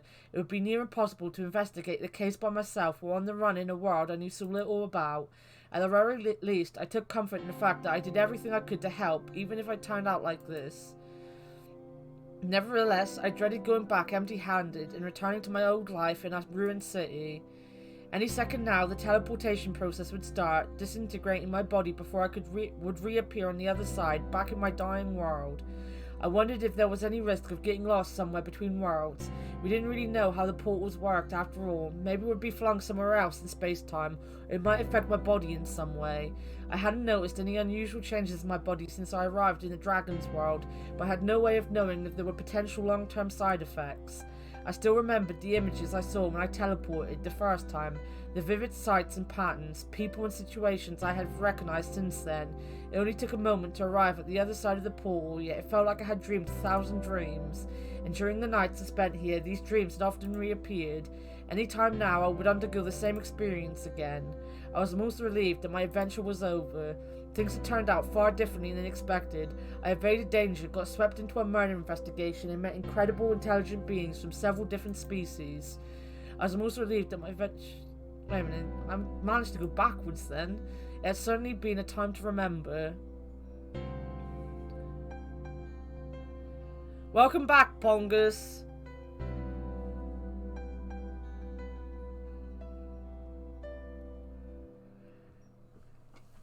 It might take you a while, fictional, but you get there in the end, and that is the important thing.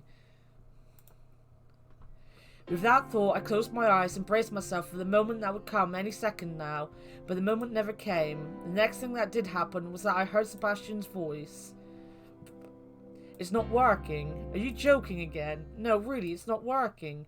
Wait, what is this? You think you'd fucking notice that?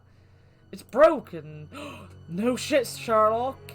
Can you fix it? I don't think so. This doesn't look like a simple act of vandalism. It looks like some parts were torn out. I guess that means I'm not leaving, huh? Not yet, at least. Well, what do we do now? Let's head back. The chief has to know about this right away. We were back at the ministry before long. Amira and Bryce were still outside as Remy approached the two of them. Here are the case files, Amira. Why, thank you. Anna and an officer, what is this about, Amira? That is what I would like to know. Please, officer, enlighten me. Why has my order not been carried out? The portal is broken. It's broken? Yeah, it looks like someone tampered with it and stole parts. I couldn't even get the interface to turn on. We'll check it out once I'm done here. I suppose Anna will stay with us for a little longer after all. Seeing how this is an emergency situation, I will make this short. Chief, as a result of your carelessness regarding Maverick and Reza, you are temporarily removed from any duties relating to the humans. Given these dangerous times, you will instead serve as my personal escort until further notice. Considering the circumstances, you will be allowed to coordinate the investigation of the portal, but after that, you are to be immediately returned to me to start your new task, understood? She just wants a bit of Bryce stick. That's what it is. She just wants Bryce. Then all of you are dismissed. She turned to leave, Remy trailing after her. Alright, let's head to the portal. That includes you, Anna, of course. Out of the corner of my eye, I spotted a sheet of paper on the ground. Hey, what's this? Amira probably dropped one of her case files. Either her or her assistant. You better bring that to her. Sebastian and I should hurry to the portal. Meet us there afterwards, okay? Sure. I picked up the sheet and started reading. Of course we did. It was about what had happened when I met Reza at the portal. Of course it didn't say anything I didn't already know. As I walked up the stairs, I wondered if it was okay for an unauthorized person to enter the building. All I knew about the place was that Amira worked there. I did have an important document that was going to be missed, so I walked inside only to be greeted by an empty lobby. Luckily, there were some signs directing me to Amira's office. It didn't take long to find it, and I heard voices when I approached the door. By the way, what happened to the scroll you brought me this morning? The last time I saw it, it did not have that tear. I dropped it. Tell me something new for once. Okay, someone else dropped it. Am I supposed to believe that? Remy, are you aware of how much this costs? Repairing and replacing artifacts is not cheap. I'm afraid we will have to deduct this from your wage again. I see. You're not doing this on purpose, are you? Of course not. You've been working for me for a long time now. I expect you to learn at some point, but you are very resistant to do so. Convenient sheet of paper is convenient.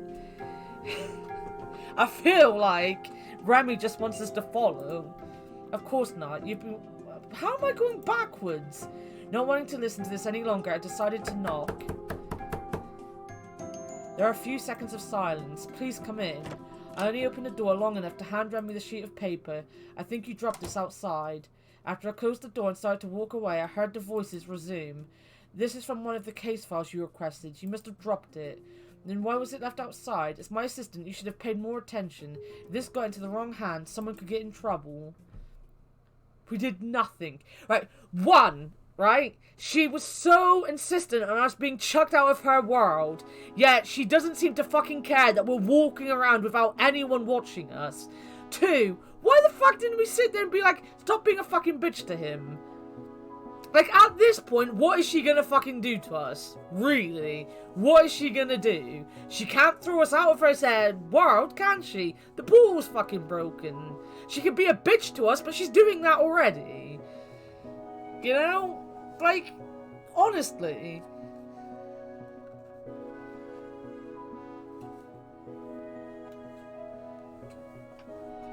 Throw us in jail for saying she's a bitch. That would be a bit much. And Bryce would have to be the one to throw us in jail, and I don't think he's gonna do it.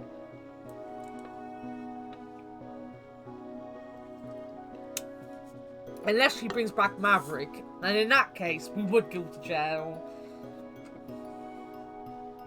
I made my way back to the pool and arrived shortly after Bryce and Sebastian.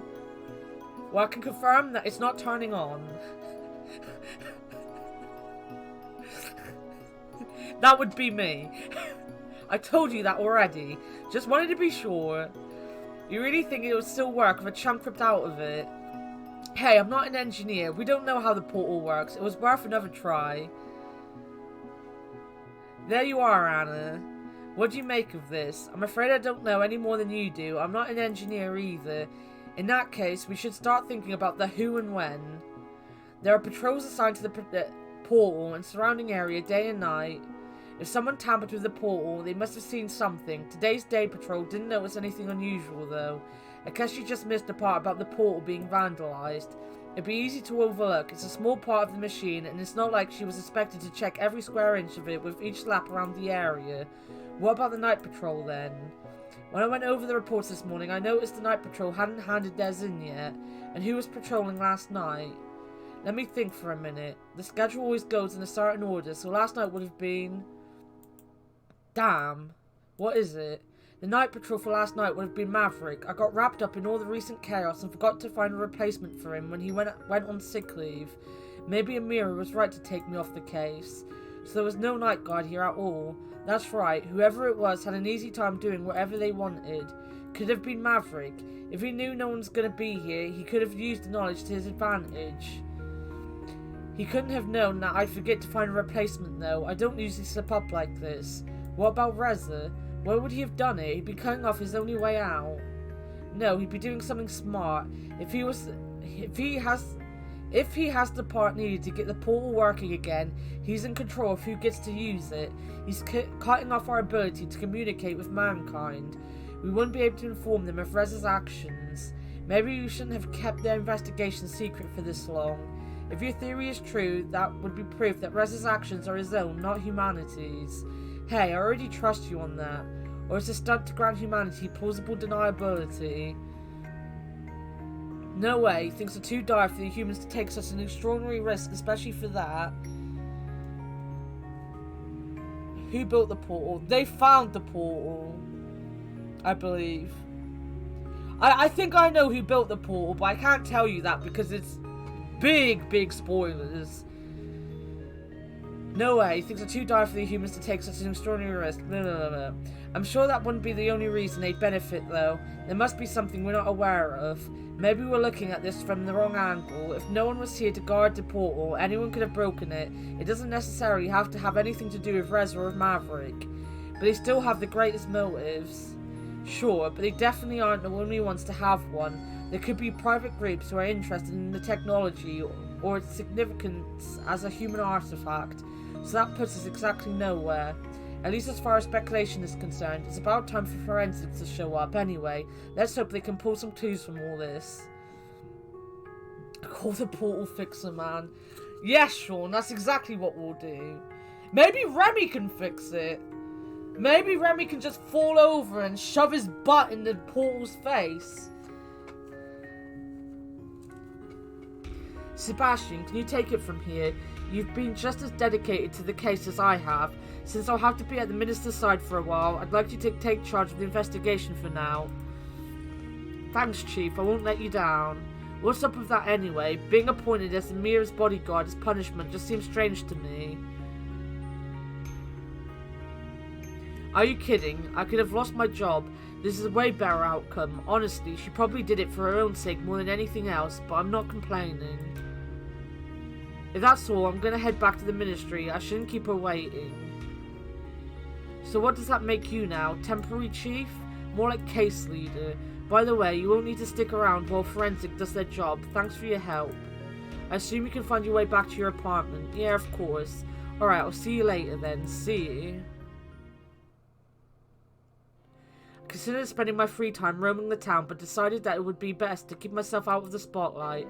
After cooking myself a rudimentary meal, I considered picking up another book when a doorbell rang. Who could it be? Hey Anna, hey Sebastian, do you need my help again? We're just a small town police department, and with Bryce removed from the case, our resources are thinner than ever. I understand, so what do you have for me? First up is the primary witness in the latest murder, Damien, the victim's assistant. He was the one who found a body. A few things have changed since this morning, as we've gotten some additional information from forensics that warrants further questioning. I know you knew the victim personally, so you don't have to do this if you don't want to. I'll leave the choice to you. You can find her assistant at the production facility. See, this is the problem, though, because we never actually talked to Anna. So, like, they just very lazily never gave you more text options. Because we didn't fucking know Anna, so we don't fucking care. You seemed interested in an underground building found near the portal. I realised you might actually be able to help us with that. Since it's suspected to be of human origin, your opinion would be greatly appreciated. I guess I should add archaeologist to my resume. Maybe human matters consultant would be more appropriate. Do you really think it's okay for me to tamper with your priceless discoveries? Oh, you wouldn't actually go there in person. I just want you to take a look at the collected information in the archives and give us your opinion. Besides, no one is allowed to visit at the moment. The building is old and unstable, and there's a danger of it collapsing or flooding. Obviously, we don't want either of those to happen. Flooding? Yes, the whole building is underground, and we've determined that there is a rather large pocket of water surrounding it. Any kind of disturbance could endanger everything and everyone inside. I see. We also located another witness for the latest murder. A store clerk reported seeing and hearing something, so it's probably worth it to ask him a few questions. Got it. Here are all the details. Visit me at the department when you're done. Sure thing. It was interesting that they still relied on me for their investigations, even after they tried to send me back to my world. I didn't expect them to allow me to help with police matters after everything that had happened. Now that the possibility of sending me back was eliminated, the advantages of having me on their side apparently outweighed the risks, though I had to wonder who would have to be more careful from now on. What should I do? We'll do that one first. We'll just go down the list. Hey Anna, Lauren, right? Yep. Did you get a chance to think about what I told you last time? Don't worry, I didn't lose your number. They keep me pretty busy, so I don't really have much free time. Well, if anything changes, give me a call. I will. I gotta go now, so take care. He's got hands! He could have killed people! Yeah, Lauren is the, postman.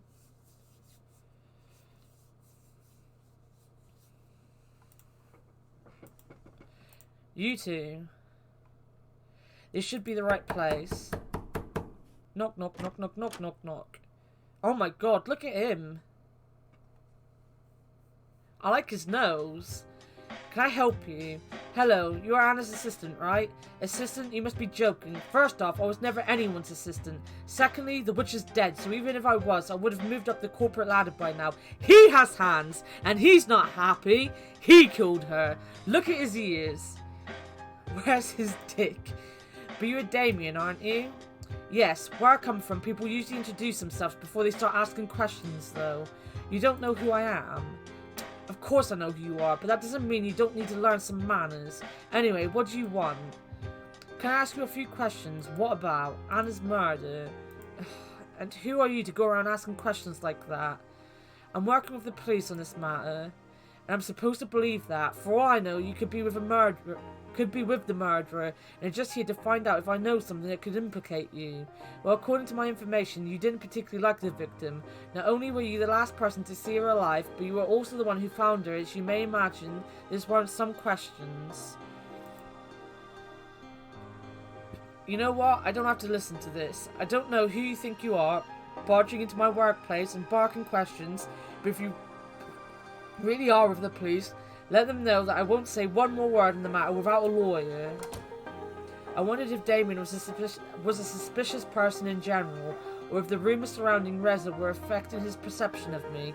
Before this, everyone I had talked to during my investigation had been rather cooperative. Before deciding my next move, I returned to my apartment for a moment of rest. A small piece of paper had been slipped under my door while I was gone. Don't go to the portal was all it said. I considered the possibility of a hidden message, but that was unlikely. The statement was blunt and quickly scrawled. Someone clearly didn't want me to go to the portal, but why would I go there in the first place? As it was out of order right now, such an action would serve no purpose. I looked outside the window at the portal's faint silhouette in the distance. The paper rustled between my fingers as I fidgeted with it, wondering about the message's sender and significance. My train of thought was violently interrupted by a sharp burst of gunfire echoing from the portal. I had to think fast. The gunshots ensured Rez's involvement. He was at the portal. The question was why. If this was his attempt to flee back to the human world, he would receive a rather unpleasant surprise the moment he would try to use the portal. Or maybe Sebastian's theory was correct, and Reza held the part needed to repair the portal, in which case his escape could be imminent. The gunshots themselves were another question. Was someone trying to stop him? The police patrol may have seen him, and he may have taken him by surprise. This could be another murder in progress. But all of his murders were committed with a sharp weapon before now, not a gun. He didn't want to be heard. Besides, it was only early evening, and the town was still bustling. If Reza wanted to stay hidden, he was doing a rather poor job at it. Of course, there was also the possibility that he wanted to be heard, but who would he want to attract? The police? Maverick? It could easily be a trap for those hunting him, and that technically included me, though I wasn't sure if he knew of my involvement in the investigation. There was also a very real possibility that he knew my apartment was close enough to the portal to hear a gunshot. Could it be a signal for me? Regardless, the words I held in my hands were unmistakable. Don't go to the portal. What should I do?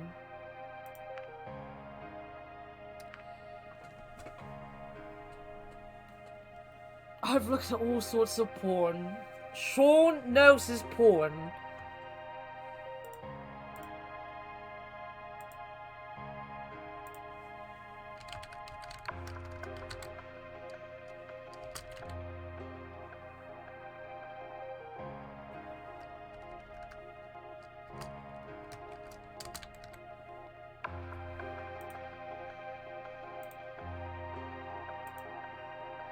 What do you guys want to do? Do you want to go there or stay and call the police?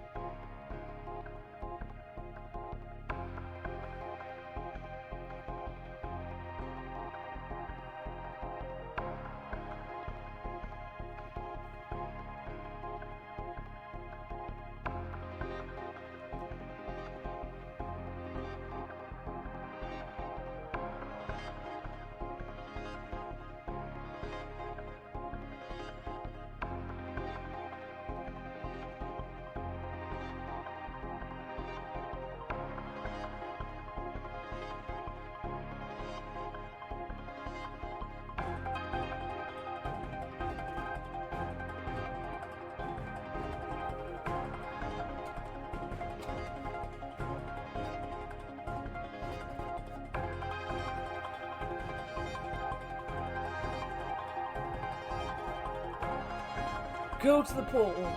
So we've got a note saying don't go to the portal, and Sean's instant thing is go to the portal. In reality, I'd call the police because that's what they're for. I'm thinking you should call the police. I don't think it's gonna go well if we go to the portal. Akbar, you don't need to tell me you're not paying attention. It's only a no. Sean, it's a note that told us not to go to the portal, and as soon as we read it and look out the window, gunshots are heard. Like, it's obviously very important. This is how Sean dies in real life. He'll get a note saying, do not do this thing, and then he'll go and do it anyway. And on his gravestone, we were right, but it was only a no.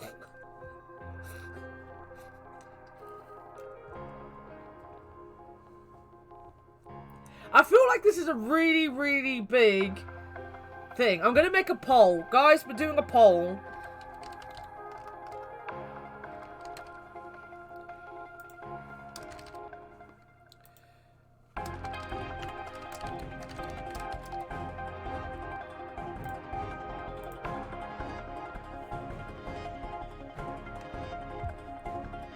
Cause of death being a big old dum-dum.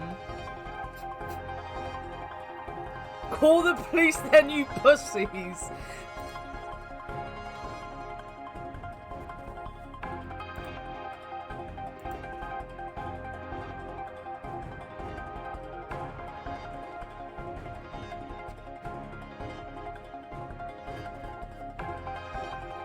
You bitch.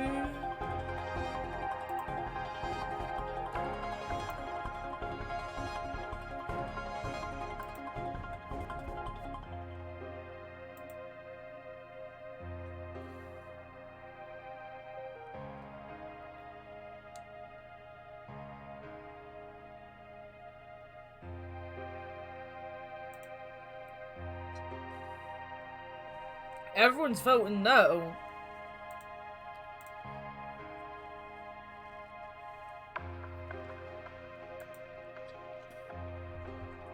You see, I'm trying really hard to remember what I did the first time, to try to do the opposite of what I did the first time, but I can't remember what I did the first time, to be honest.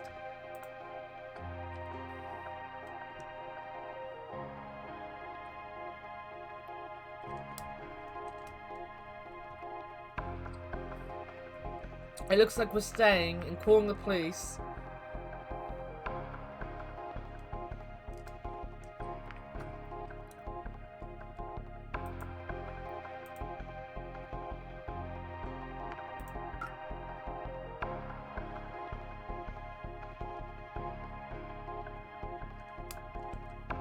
Haha, I figured out how I was backing up.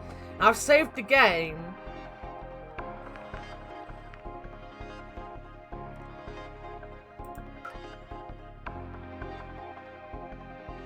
Do we want to go and look at the portal and then come back to the save? Or is that cheating?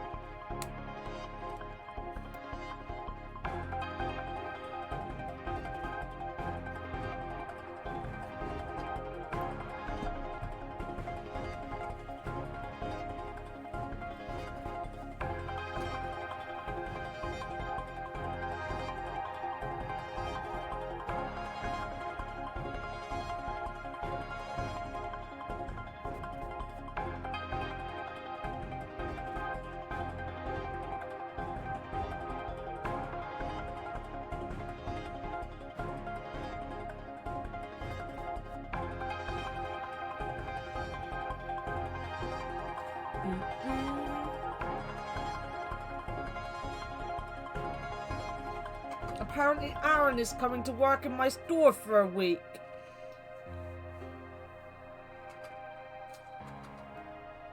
I'm gonna get to see Aaron for a week.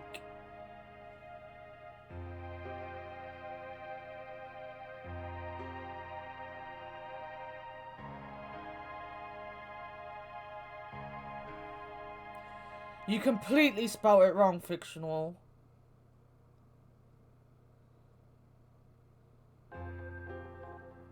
Sean got it.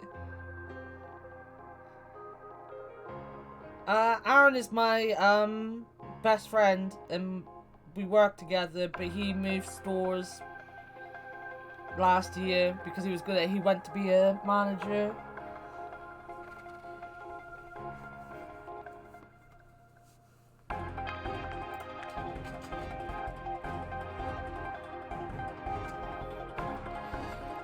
Ultimately, I trusted the mysterious message. Remy's list of phone numbers given to me when he brought me to this apartment in the first place proved to be a valuable tool. I dialed the emergency line and was greeted by a calm voice asking me about my emergency.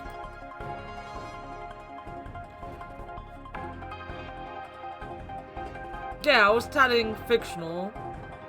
She asked who Aaron is, so I told her who Aaron is. The gravity of the situation was understood, and I was advised to stay inside until further notice. A team was dispatched to deal with the situation while I waited. From my window, I tried to catch a glimpse of what was going on at the portal, but I couldn't see much. The dark of night was fast approaching. About an hour later, I was informed the team had researched the perimeter, though no trace of Reza was found. Aaron doesn't spell his name wrong. That is how you spell Aaron. There are many ways to spell Aaron. I'm not sure why Aaron spells Aaron.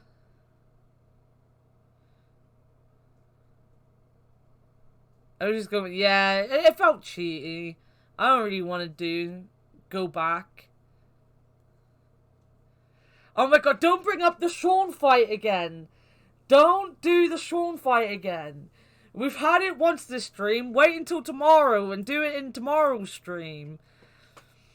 I was given the go-ahead to continue with my investigation, but I was free to stay where I was if I felt unsafe. Go and visit the things. I was on my way to the police station when a voice called out to me. Hey you, I'm talking to you, human. Oh.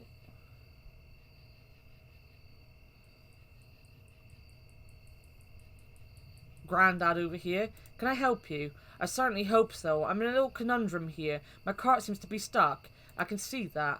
I'm at Katsuharu, by the way, local ice cream vendor.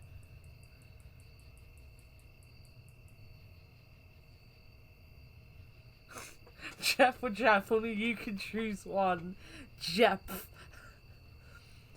No one spelled it the right way yet. It's obviously spelled that way. Anna, you've probably heard of me by now. Of course, of course. In any case, do you think you can spare some time to help me out? It might take a while though, so I hope you're not in a rush. Yeah, let's help him. Thank you. Now, I already tried pulling it out, but I think the axle is going to break if I try to do that again. I wasn't really in the best condition to begin with, honestly, and I heard a crack when I tried to pull it out earlier. So what do you want me to do? The cart is pretty heavy, so I'll be the one lifting it and holding the wheel steady so the axle doesn't break. Once I give you the sign, you start pulling and hopefully that'll do the trick. Alright. Here, grab the handles and wait for my signal. Chee off! By the time I had gotten into position, Katsuharu was already on the other side of the cart, getting dirty as he slowly lifted the affected corner of the car out of the muddy hole. Huh. Is that your sign? Should I start pulling now? Do it now. I started pulling, but the cart turned out to be much heavier than I expected and didn't move. What are you waiting for? Do it already. I pulled harder, but the cart still refused to budge. I mustered all my strength before I pulled as hard as I possibly could. Yes, do it. Slowly the car started moving, and after a few seconds, it was freed from the perilous clutches of the muddy puddle. Fucking Peppa Pig and her stupid fucking muddy puddles. With a dull thud, the dragon set the cart down again before he flopped on the ground exhausted. Hey, we did it. Yeah, good job. Do you want me to call you some help? No, just need some rest. And maybe some ice cream. Yes, I'll have some ice cream, and I'll be better in no time. That must be some pretty good ice cream. Oh, you have no idea. You must have already heard people talking about my wonderful, unique ice cream experience. Actually, not really. Ah, where are my manners? I haven't even properly thanked you yet. It's no problem. No, I insist. Won't be indebted to you for helping me. What are you planning? You are hereby invited to join me for ice cream. As an ambassador, you owe it yourself and humanity to try it. Maybe I do. Well, I must get going for now. Here's my number. I'll get you that ice cream some other time. Thanks. Phew, it's getting late. I better head to the police station now. Do I have everything? Alright, let's see what Sebastian will say to this. We got nothing. We fucked up. There you are, Anna. It seems to me you've taken a liking to Bryce's chair. Maybe I could get used to this. Don't tell Bryce, though. By the way, good job calling the police when you heard Reza. It's too bad he got away again, but maybe a witness will come forward and we'll find out what happened. Now let's take a look at what you've got for me. This isn't much information to go on, but who knows what it could come in handy. I do what I can. I know, and your help is greatly appreciated, believe me, especially since we're so short on staff right now. No, we shouldn't have helped the man. We should have gone to the police archive and did some research. That'll be all for today. I'll contact you if we need anything, of course. See you next time. See you. He literally congratulated us for doing the right thing and calling the police, Sean. Finally, a free day. What should I do?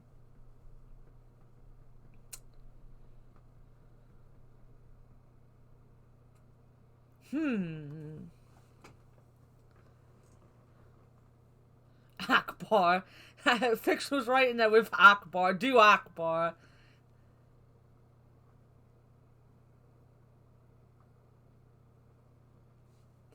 I thought you heard me say... Remy. Here we come. Oh, I've seen this as well. No, don't skip ahead. Hey Remy, hello Anna. Is there any particular reason why you wanted to meet here? I have done Remy's thing. It's one of my things. I got the bad ending with Remy. Enjoyed Tatsu Park is all. Have you been here before? A few times, I see. Well, what do you think of it? It's pretty romantic. You think so? Yeah, just look at those trees. Make a nice spot for a date, really. Yeah, I'm pretty sure it said I had the bad Akbar ending. Wait a minute.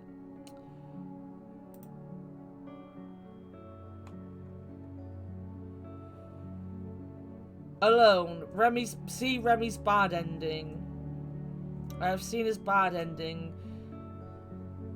On the 18th of February, 2017.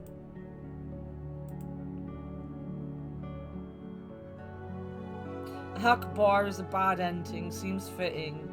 Wow, Sean. Wow. I agree with that. You mentioned you wanted to talk to me about something. Yes, well, about that. I just have a lot on my mind and I felt like I needed to tell someone. I wouldn't burden you if I had anyone else to talk to, but the simple fact is that I don't. Hey, you can talk to me, Remy. Thank you, I appreciate that. It's not a problem. What's on your mind? I don't even know where to begin. Do you ever feel like there's an emptiness inside you? That every day is the same, joyless routine that you wish you could escape, but you can't? Yes, I see. Is this about Amira again? Well, it's not just about her, but working with her doesn't make things any easier. To think that just a few years ago, I was the happiest I could have been, and now I have nothing but my miserable life. What happened? It's a long story. We have a lot of time. Okay, well. A few years ago, I worked in the public sector. I mean, I still do, but my position was a different one. I didn't work under a minister back then. I was part of a committee tasked with providing independent and faculty-backed opinions on community topics. It was supposed to help not only politicians, but also the general populace. Free from outside interference, we did our own fact-checking based on research and publicly reported our findings. Our individual members didn't always agree, but we made sure the end results were based on verifiable facts. In this way, we offered a variety of comprehensive opinions on difficult topics. We found the truth and allowed people and politicians to make up their minds from there. Our work was a key influence in the community, and because the conclusions of each individual member were often very different, it can never be said that we were biased. It was during one such assignment that I met a certain person named Amelia.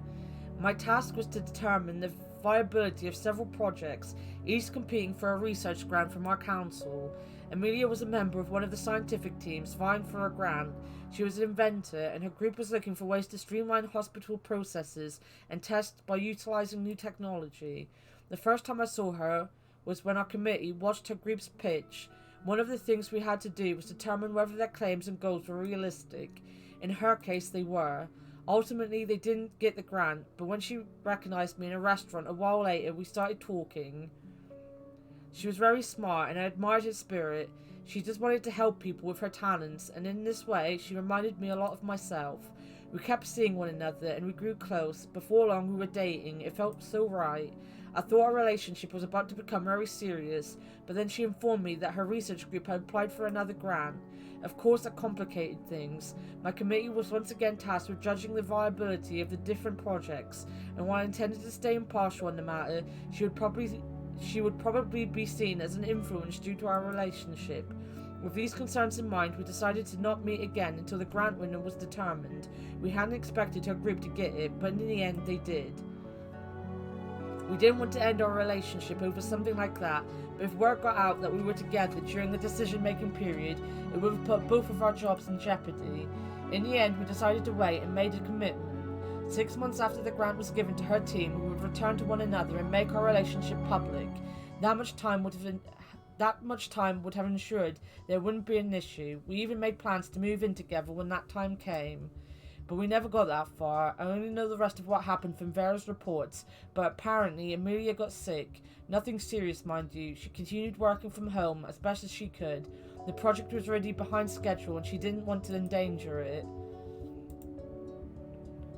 People were critical and very curious about what the project would amount to, and she didn't want to be responsible for its failure if she took some days off to recuperate. So every day she continued working on the project until the dead of night. One late evening she went out to pick up her medication, in addition to something to help her stay awake, but she was sick and overworked. The combination of the prescription side effects and the supplements caused her to collapse. No one was around to see her fall. When she was found the next day, she was covered by a blanket of fresh snow. It was too late. She froze to death during the cold winter night. If someone was with her, this would not have happened, but she died out there all alone, all because we kept our relationship a secret. That's sad. That's really sad. We had plans to move in together. We even talked about having our own small family. Some things are just not meant to be, it seems. If I had to identify the moment life started going downhill, losing Amelia would be it. My heart was ripped out in that moment, and now only emptiness remains. It's like a wound that never closes. Maybe you saw those pictures in my apartment. Even my home is a reminder of her.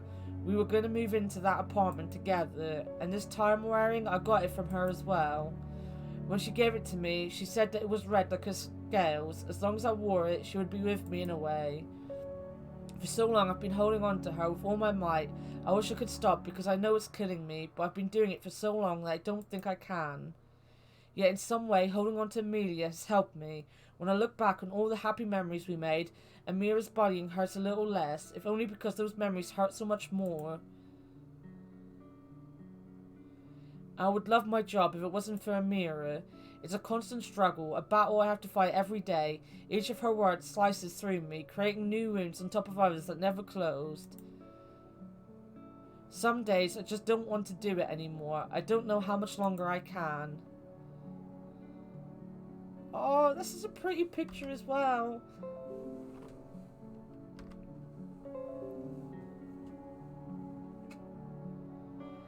I'm not sure if there's anything that can fill the void. Have you ever spoken to a professional about this? No, I don't think I could, not with a stranger. Thank you, Anna. Getting all that off my chest already helped a lot. No problem, Remy. Anything else on your mind? Well, there was the whole thing about Anna. Yeah, you mentioned that last time. Are you still worried about what she was working on? Not as much, I get. That's my fault. I took screen caps of the picture. I'm sorry. Not as much. I guess whatever she was doing is over now, but who knows what went on in her lab. I imagine we'll hear all about it once the police search it in her apartment. I guess it's not much use thinking about it, especially now that she's out of the picture. In the end, I can't help but feel a little sorry for her too. With her condition, I imagine that the Ministry's disapproval must have been a tough pill to swallow. Also, hey Kudu man, nice to see you. I haven't seen you in a while. What are you talking about? She had cancer, I see. That kind of diagnosis would drive some people crazy. Maybe that's what it did to her. Having to live with that knowledge must have been difficult. Remy paused and gave me an embarrassed smile. Quite a bit of time has passed since you arrived, and you've barely been able to speak.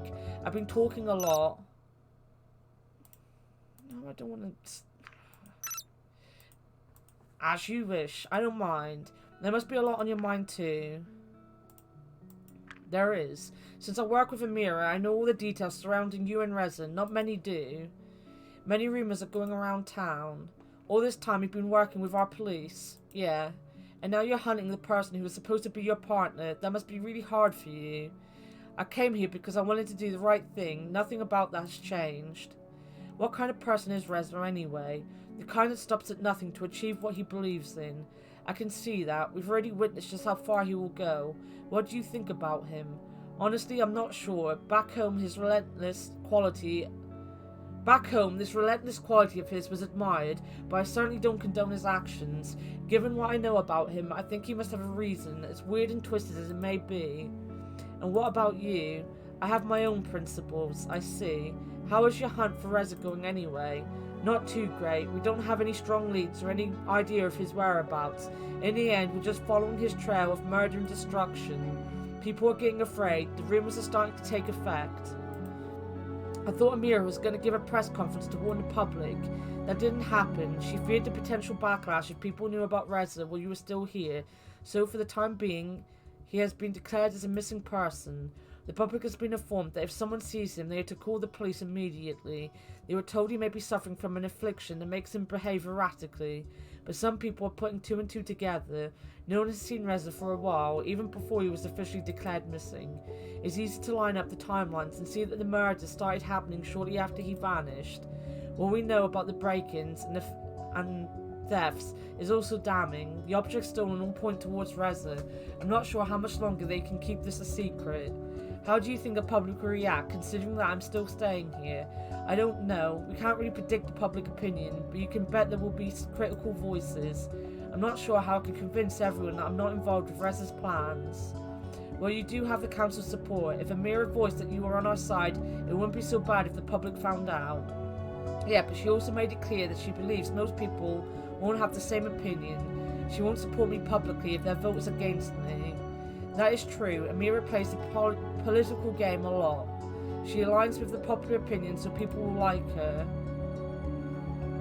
I can't blame her for that.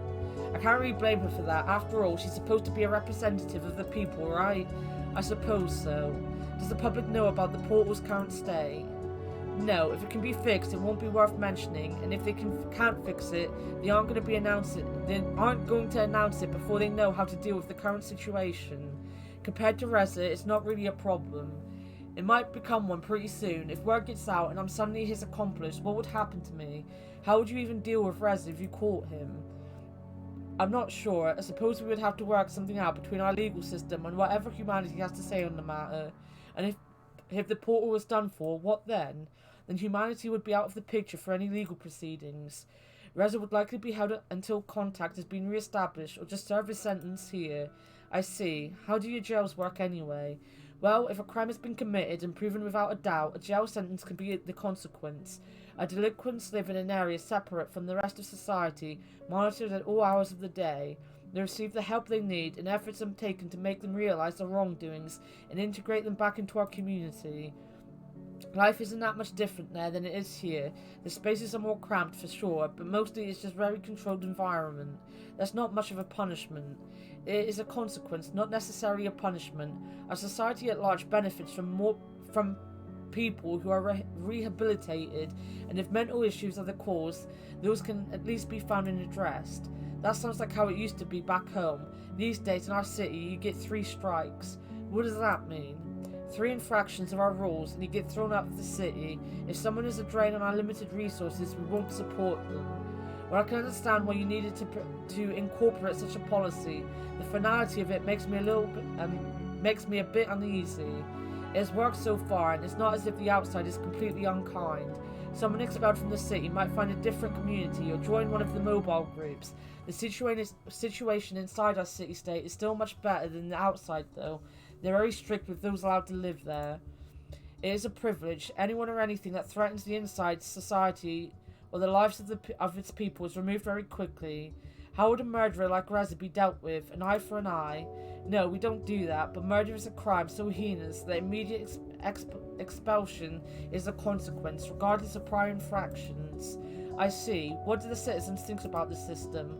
Some agree with the methods, some don't, but as long as it works, people won't complain. Weeding out undesirable elements is what keeps their standard of living intact. I guess that means politics don't play a big role where you come from. No, they won't change the working system. It varies here, but I'm so tired of Amira and her games. As I work with her, I can see exactly how she plays the public. I know every council member has their own approach, but everything she does is so tailored towards the public's expectations. For her, it's just a popularity contest. I mean, that is just politics. You know what? That gives me an idea. Really, what is it? The human visit and all of the associated consequences are her responsibility, right? Yes. For her, the situation with Reza must be utterly horrifying. She keeps us talking about preventing public backlash, but she's really just trying to protect herself. That sounds accurate. Maybe we can use that to our advantage. How? She can't send me back to my world right now. That makes me the only one here with knowledge of Reza and humans in general. That's true. If I speak from this point of authority, we should have a much easier time convincing her of anything we want. You couldn't convince her to let you stay in our world, though. Yes, but I was trying to use reason and plead with her. I didn't take into account her fear of public backlash. I think we can manipulate this fear of hers and use it to our advantage. If there were consequences to fear from Reza, me, or the rest of humanity, and those consequences would make her look bad to the public, that would be reason for her to reconsider any action, right? I suppose so, but what situation could this apply to? She nearly sent me back through the portal. If she tries anything again, at least we have something we can use against her. I think I see where you're coming from. Reza is still a mystery to me, though. All things considered, wouldn't it be beneficial for him to just stay here? No offense, but even our prisons offer a better standard of living than your city. As such, couldn't that be reason for him to have vandalized the portal? I don't think so. You're right, your world is in much better shape than ours, but even if Reza could stay here, he wouldn't. He came here for the same reason I did, to help our people. He has a very pronounced sense of duty to humanity, and I believe in him. When he stepped through the portal, he proclaimed that he would do everything he could. When I meet him again in this world, I had the impression that he wanted to get our mission over with as soon as possible so he could return to our world with aid. That's going to be difficult with the portal out of order. The person who did it probably didn't realize it wasn't a very good idea. This might make Reza even more desperate. Who knows what he'll do next? And if anything happens, I can't leave either. If the portal is gone for good, I suppose you'd have to stay here. What do you think about that? I guess we could say we'd love living there. He might like to hear that. He might like to hear that we'd love to live with him.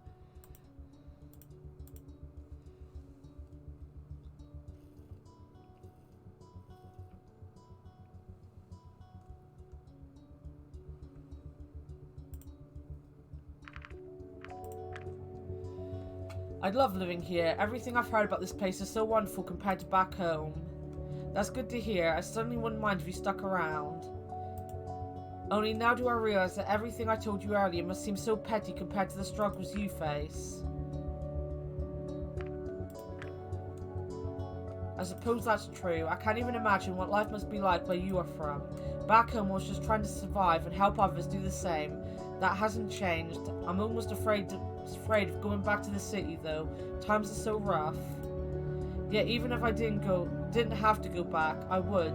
I can't just let them down like that, you know? I have to try and do what I can. That's why I came here. I wish I could be that strong. Who says you can? I don't know. You told me about your old job. Yeah, I miss those days. What about it? It's not exactly the same as saving a city, but you were helping people, right? That's true. Maybe once your term with Amira is over, you could do something like that again. I really wish I could. Can I ask you a question? Of course. Do you even like me? There must be a reason why you've put up with me for this long. What are you talking about? Do you consider me a friend, or maybe more? Guys!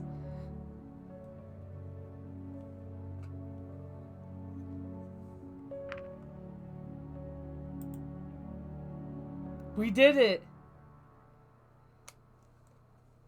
We're here at the changing point. Tell Akbar we love him.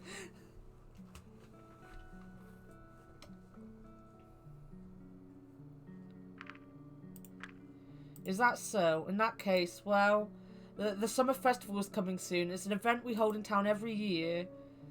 They've got fireworks and all kinds of shows. It might be fun for you to experience a different part of our culture. What do you say? Would you like to accompany me?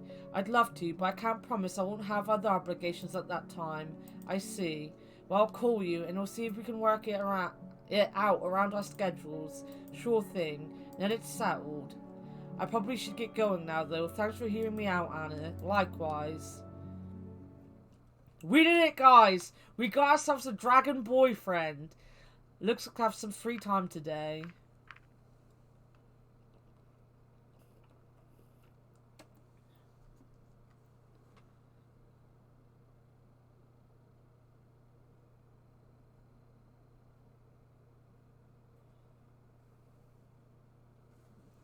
A dragon version of myself is better at dating than a real me. I mean, he was pretty fucking useless, Akbar. We just kept pummeling him until he let us.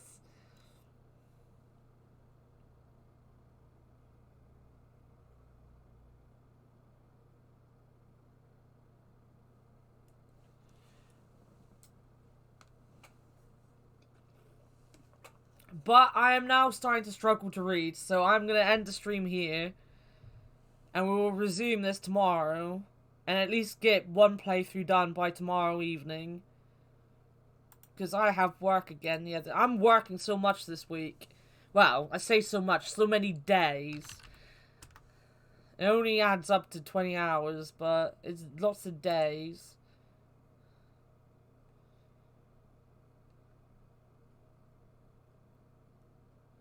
No Dragon Dick. We're close to Dragon Dick, though. We're, like, so very close to Dragon Dick.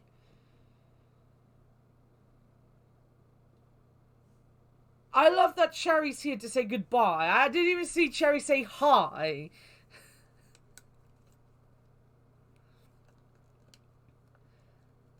I'm pretty sure Dragon Dick is not in terms of service. Pretty sure they haven't said anything about Dragon Dick.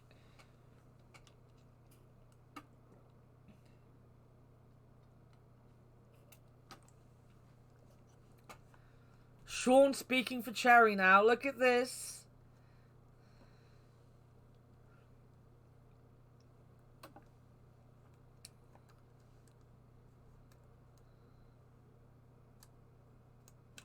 Boo, boo, boo, boo.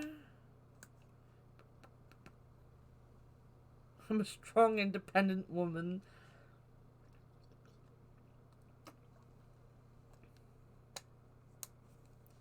Hopefully not one of those strong, independent women that was on fucking Twitter today.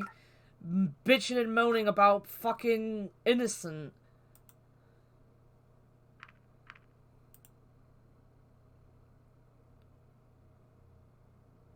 I like Twitter, so shut the fuck up, Akbar. Oh, Innocent, a company that makes, like, smoothies and stuff in the UK, unfollowed an account because they were transphobic, and they made a statement because people got angry at them. And, on the tweet, on the tweet, where they made the statement saying why they unfollowed this, account, a load of women were like, well, I'm the one making the shopping list, and seeing you're anti-woman, we won't be buying you again. I was like, fuck off, are they anti-woman? They're fucking inclusive. It just really wound me up and made me ashamed to be a woman, to be honest.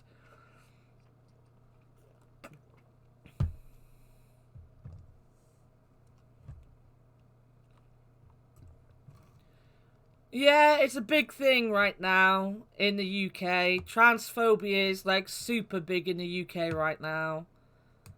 Like super, super big right now. Unfortunately.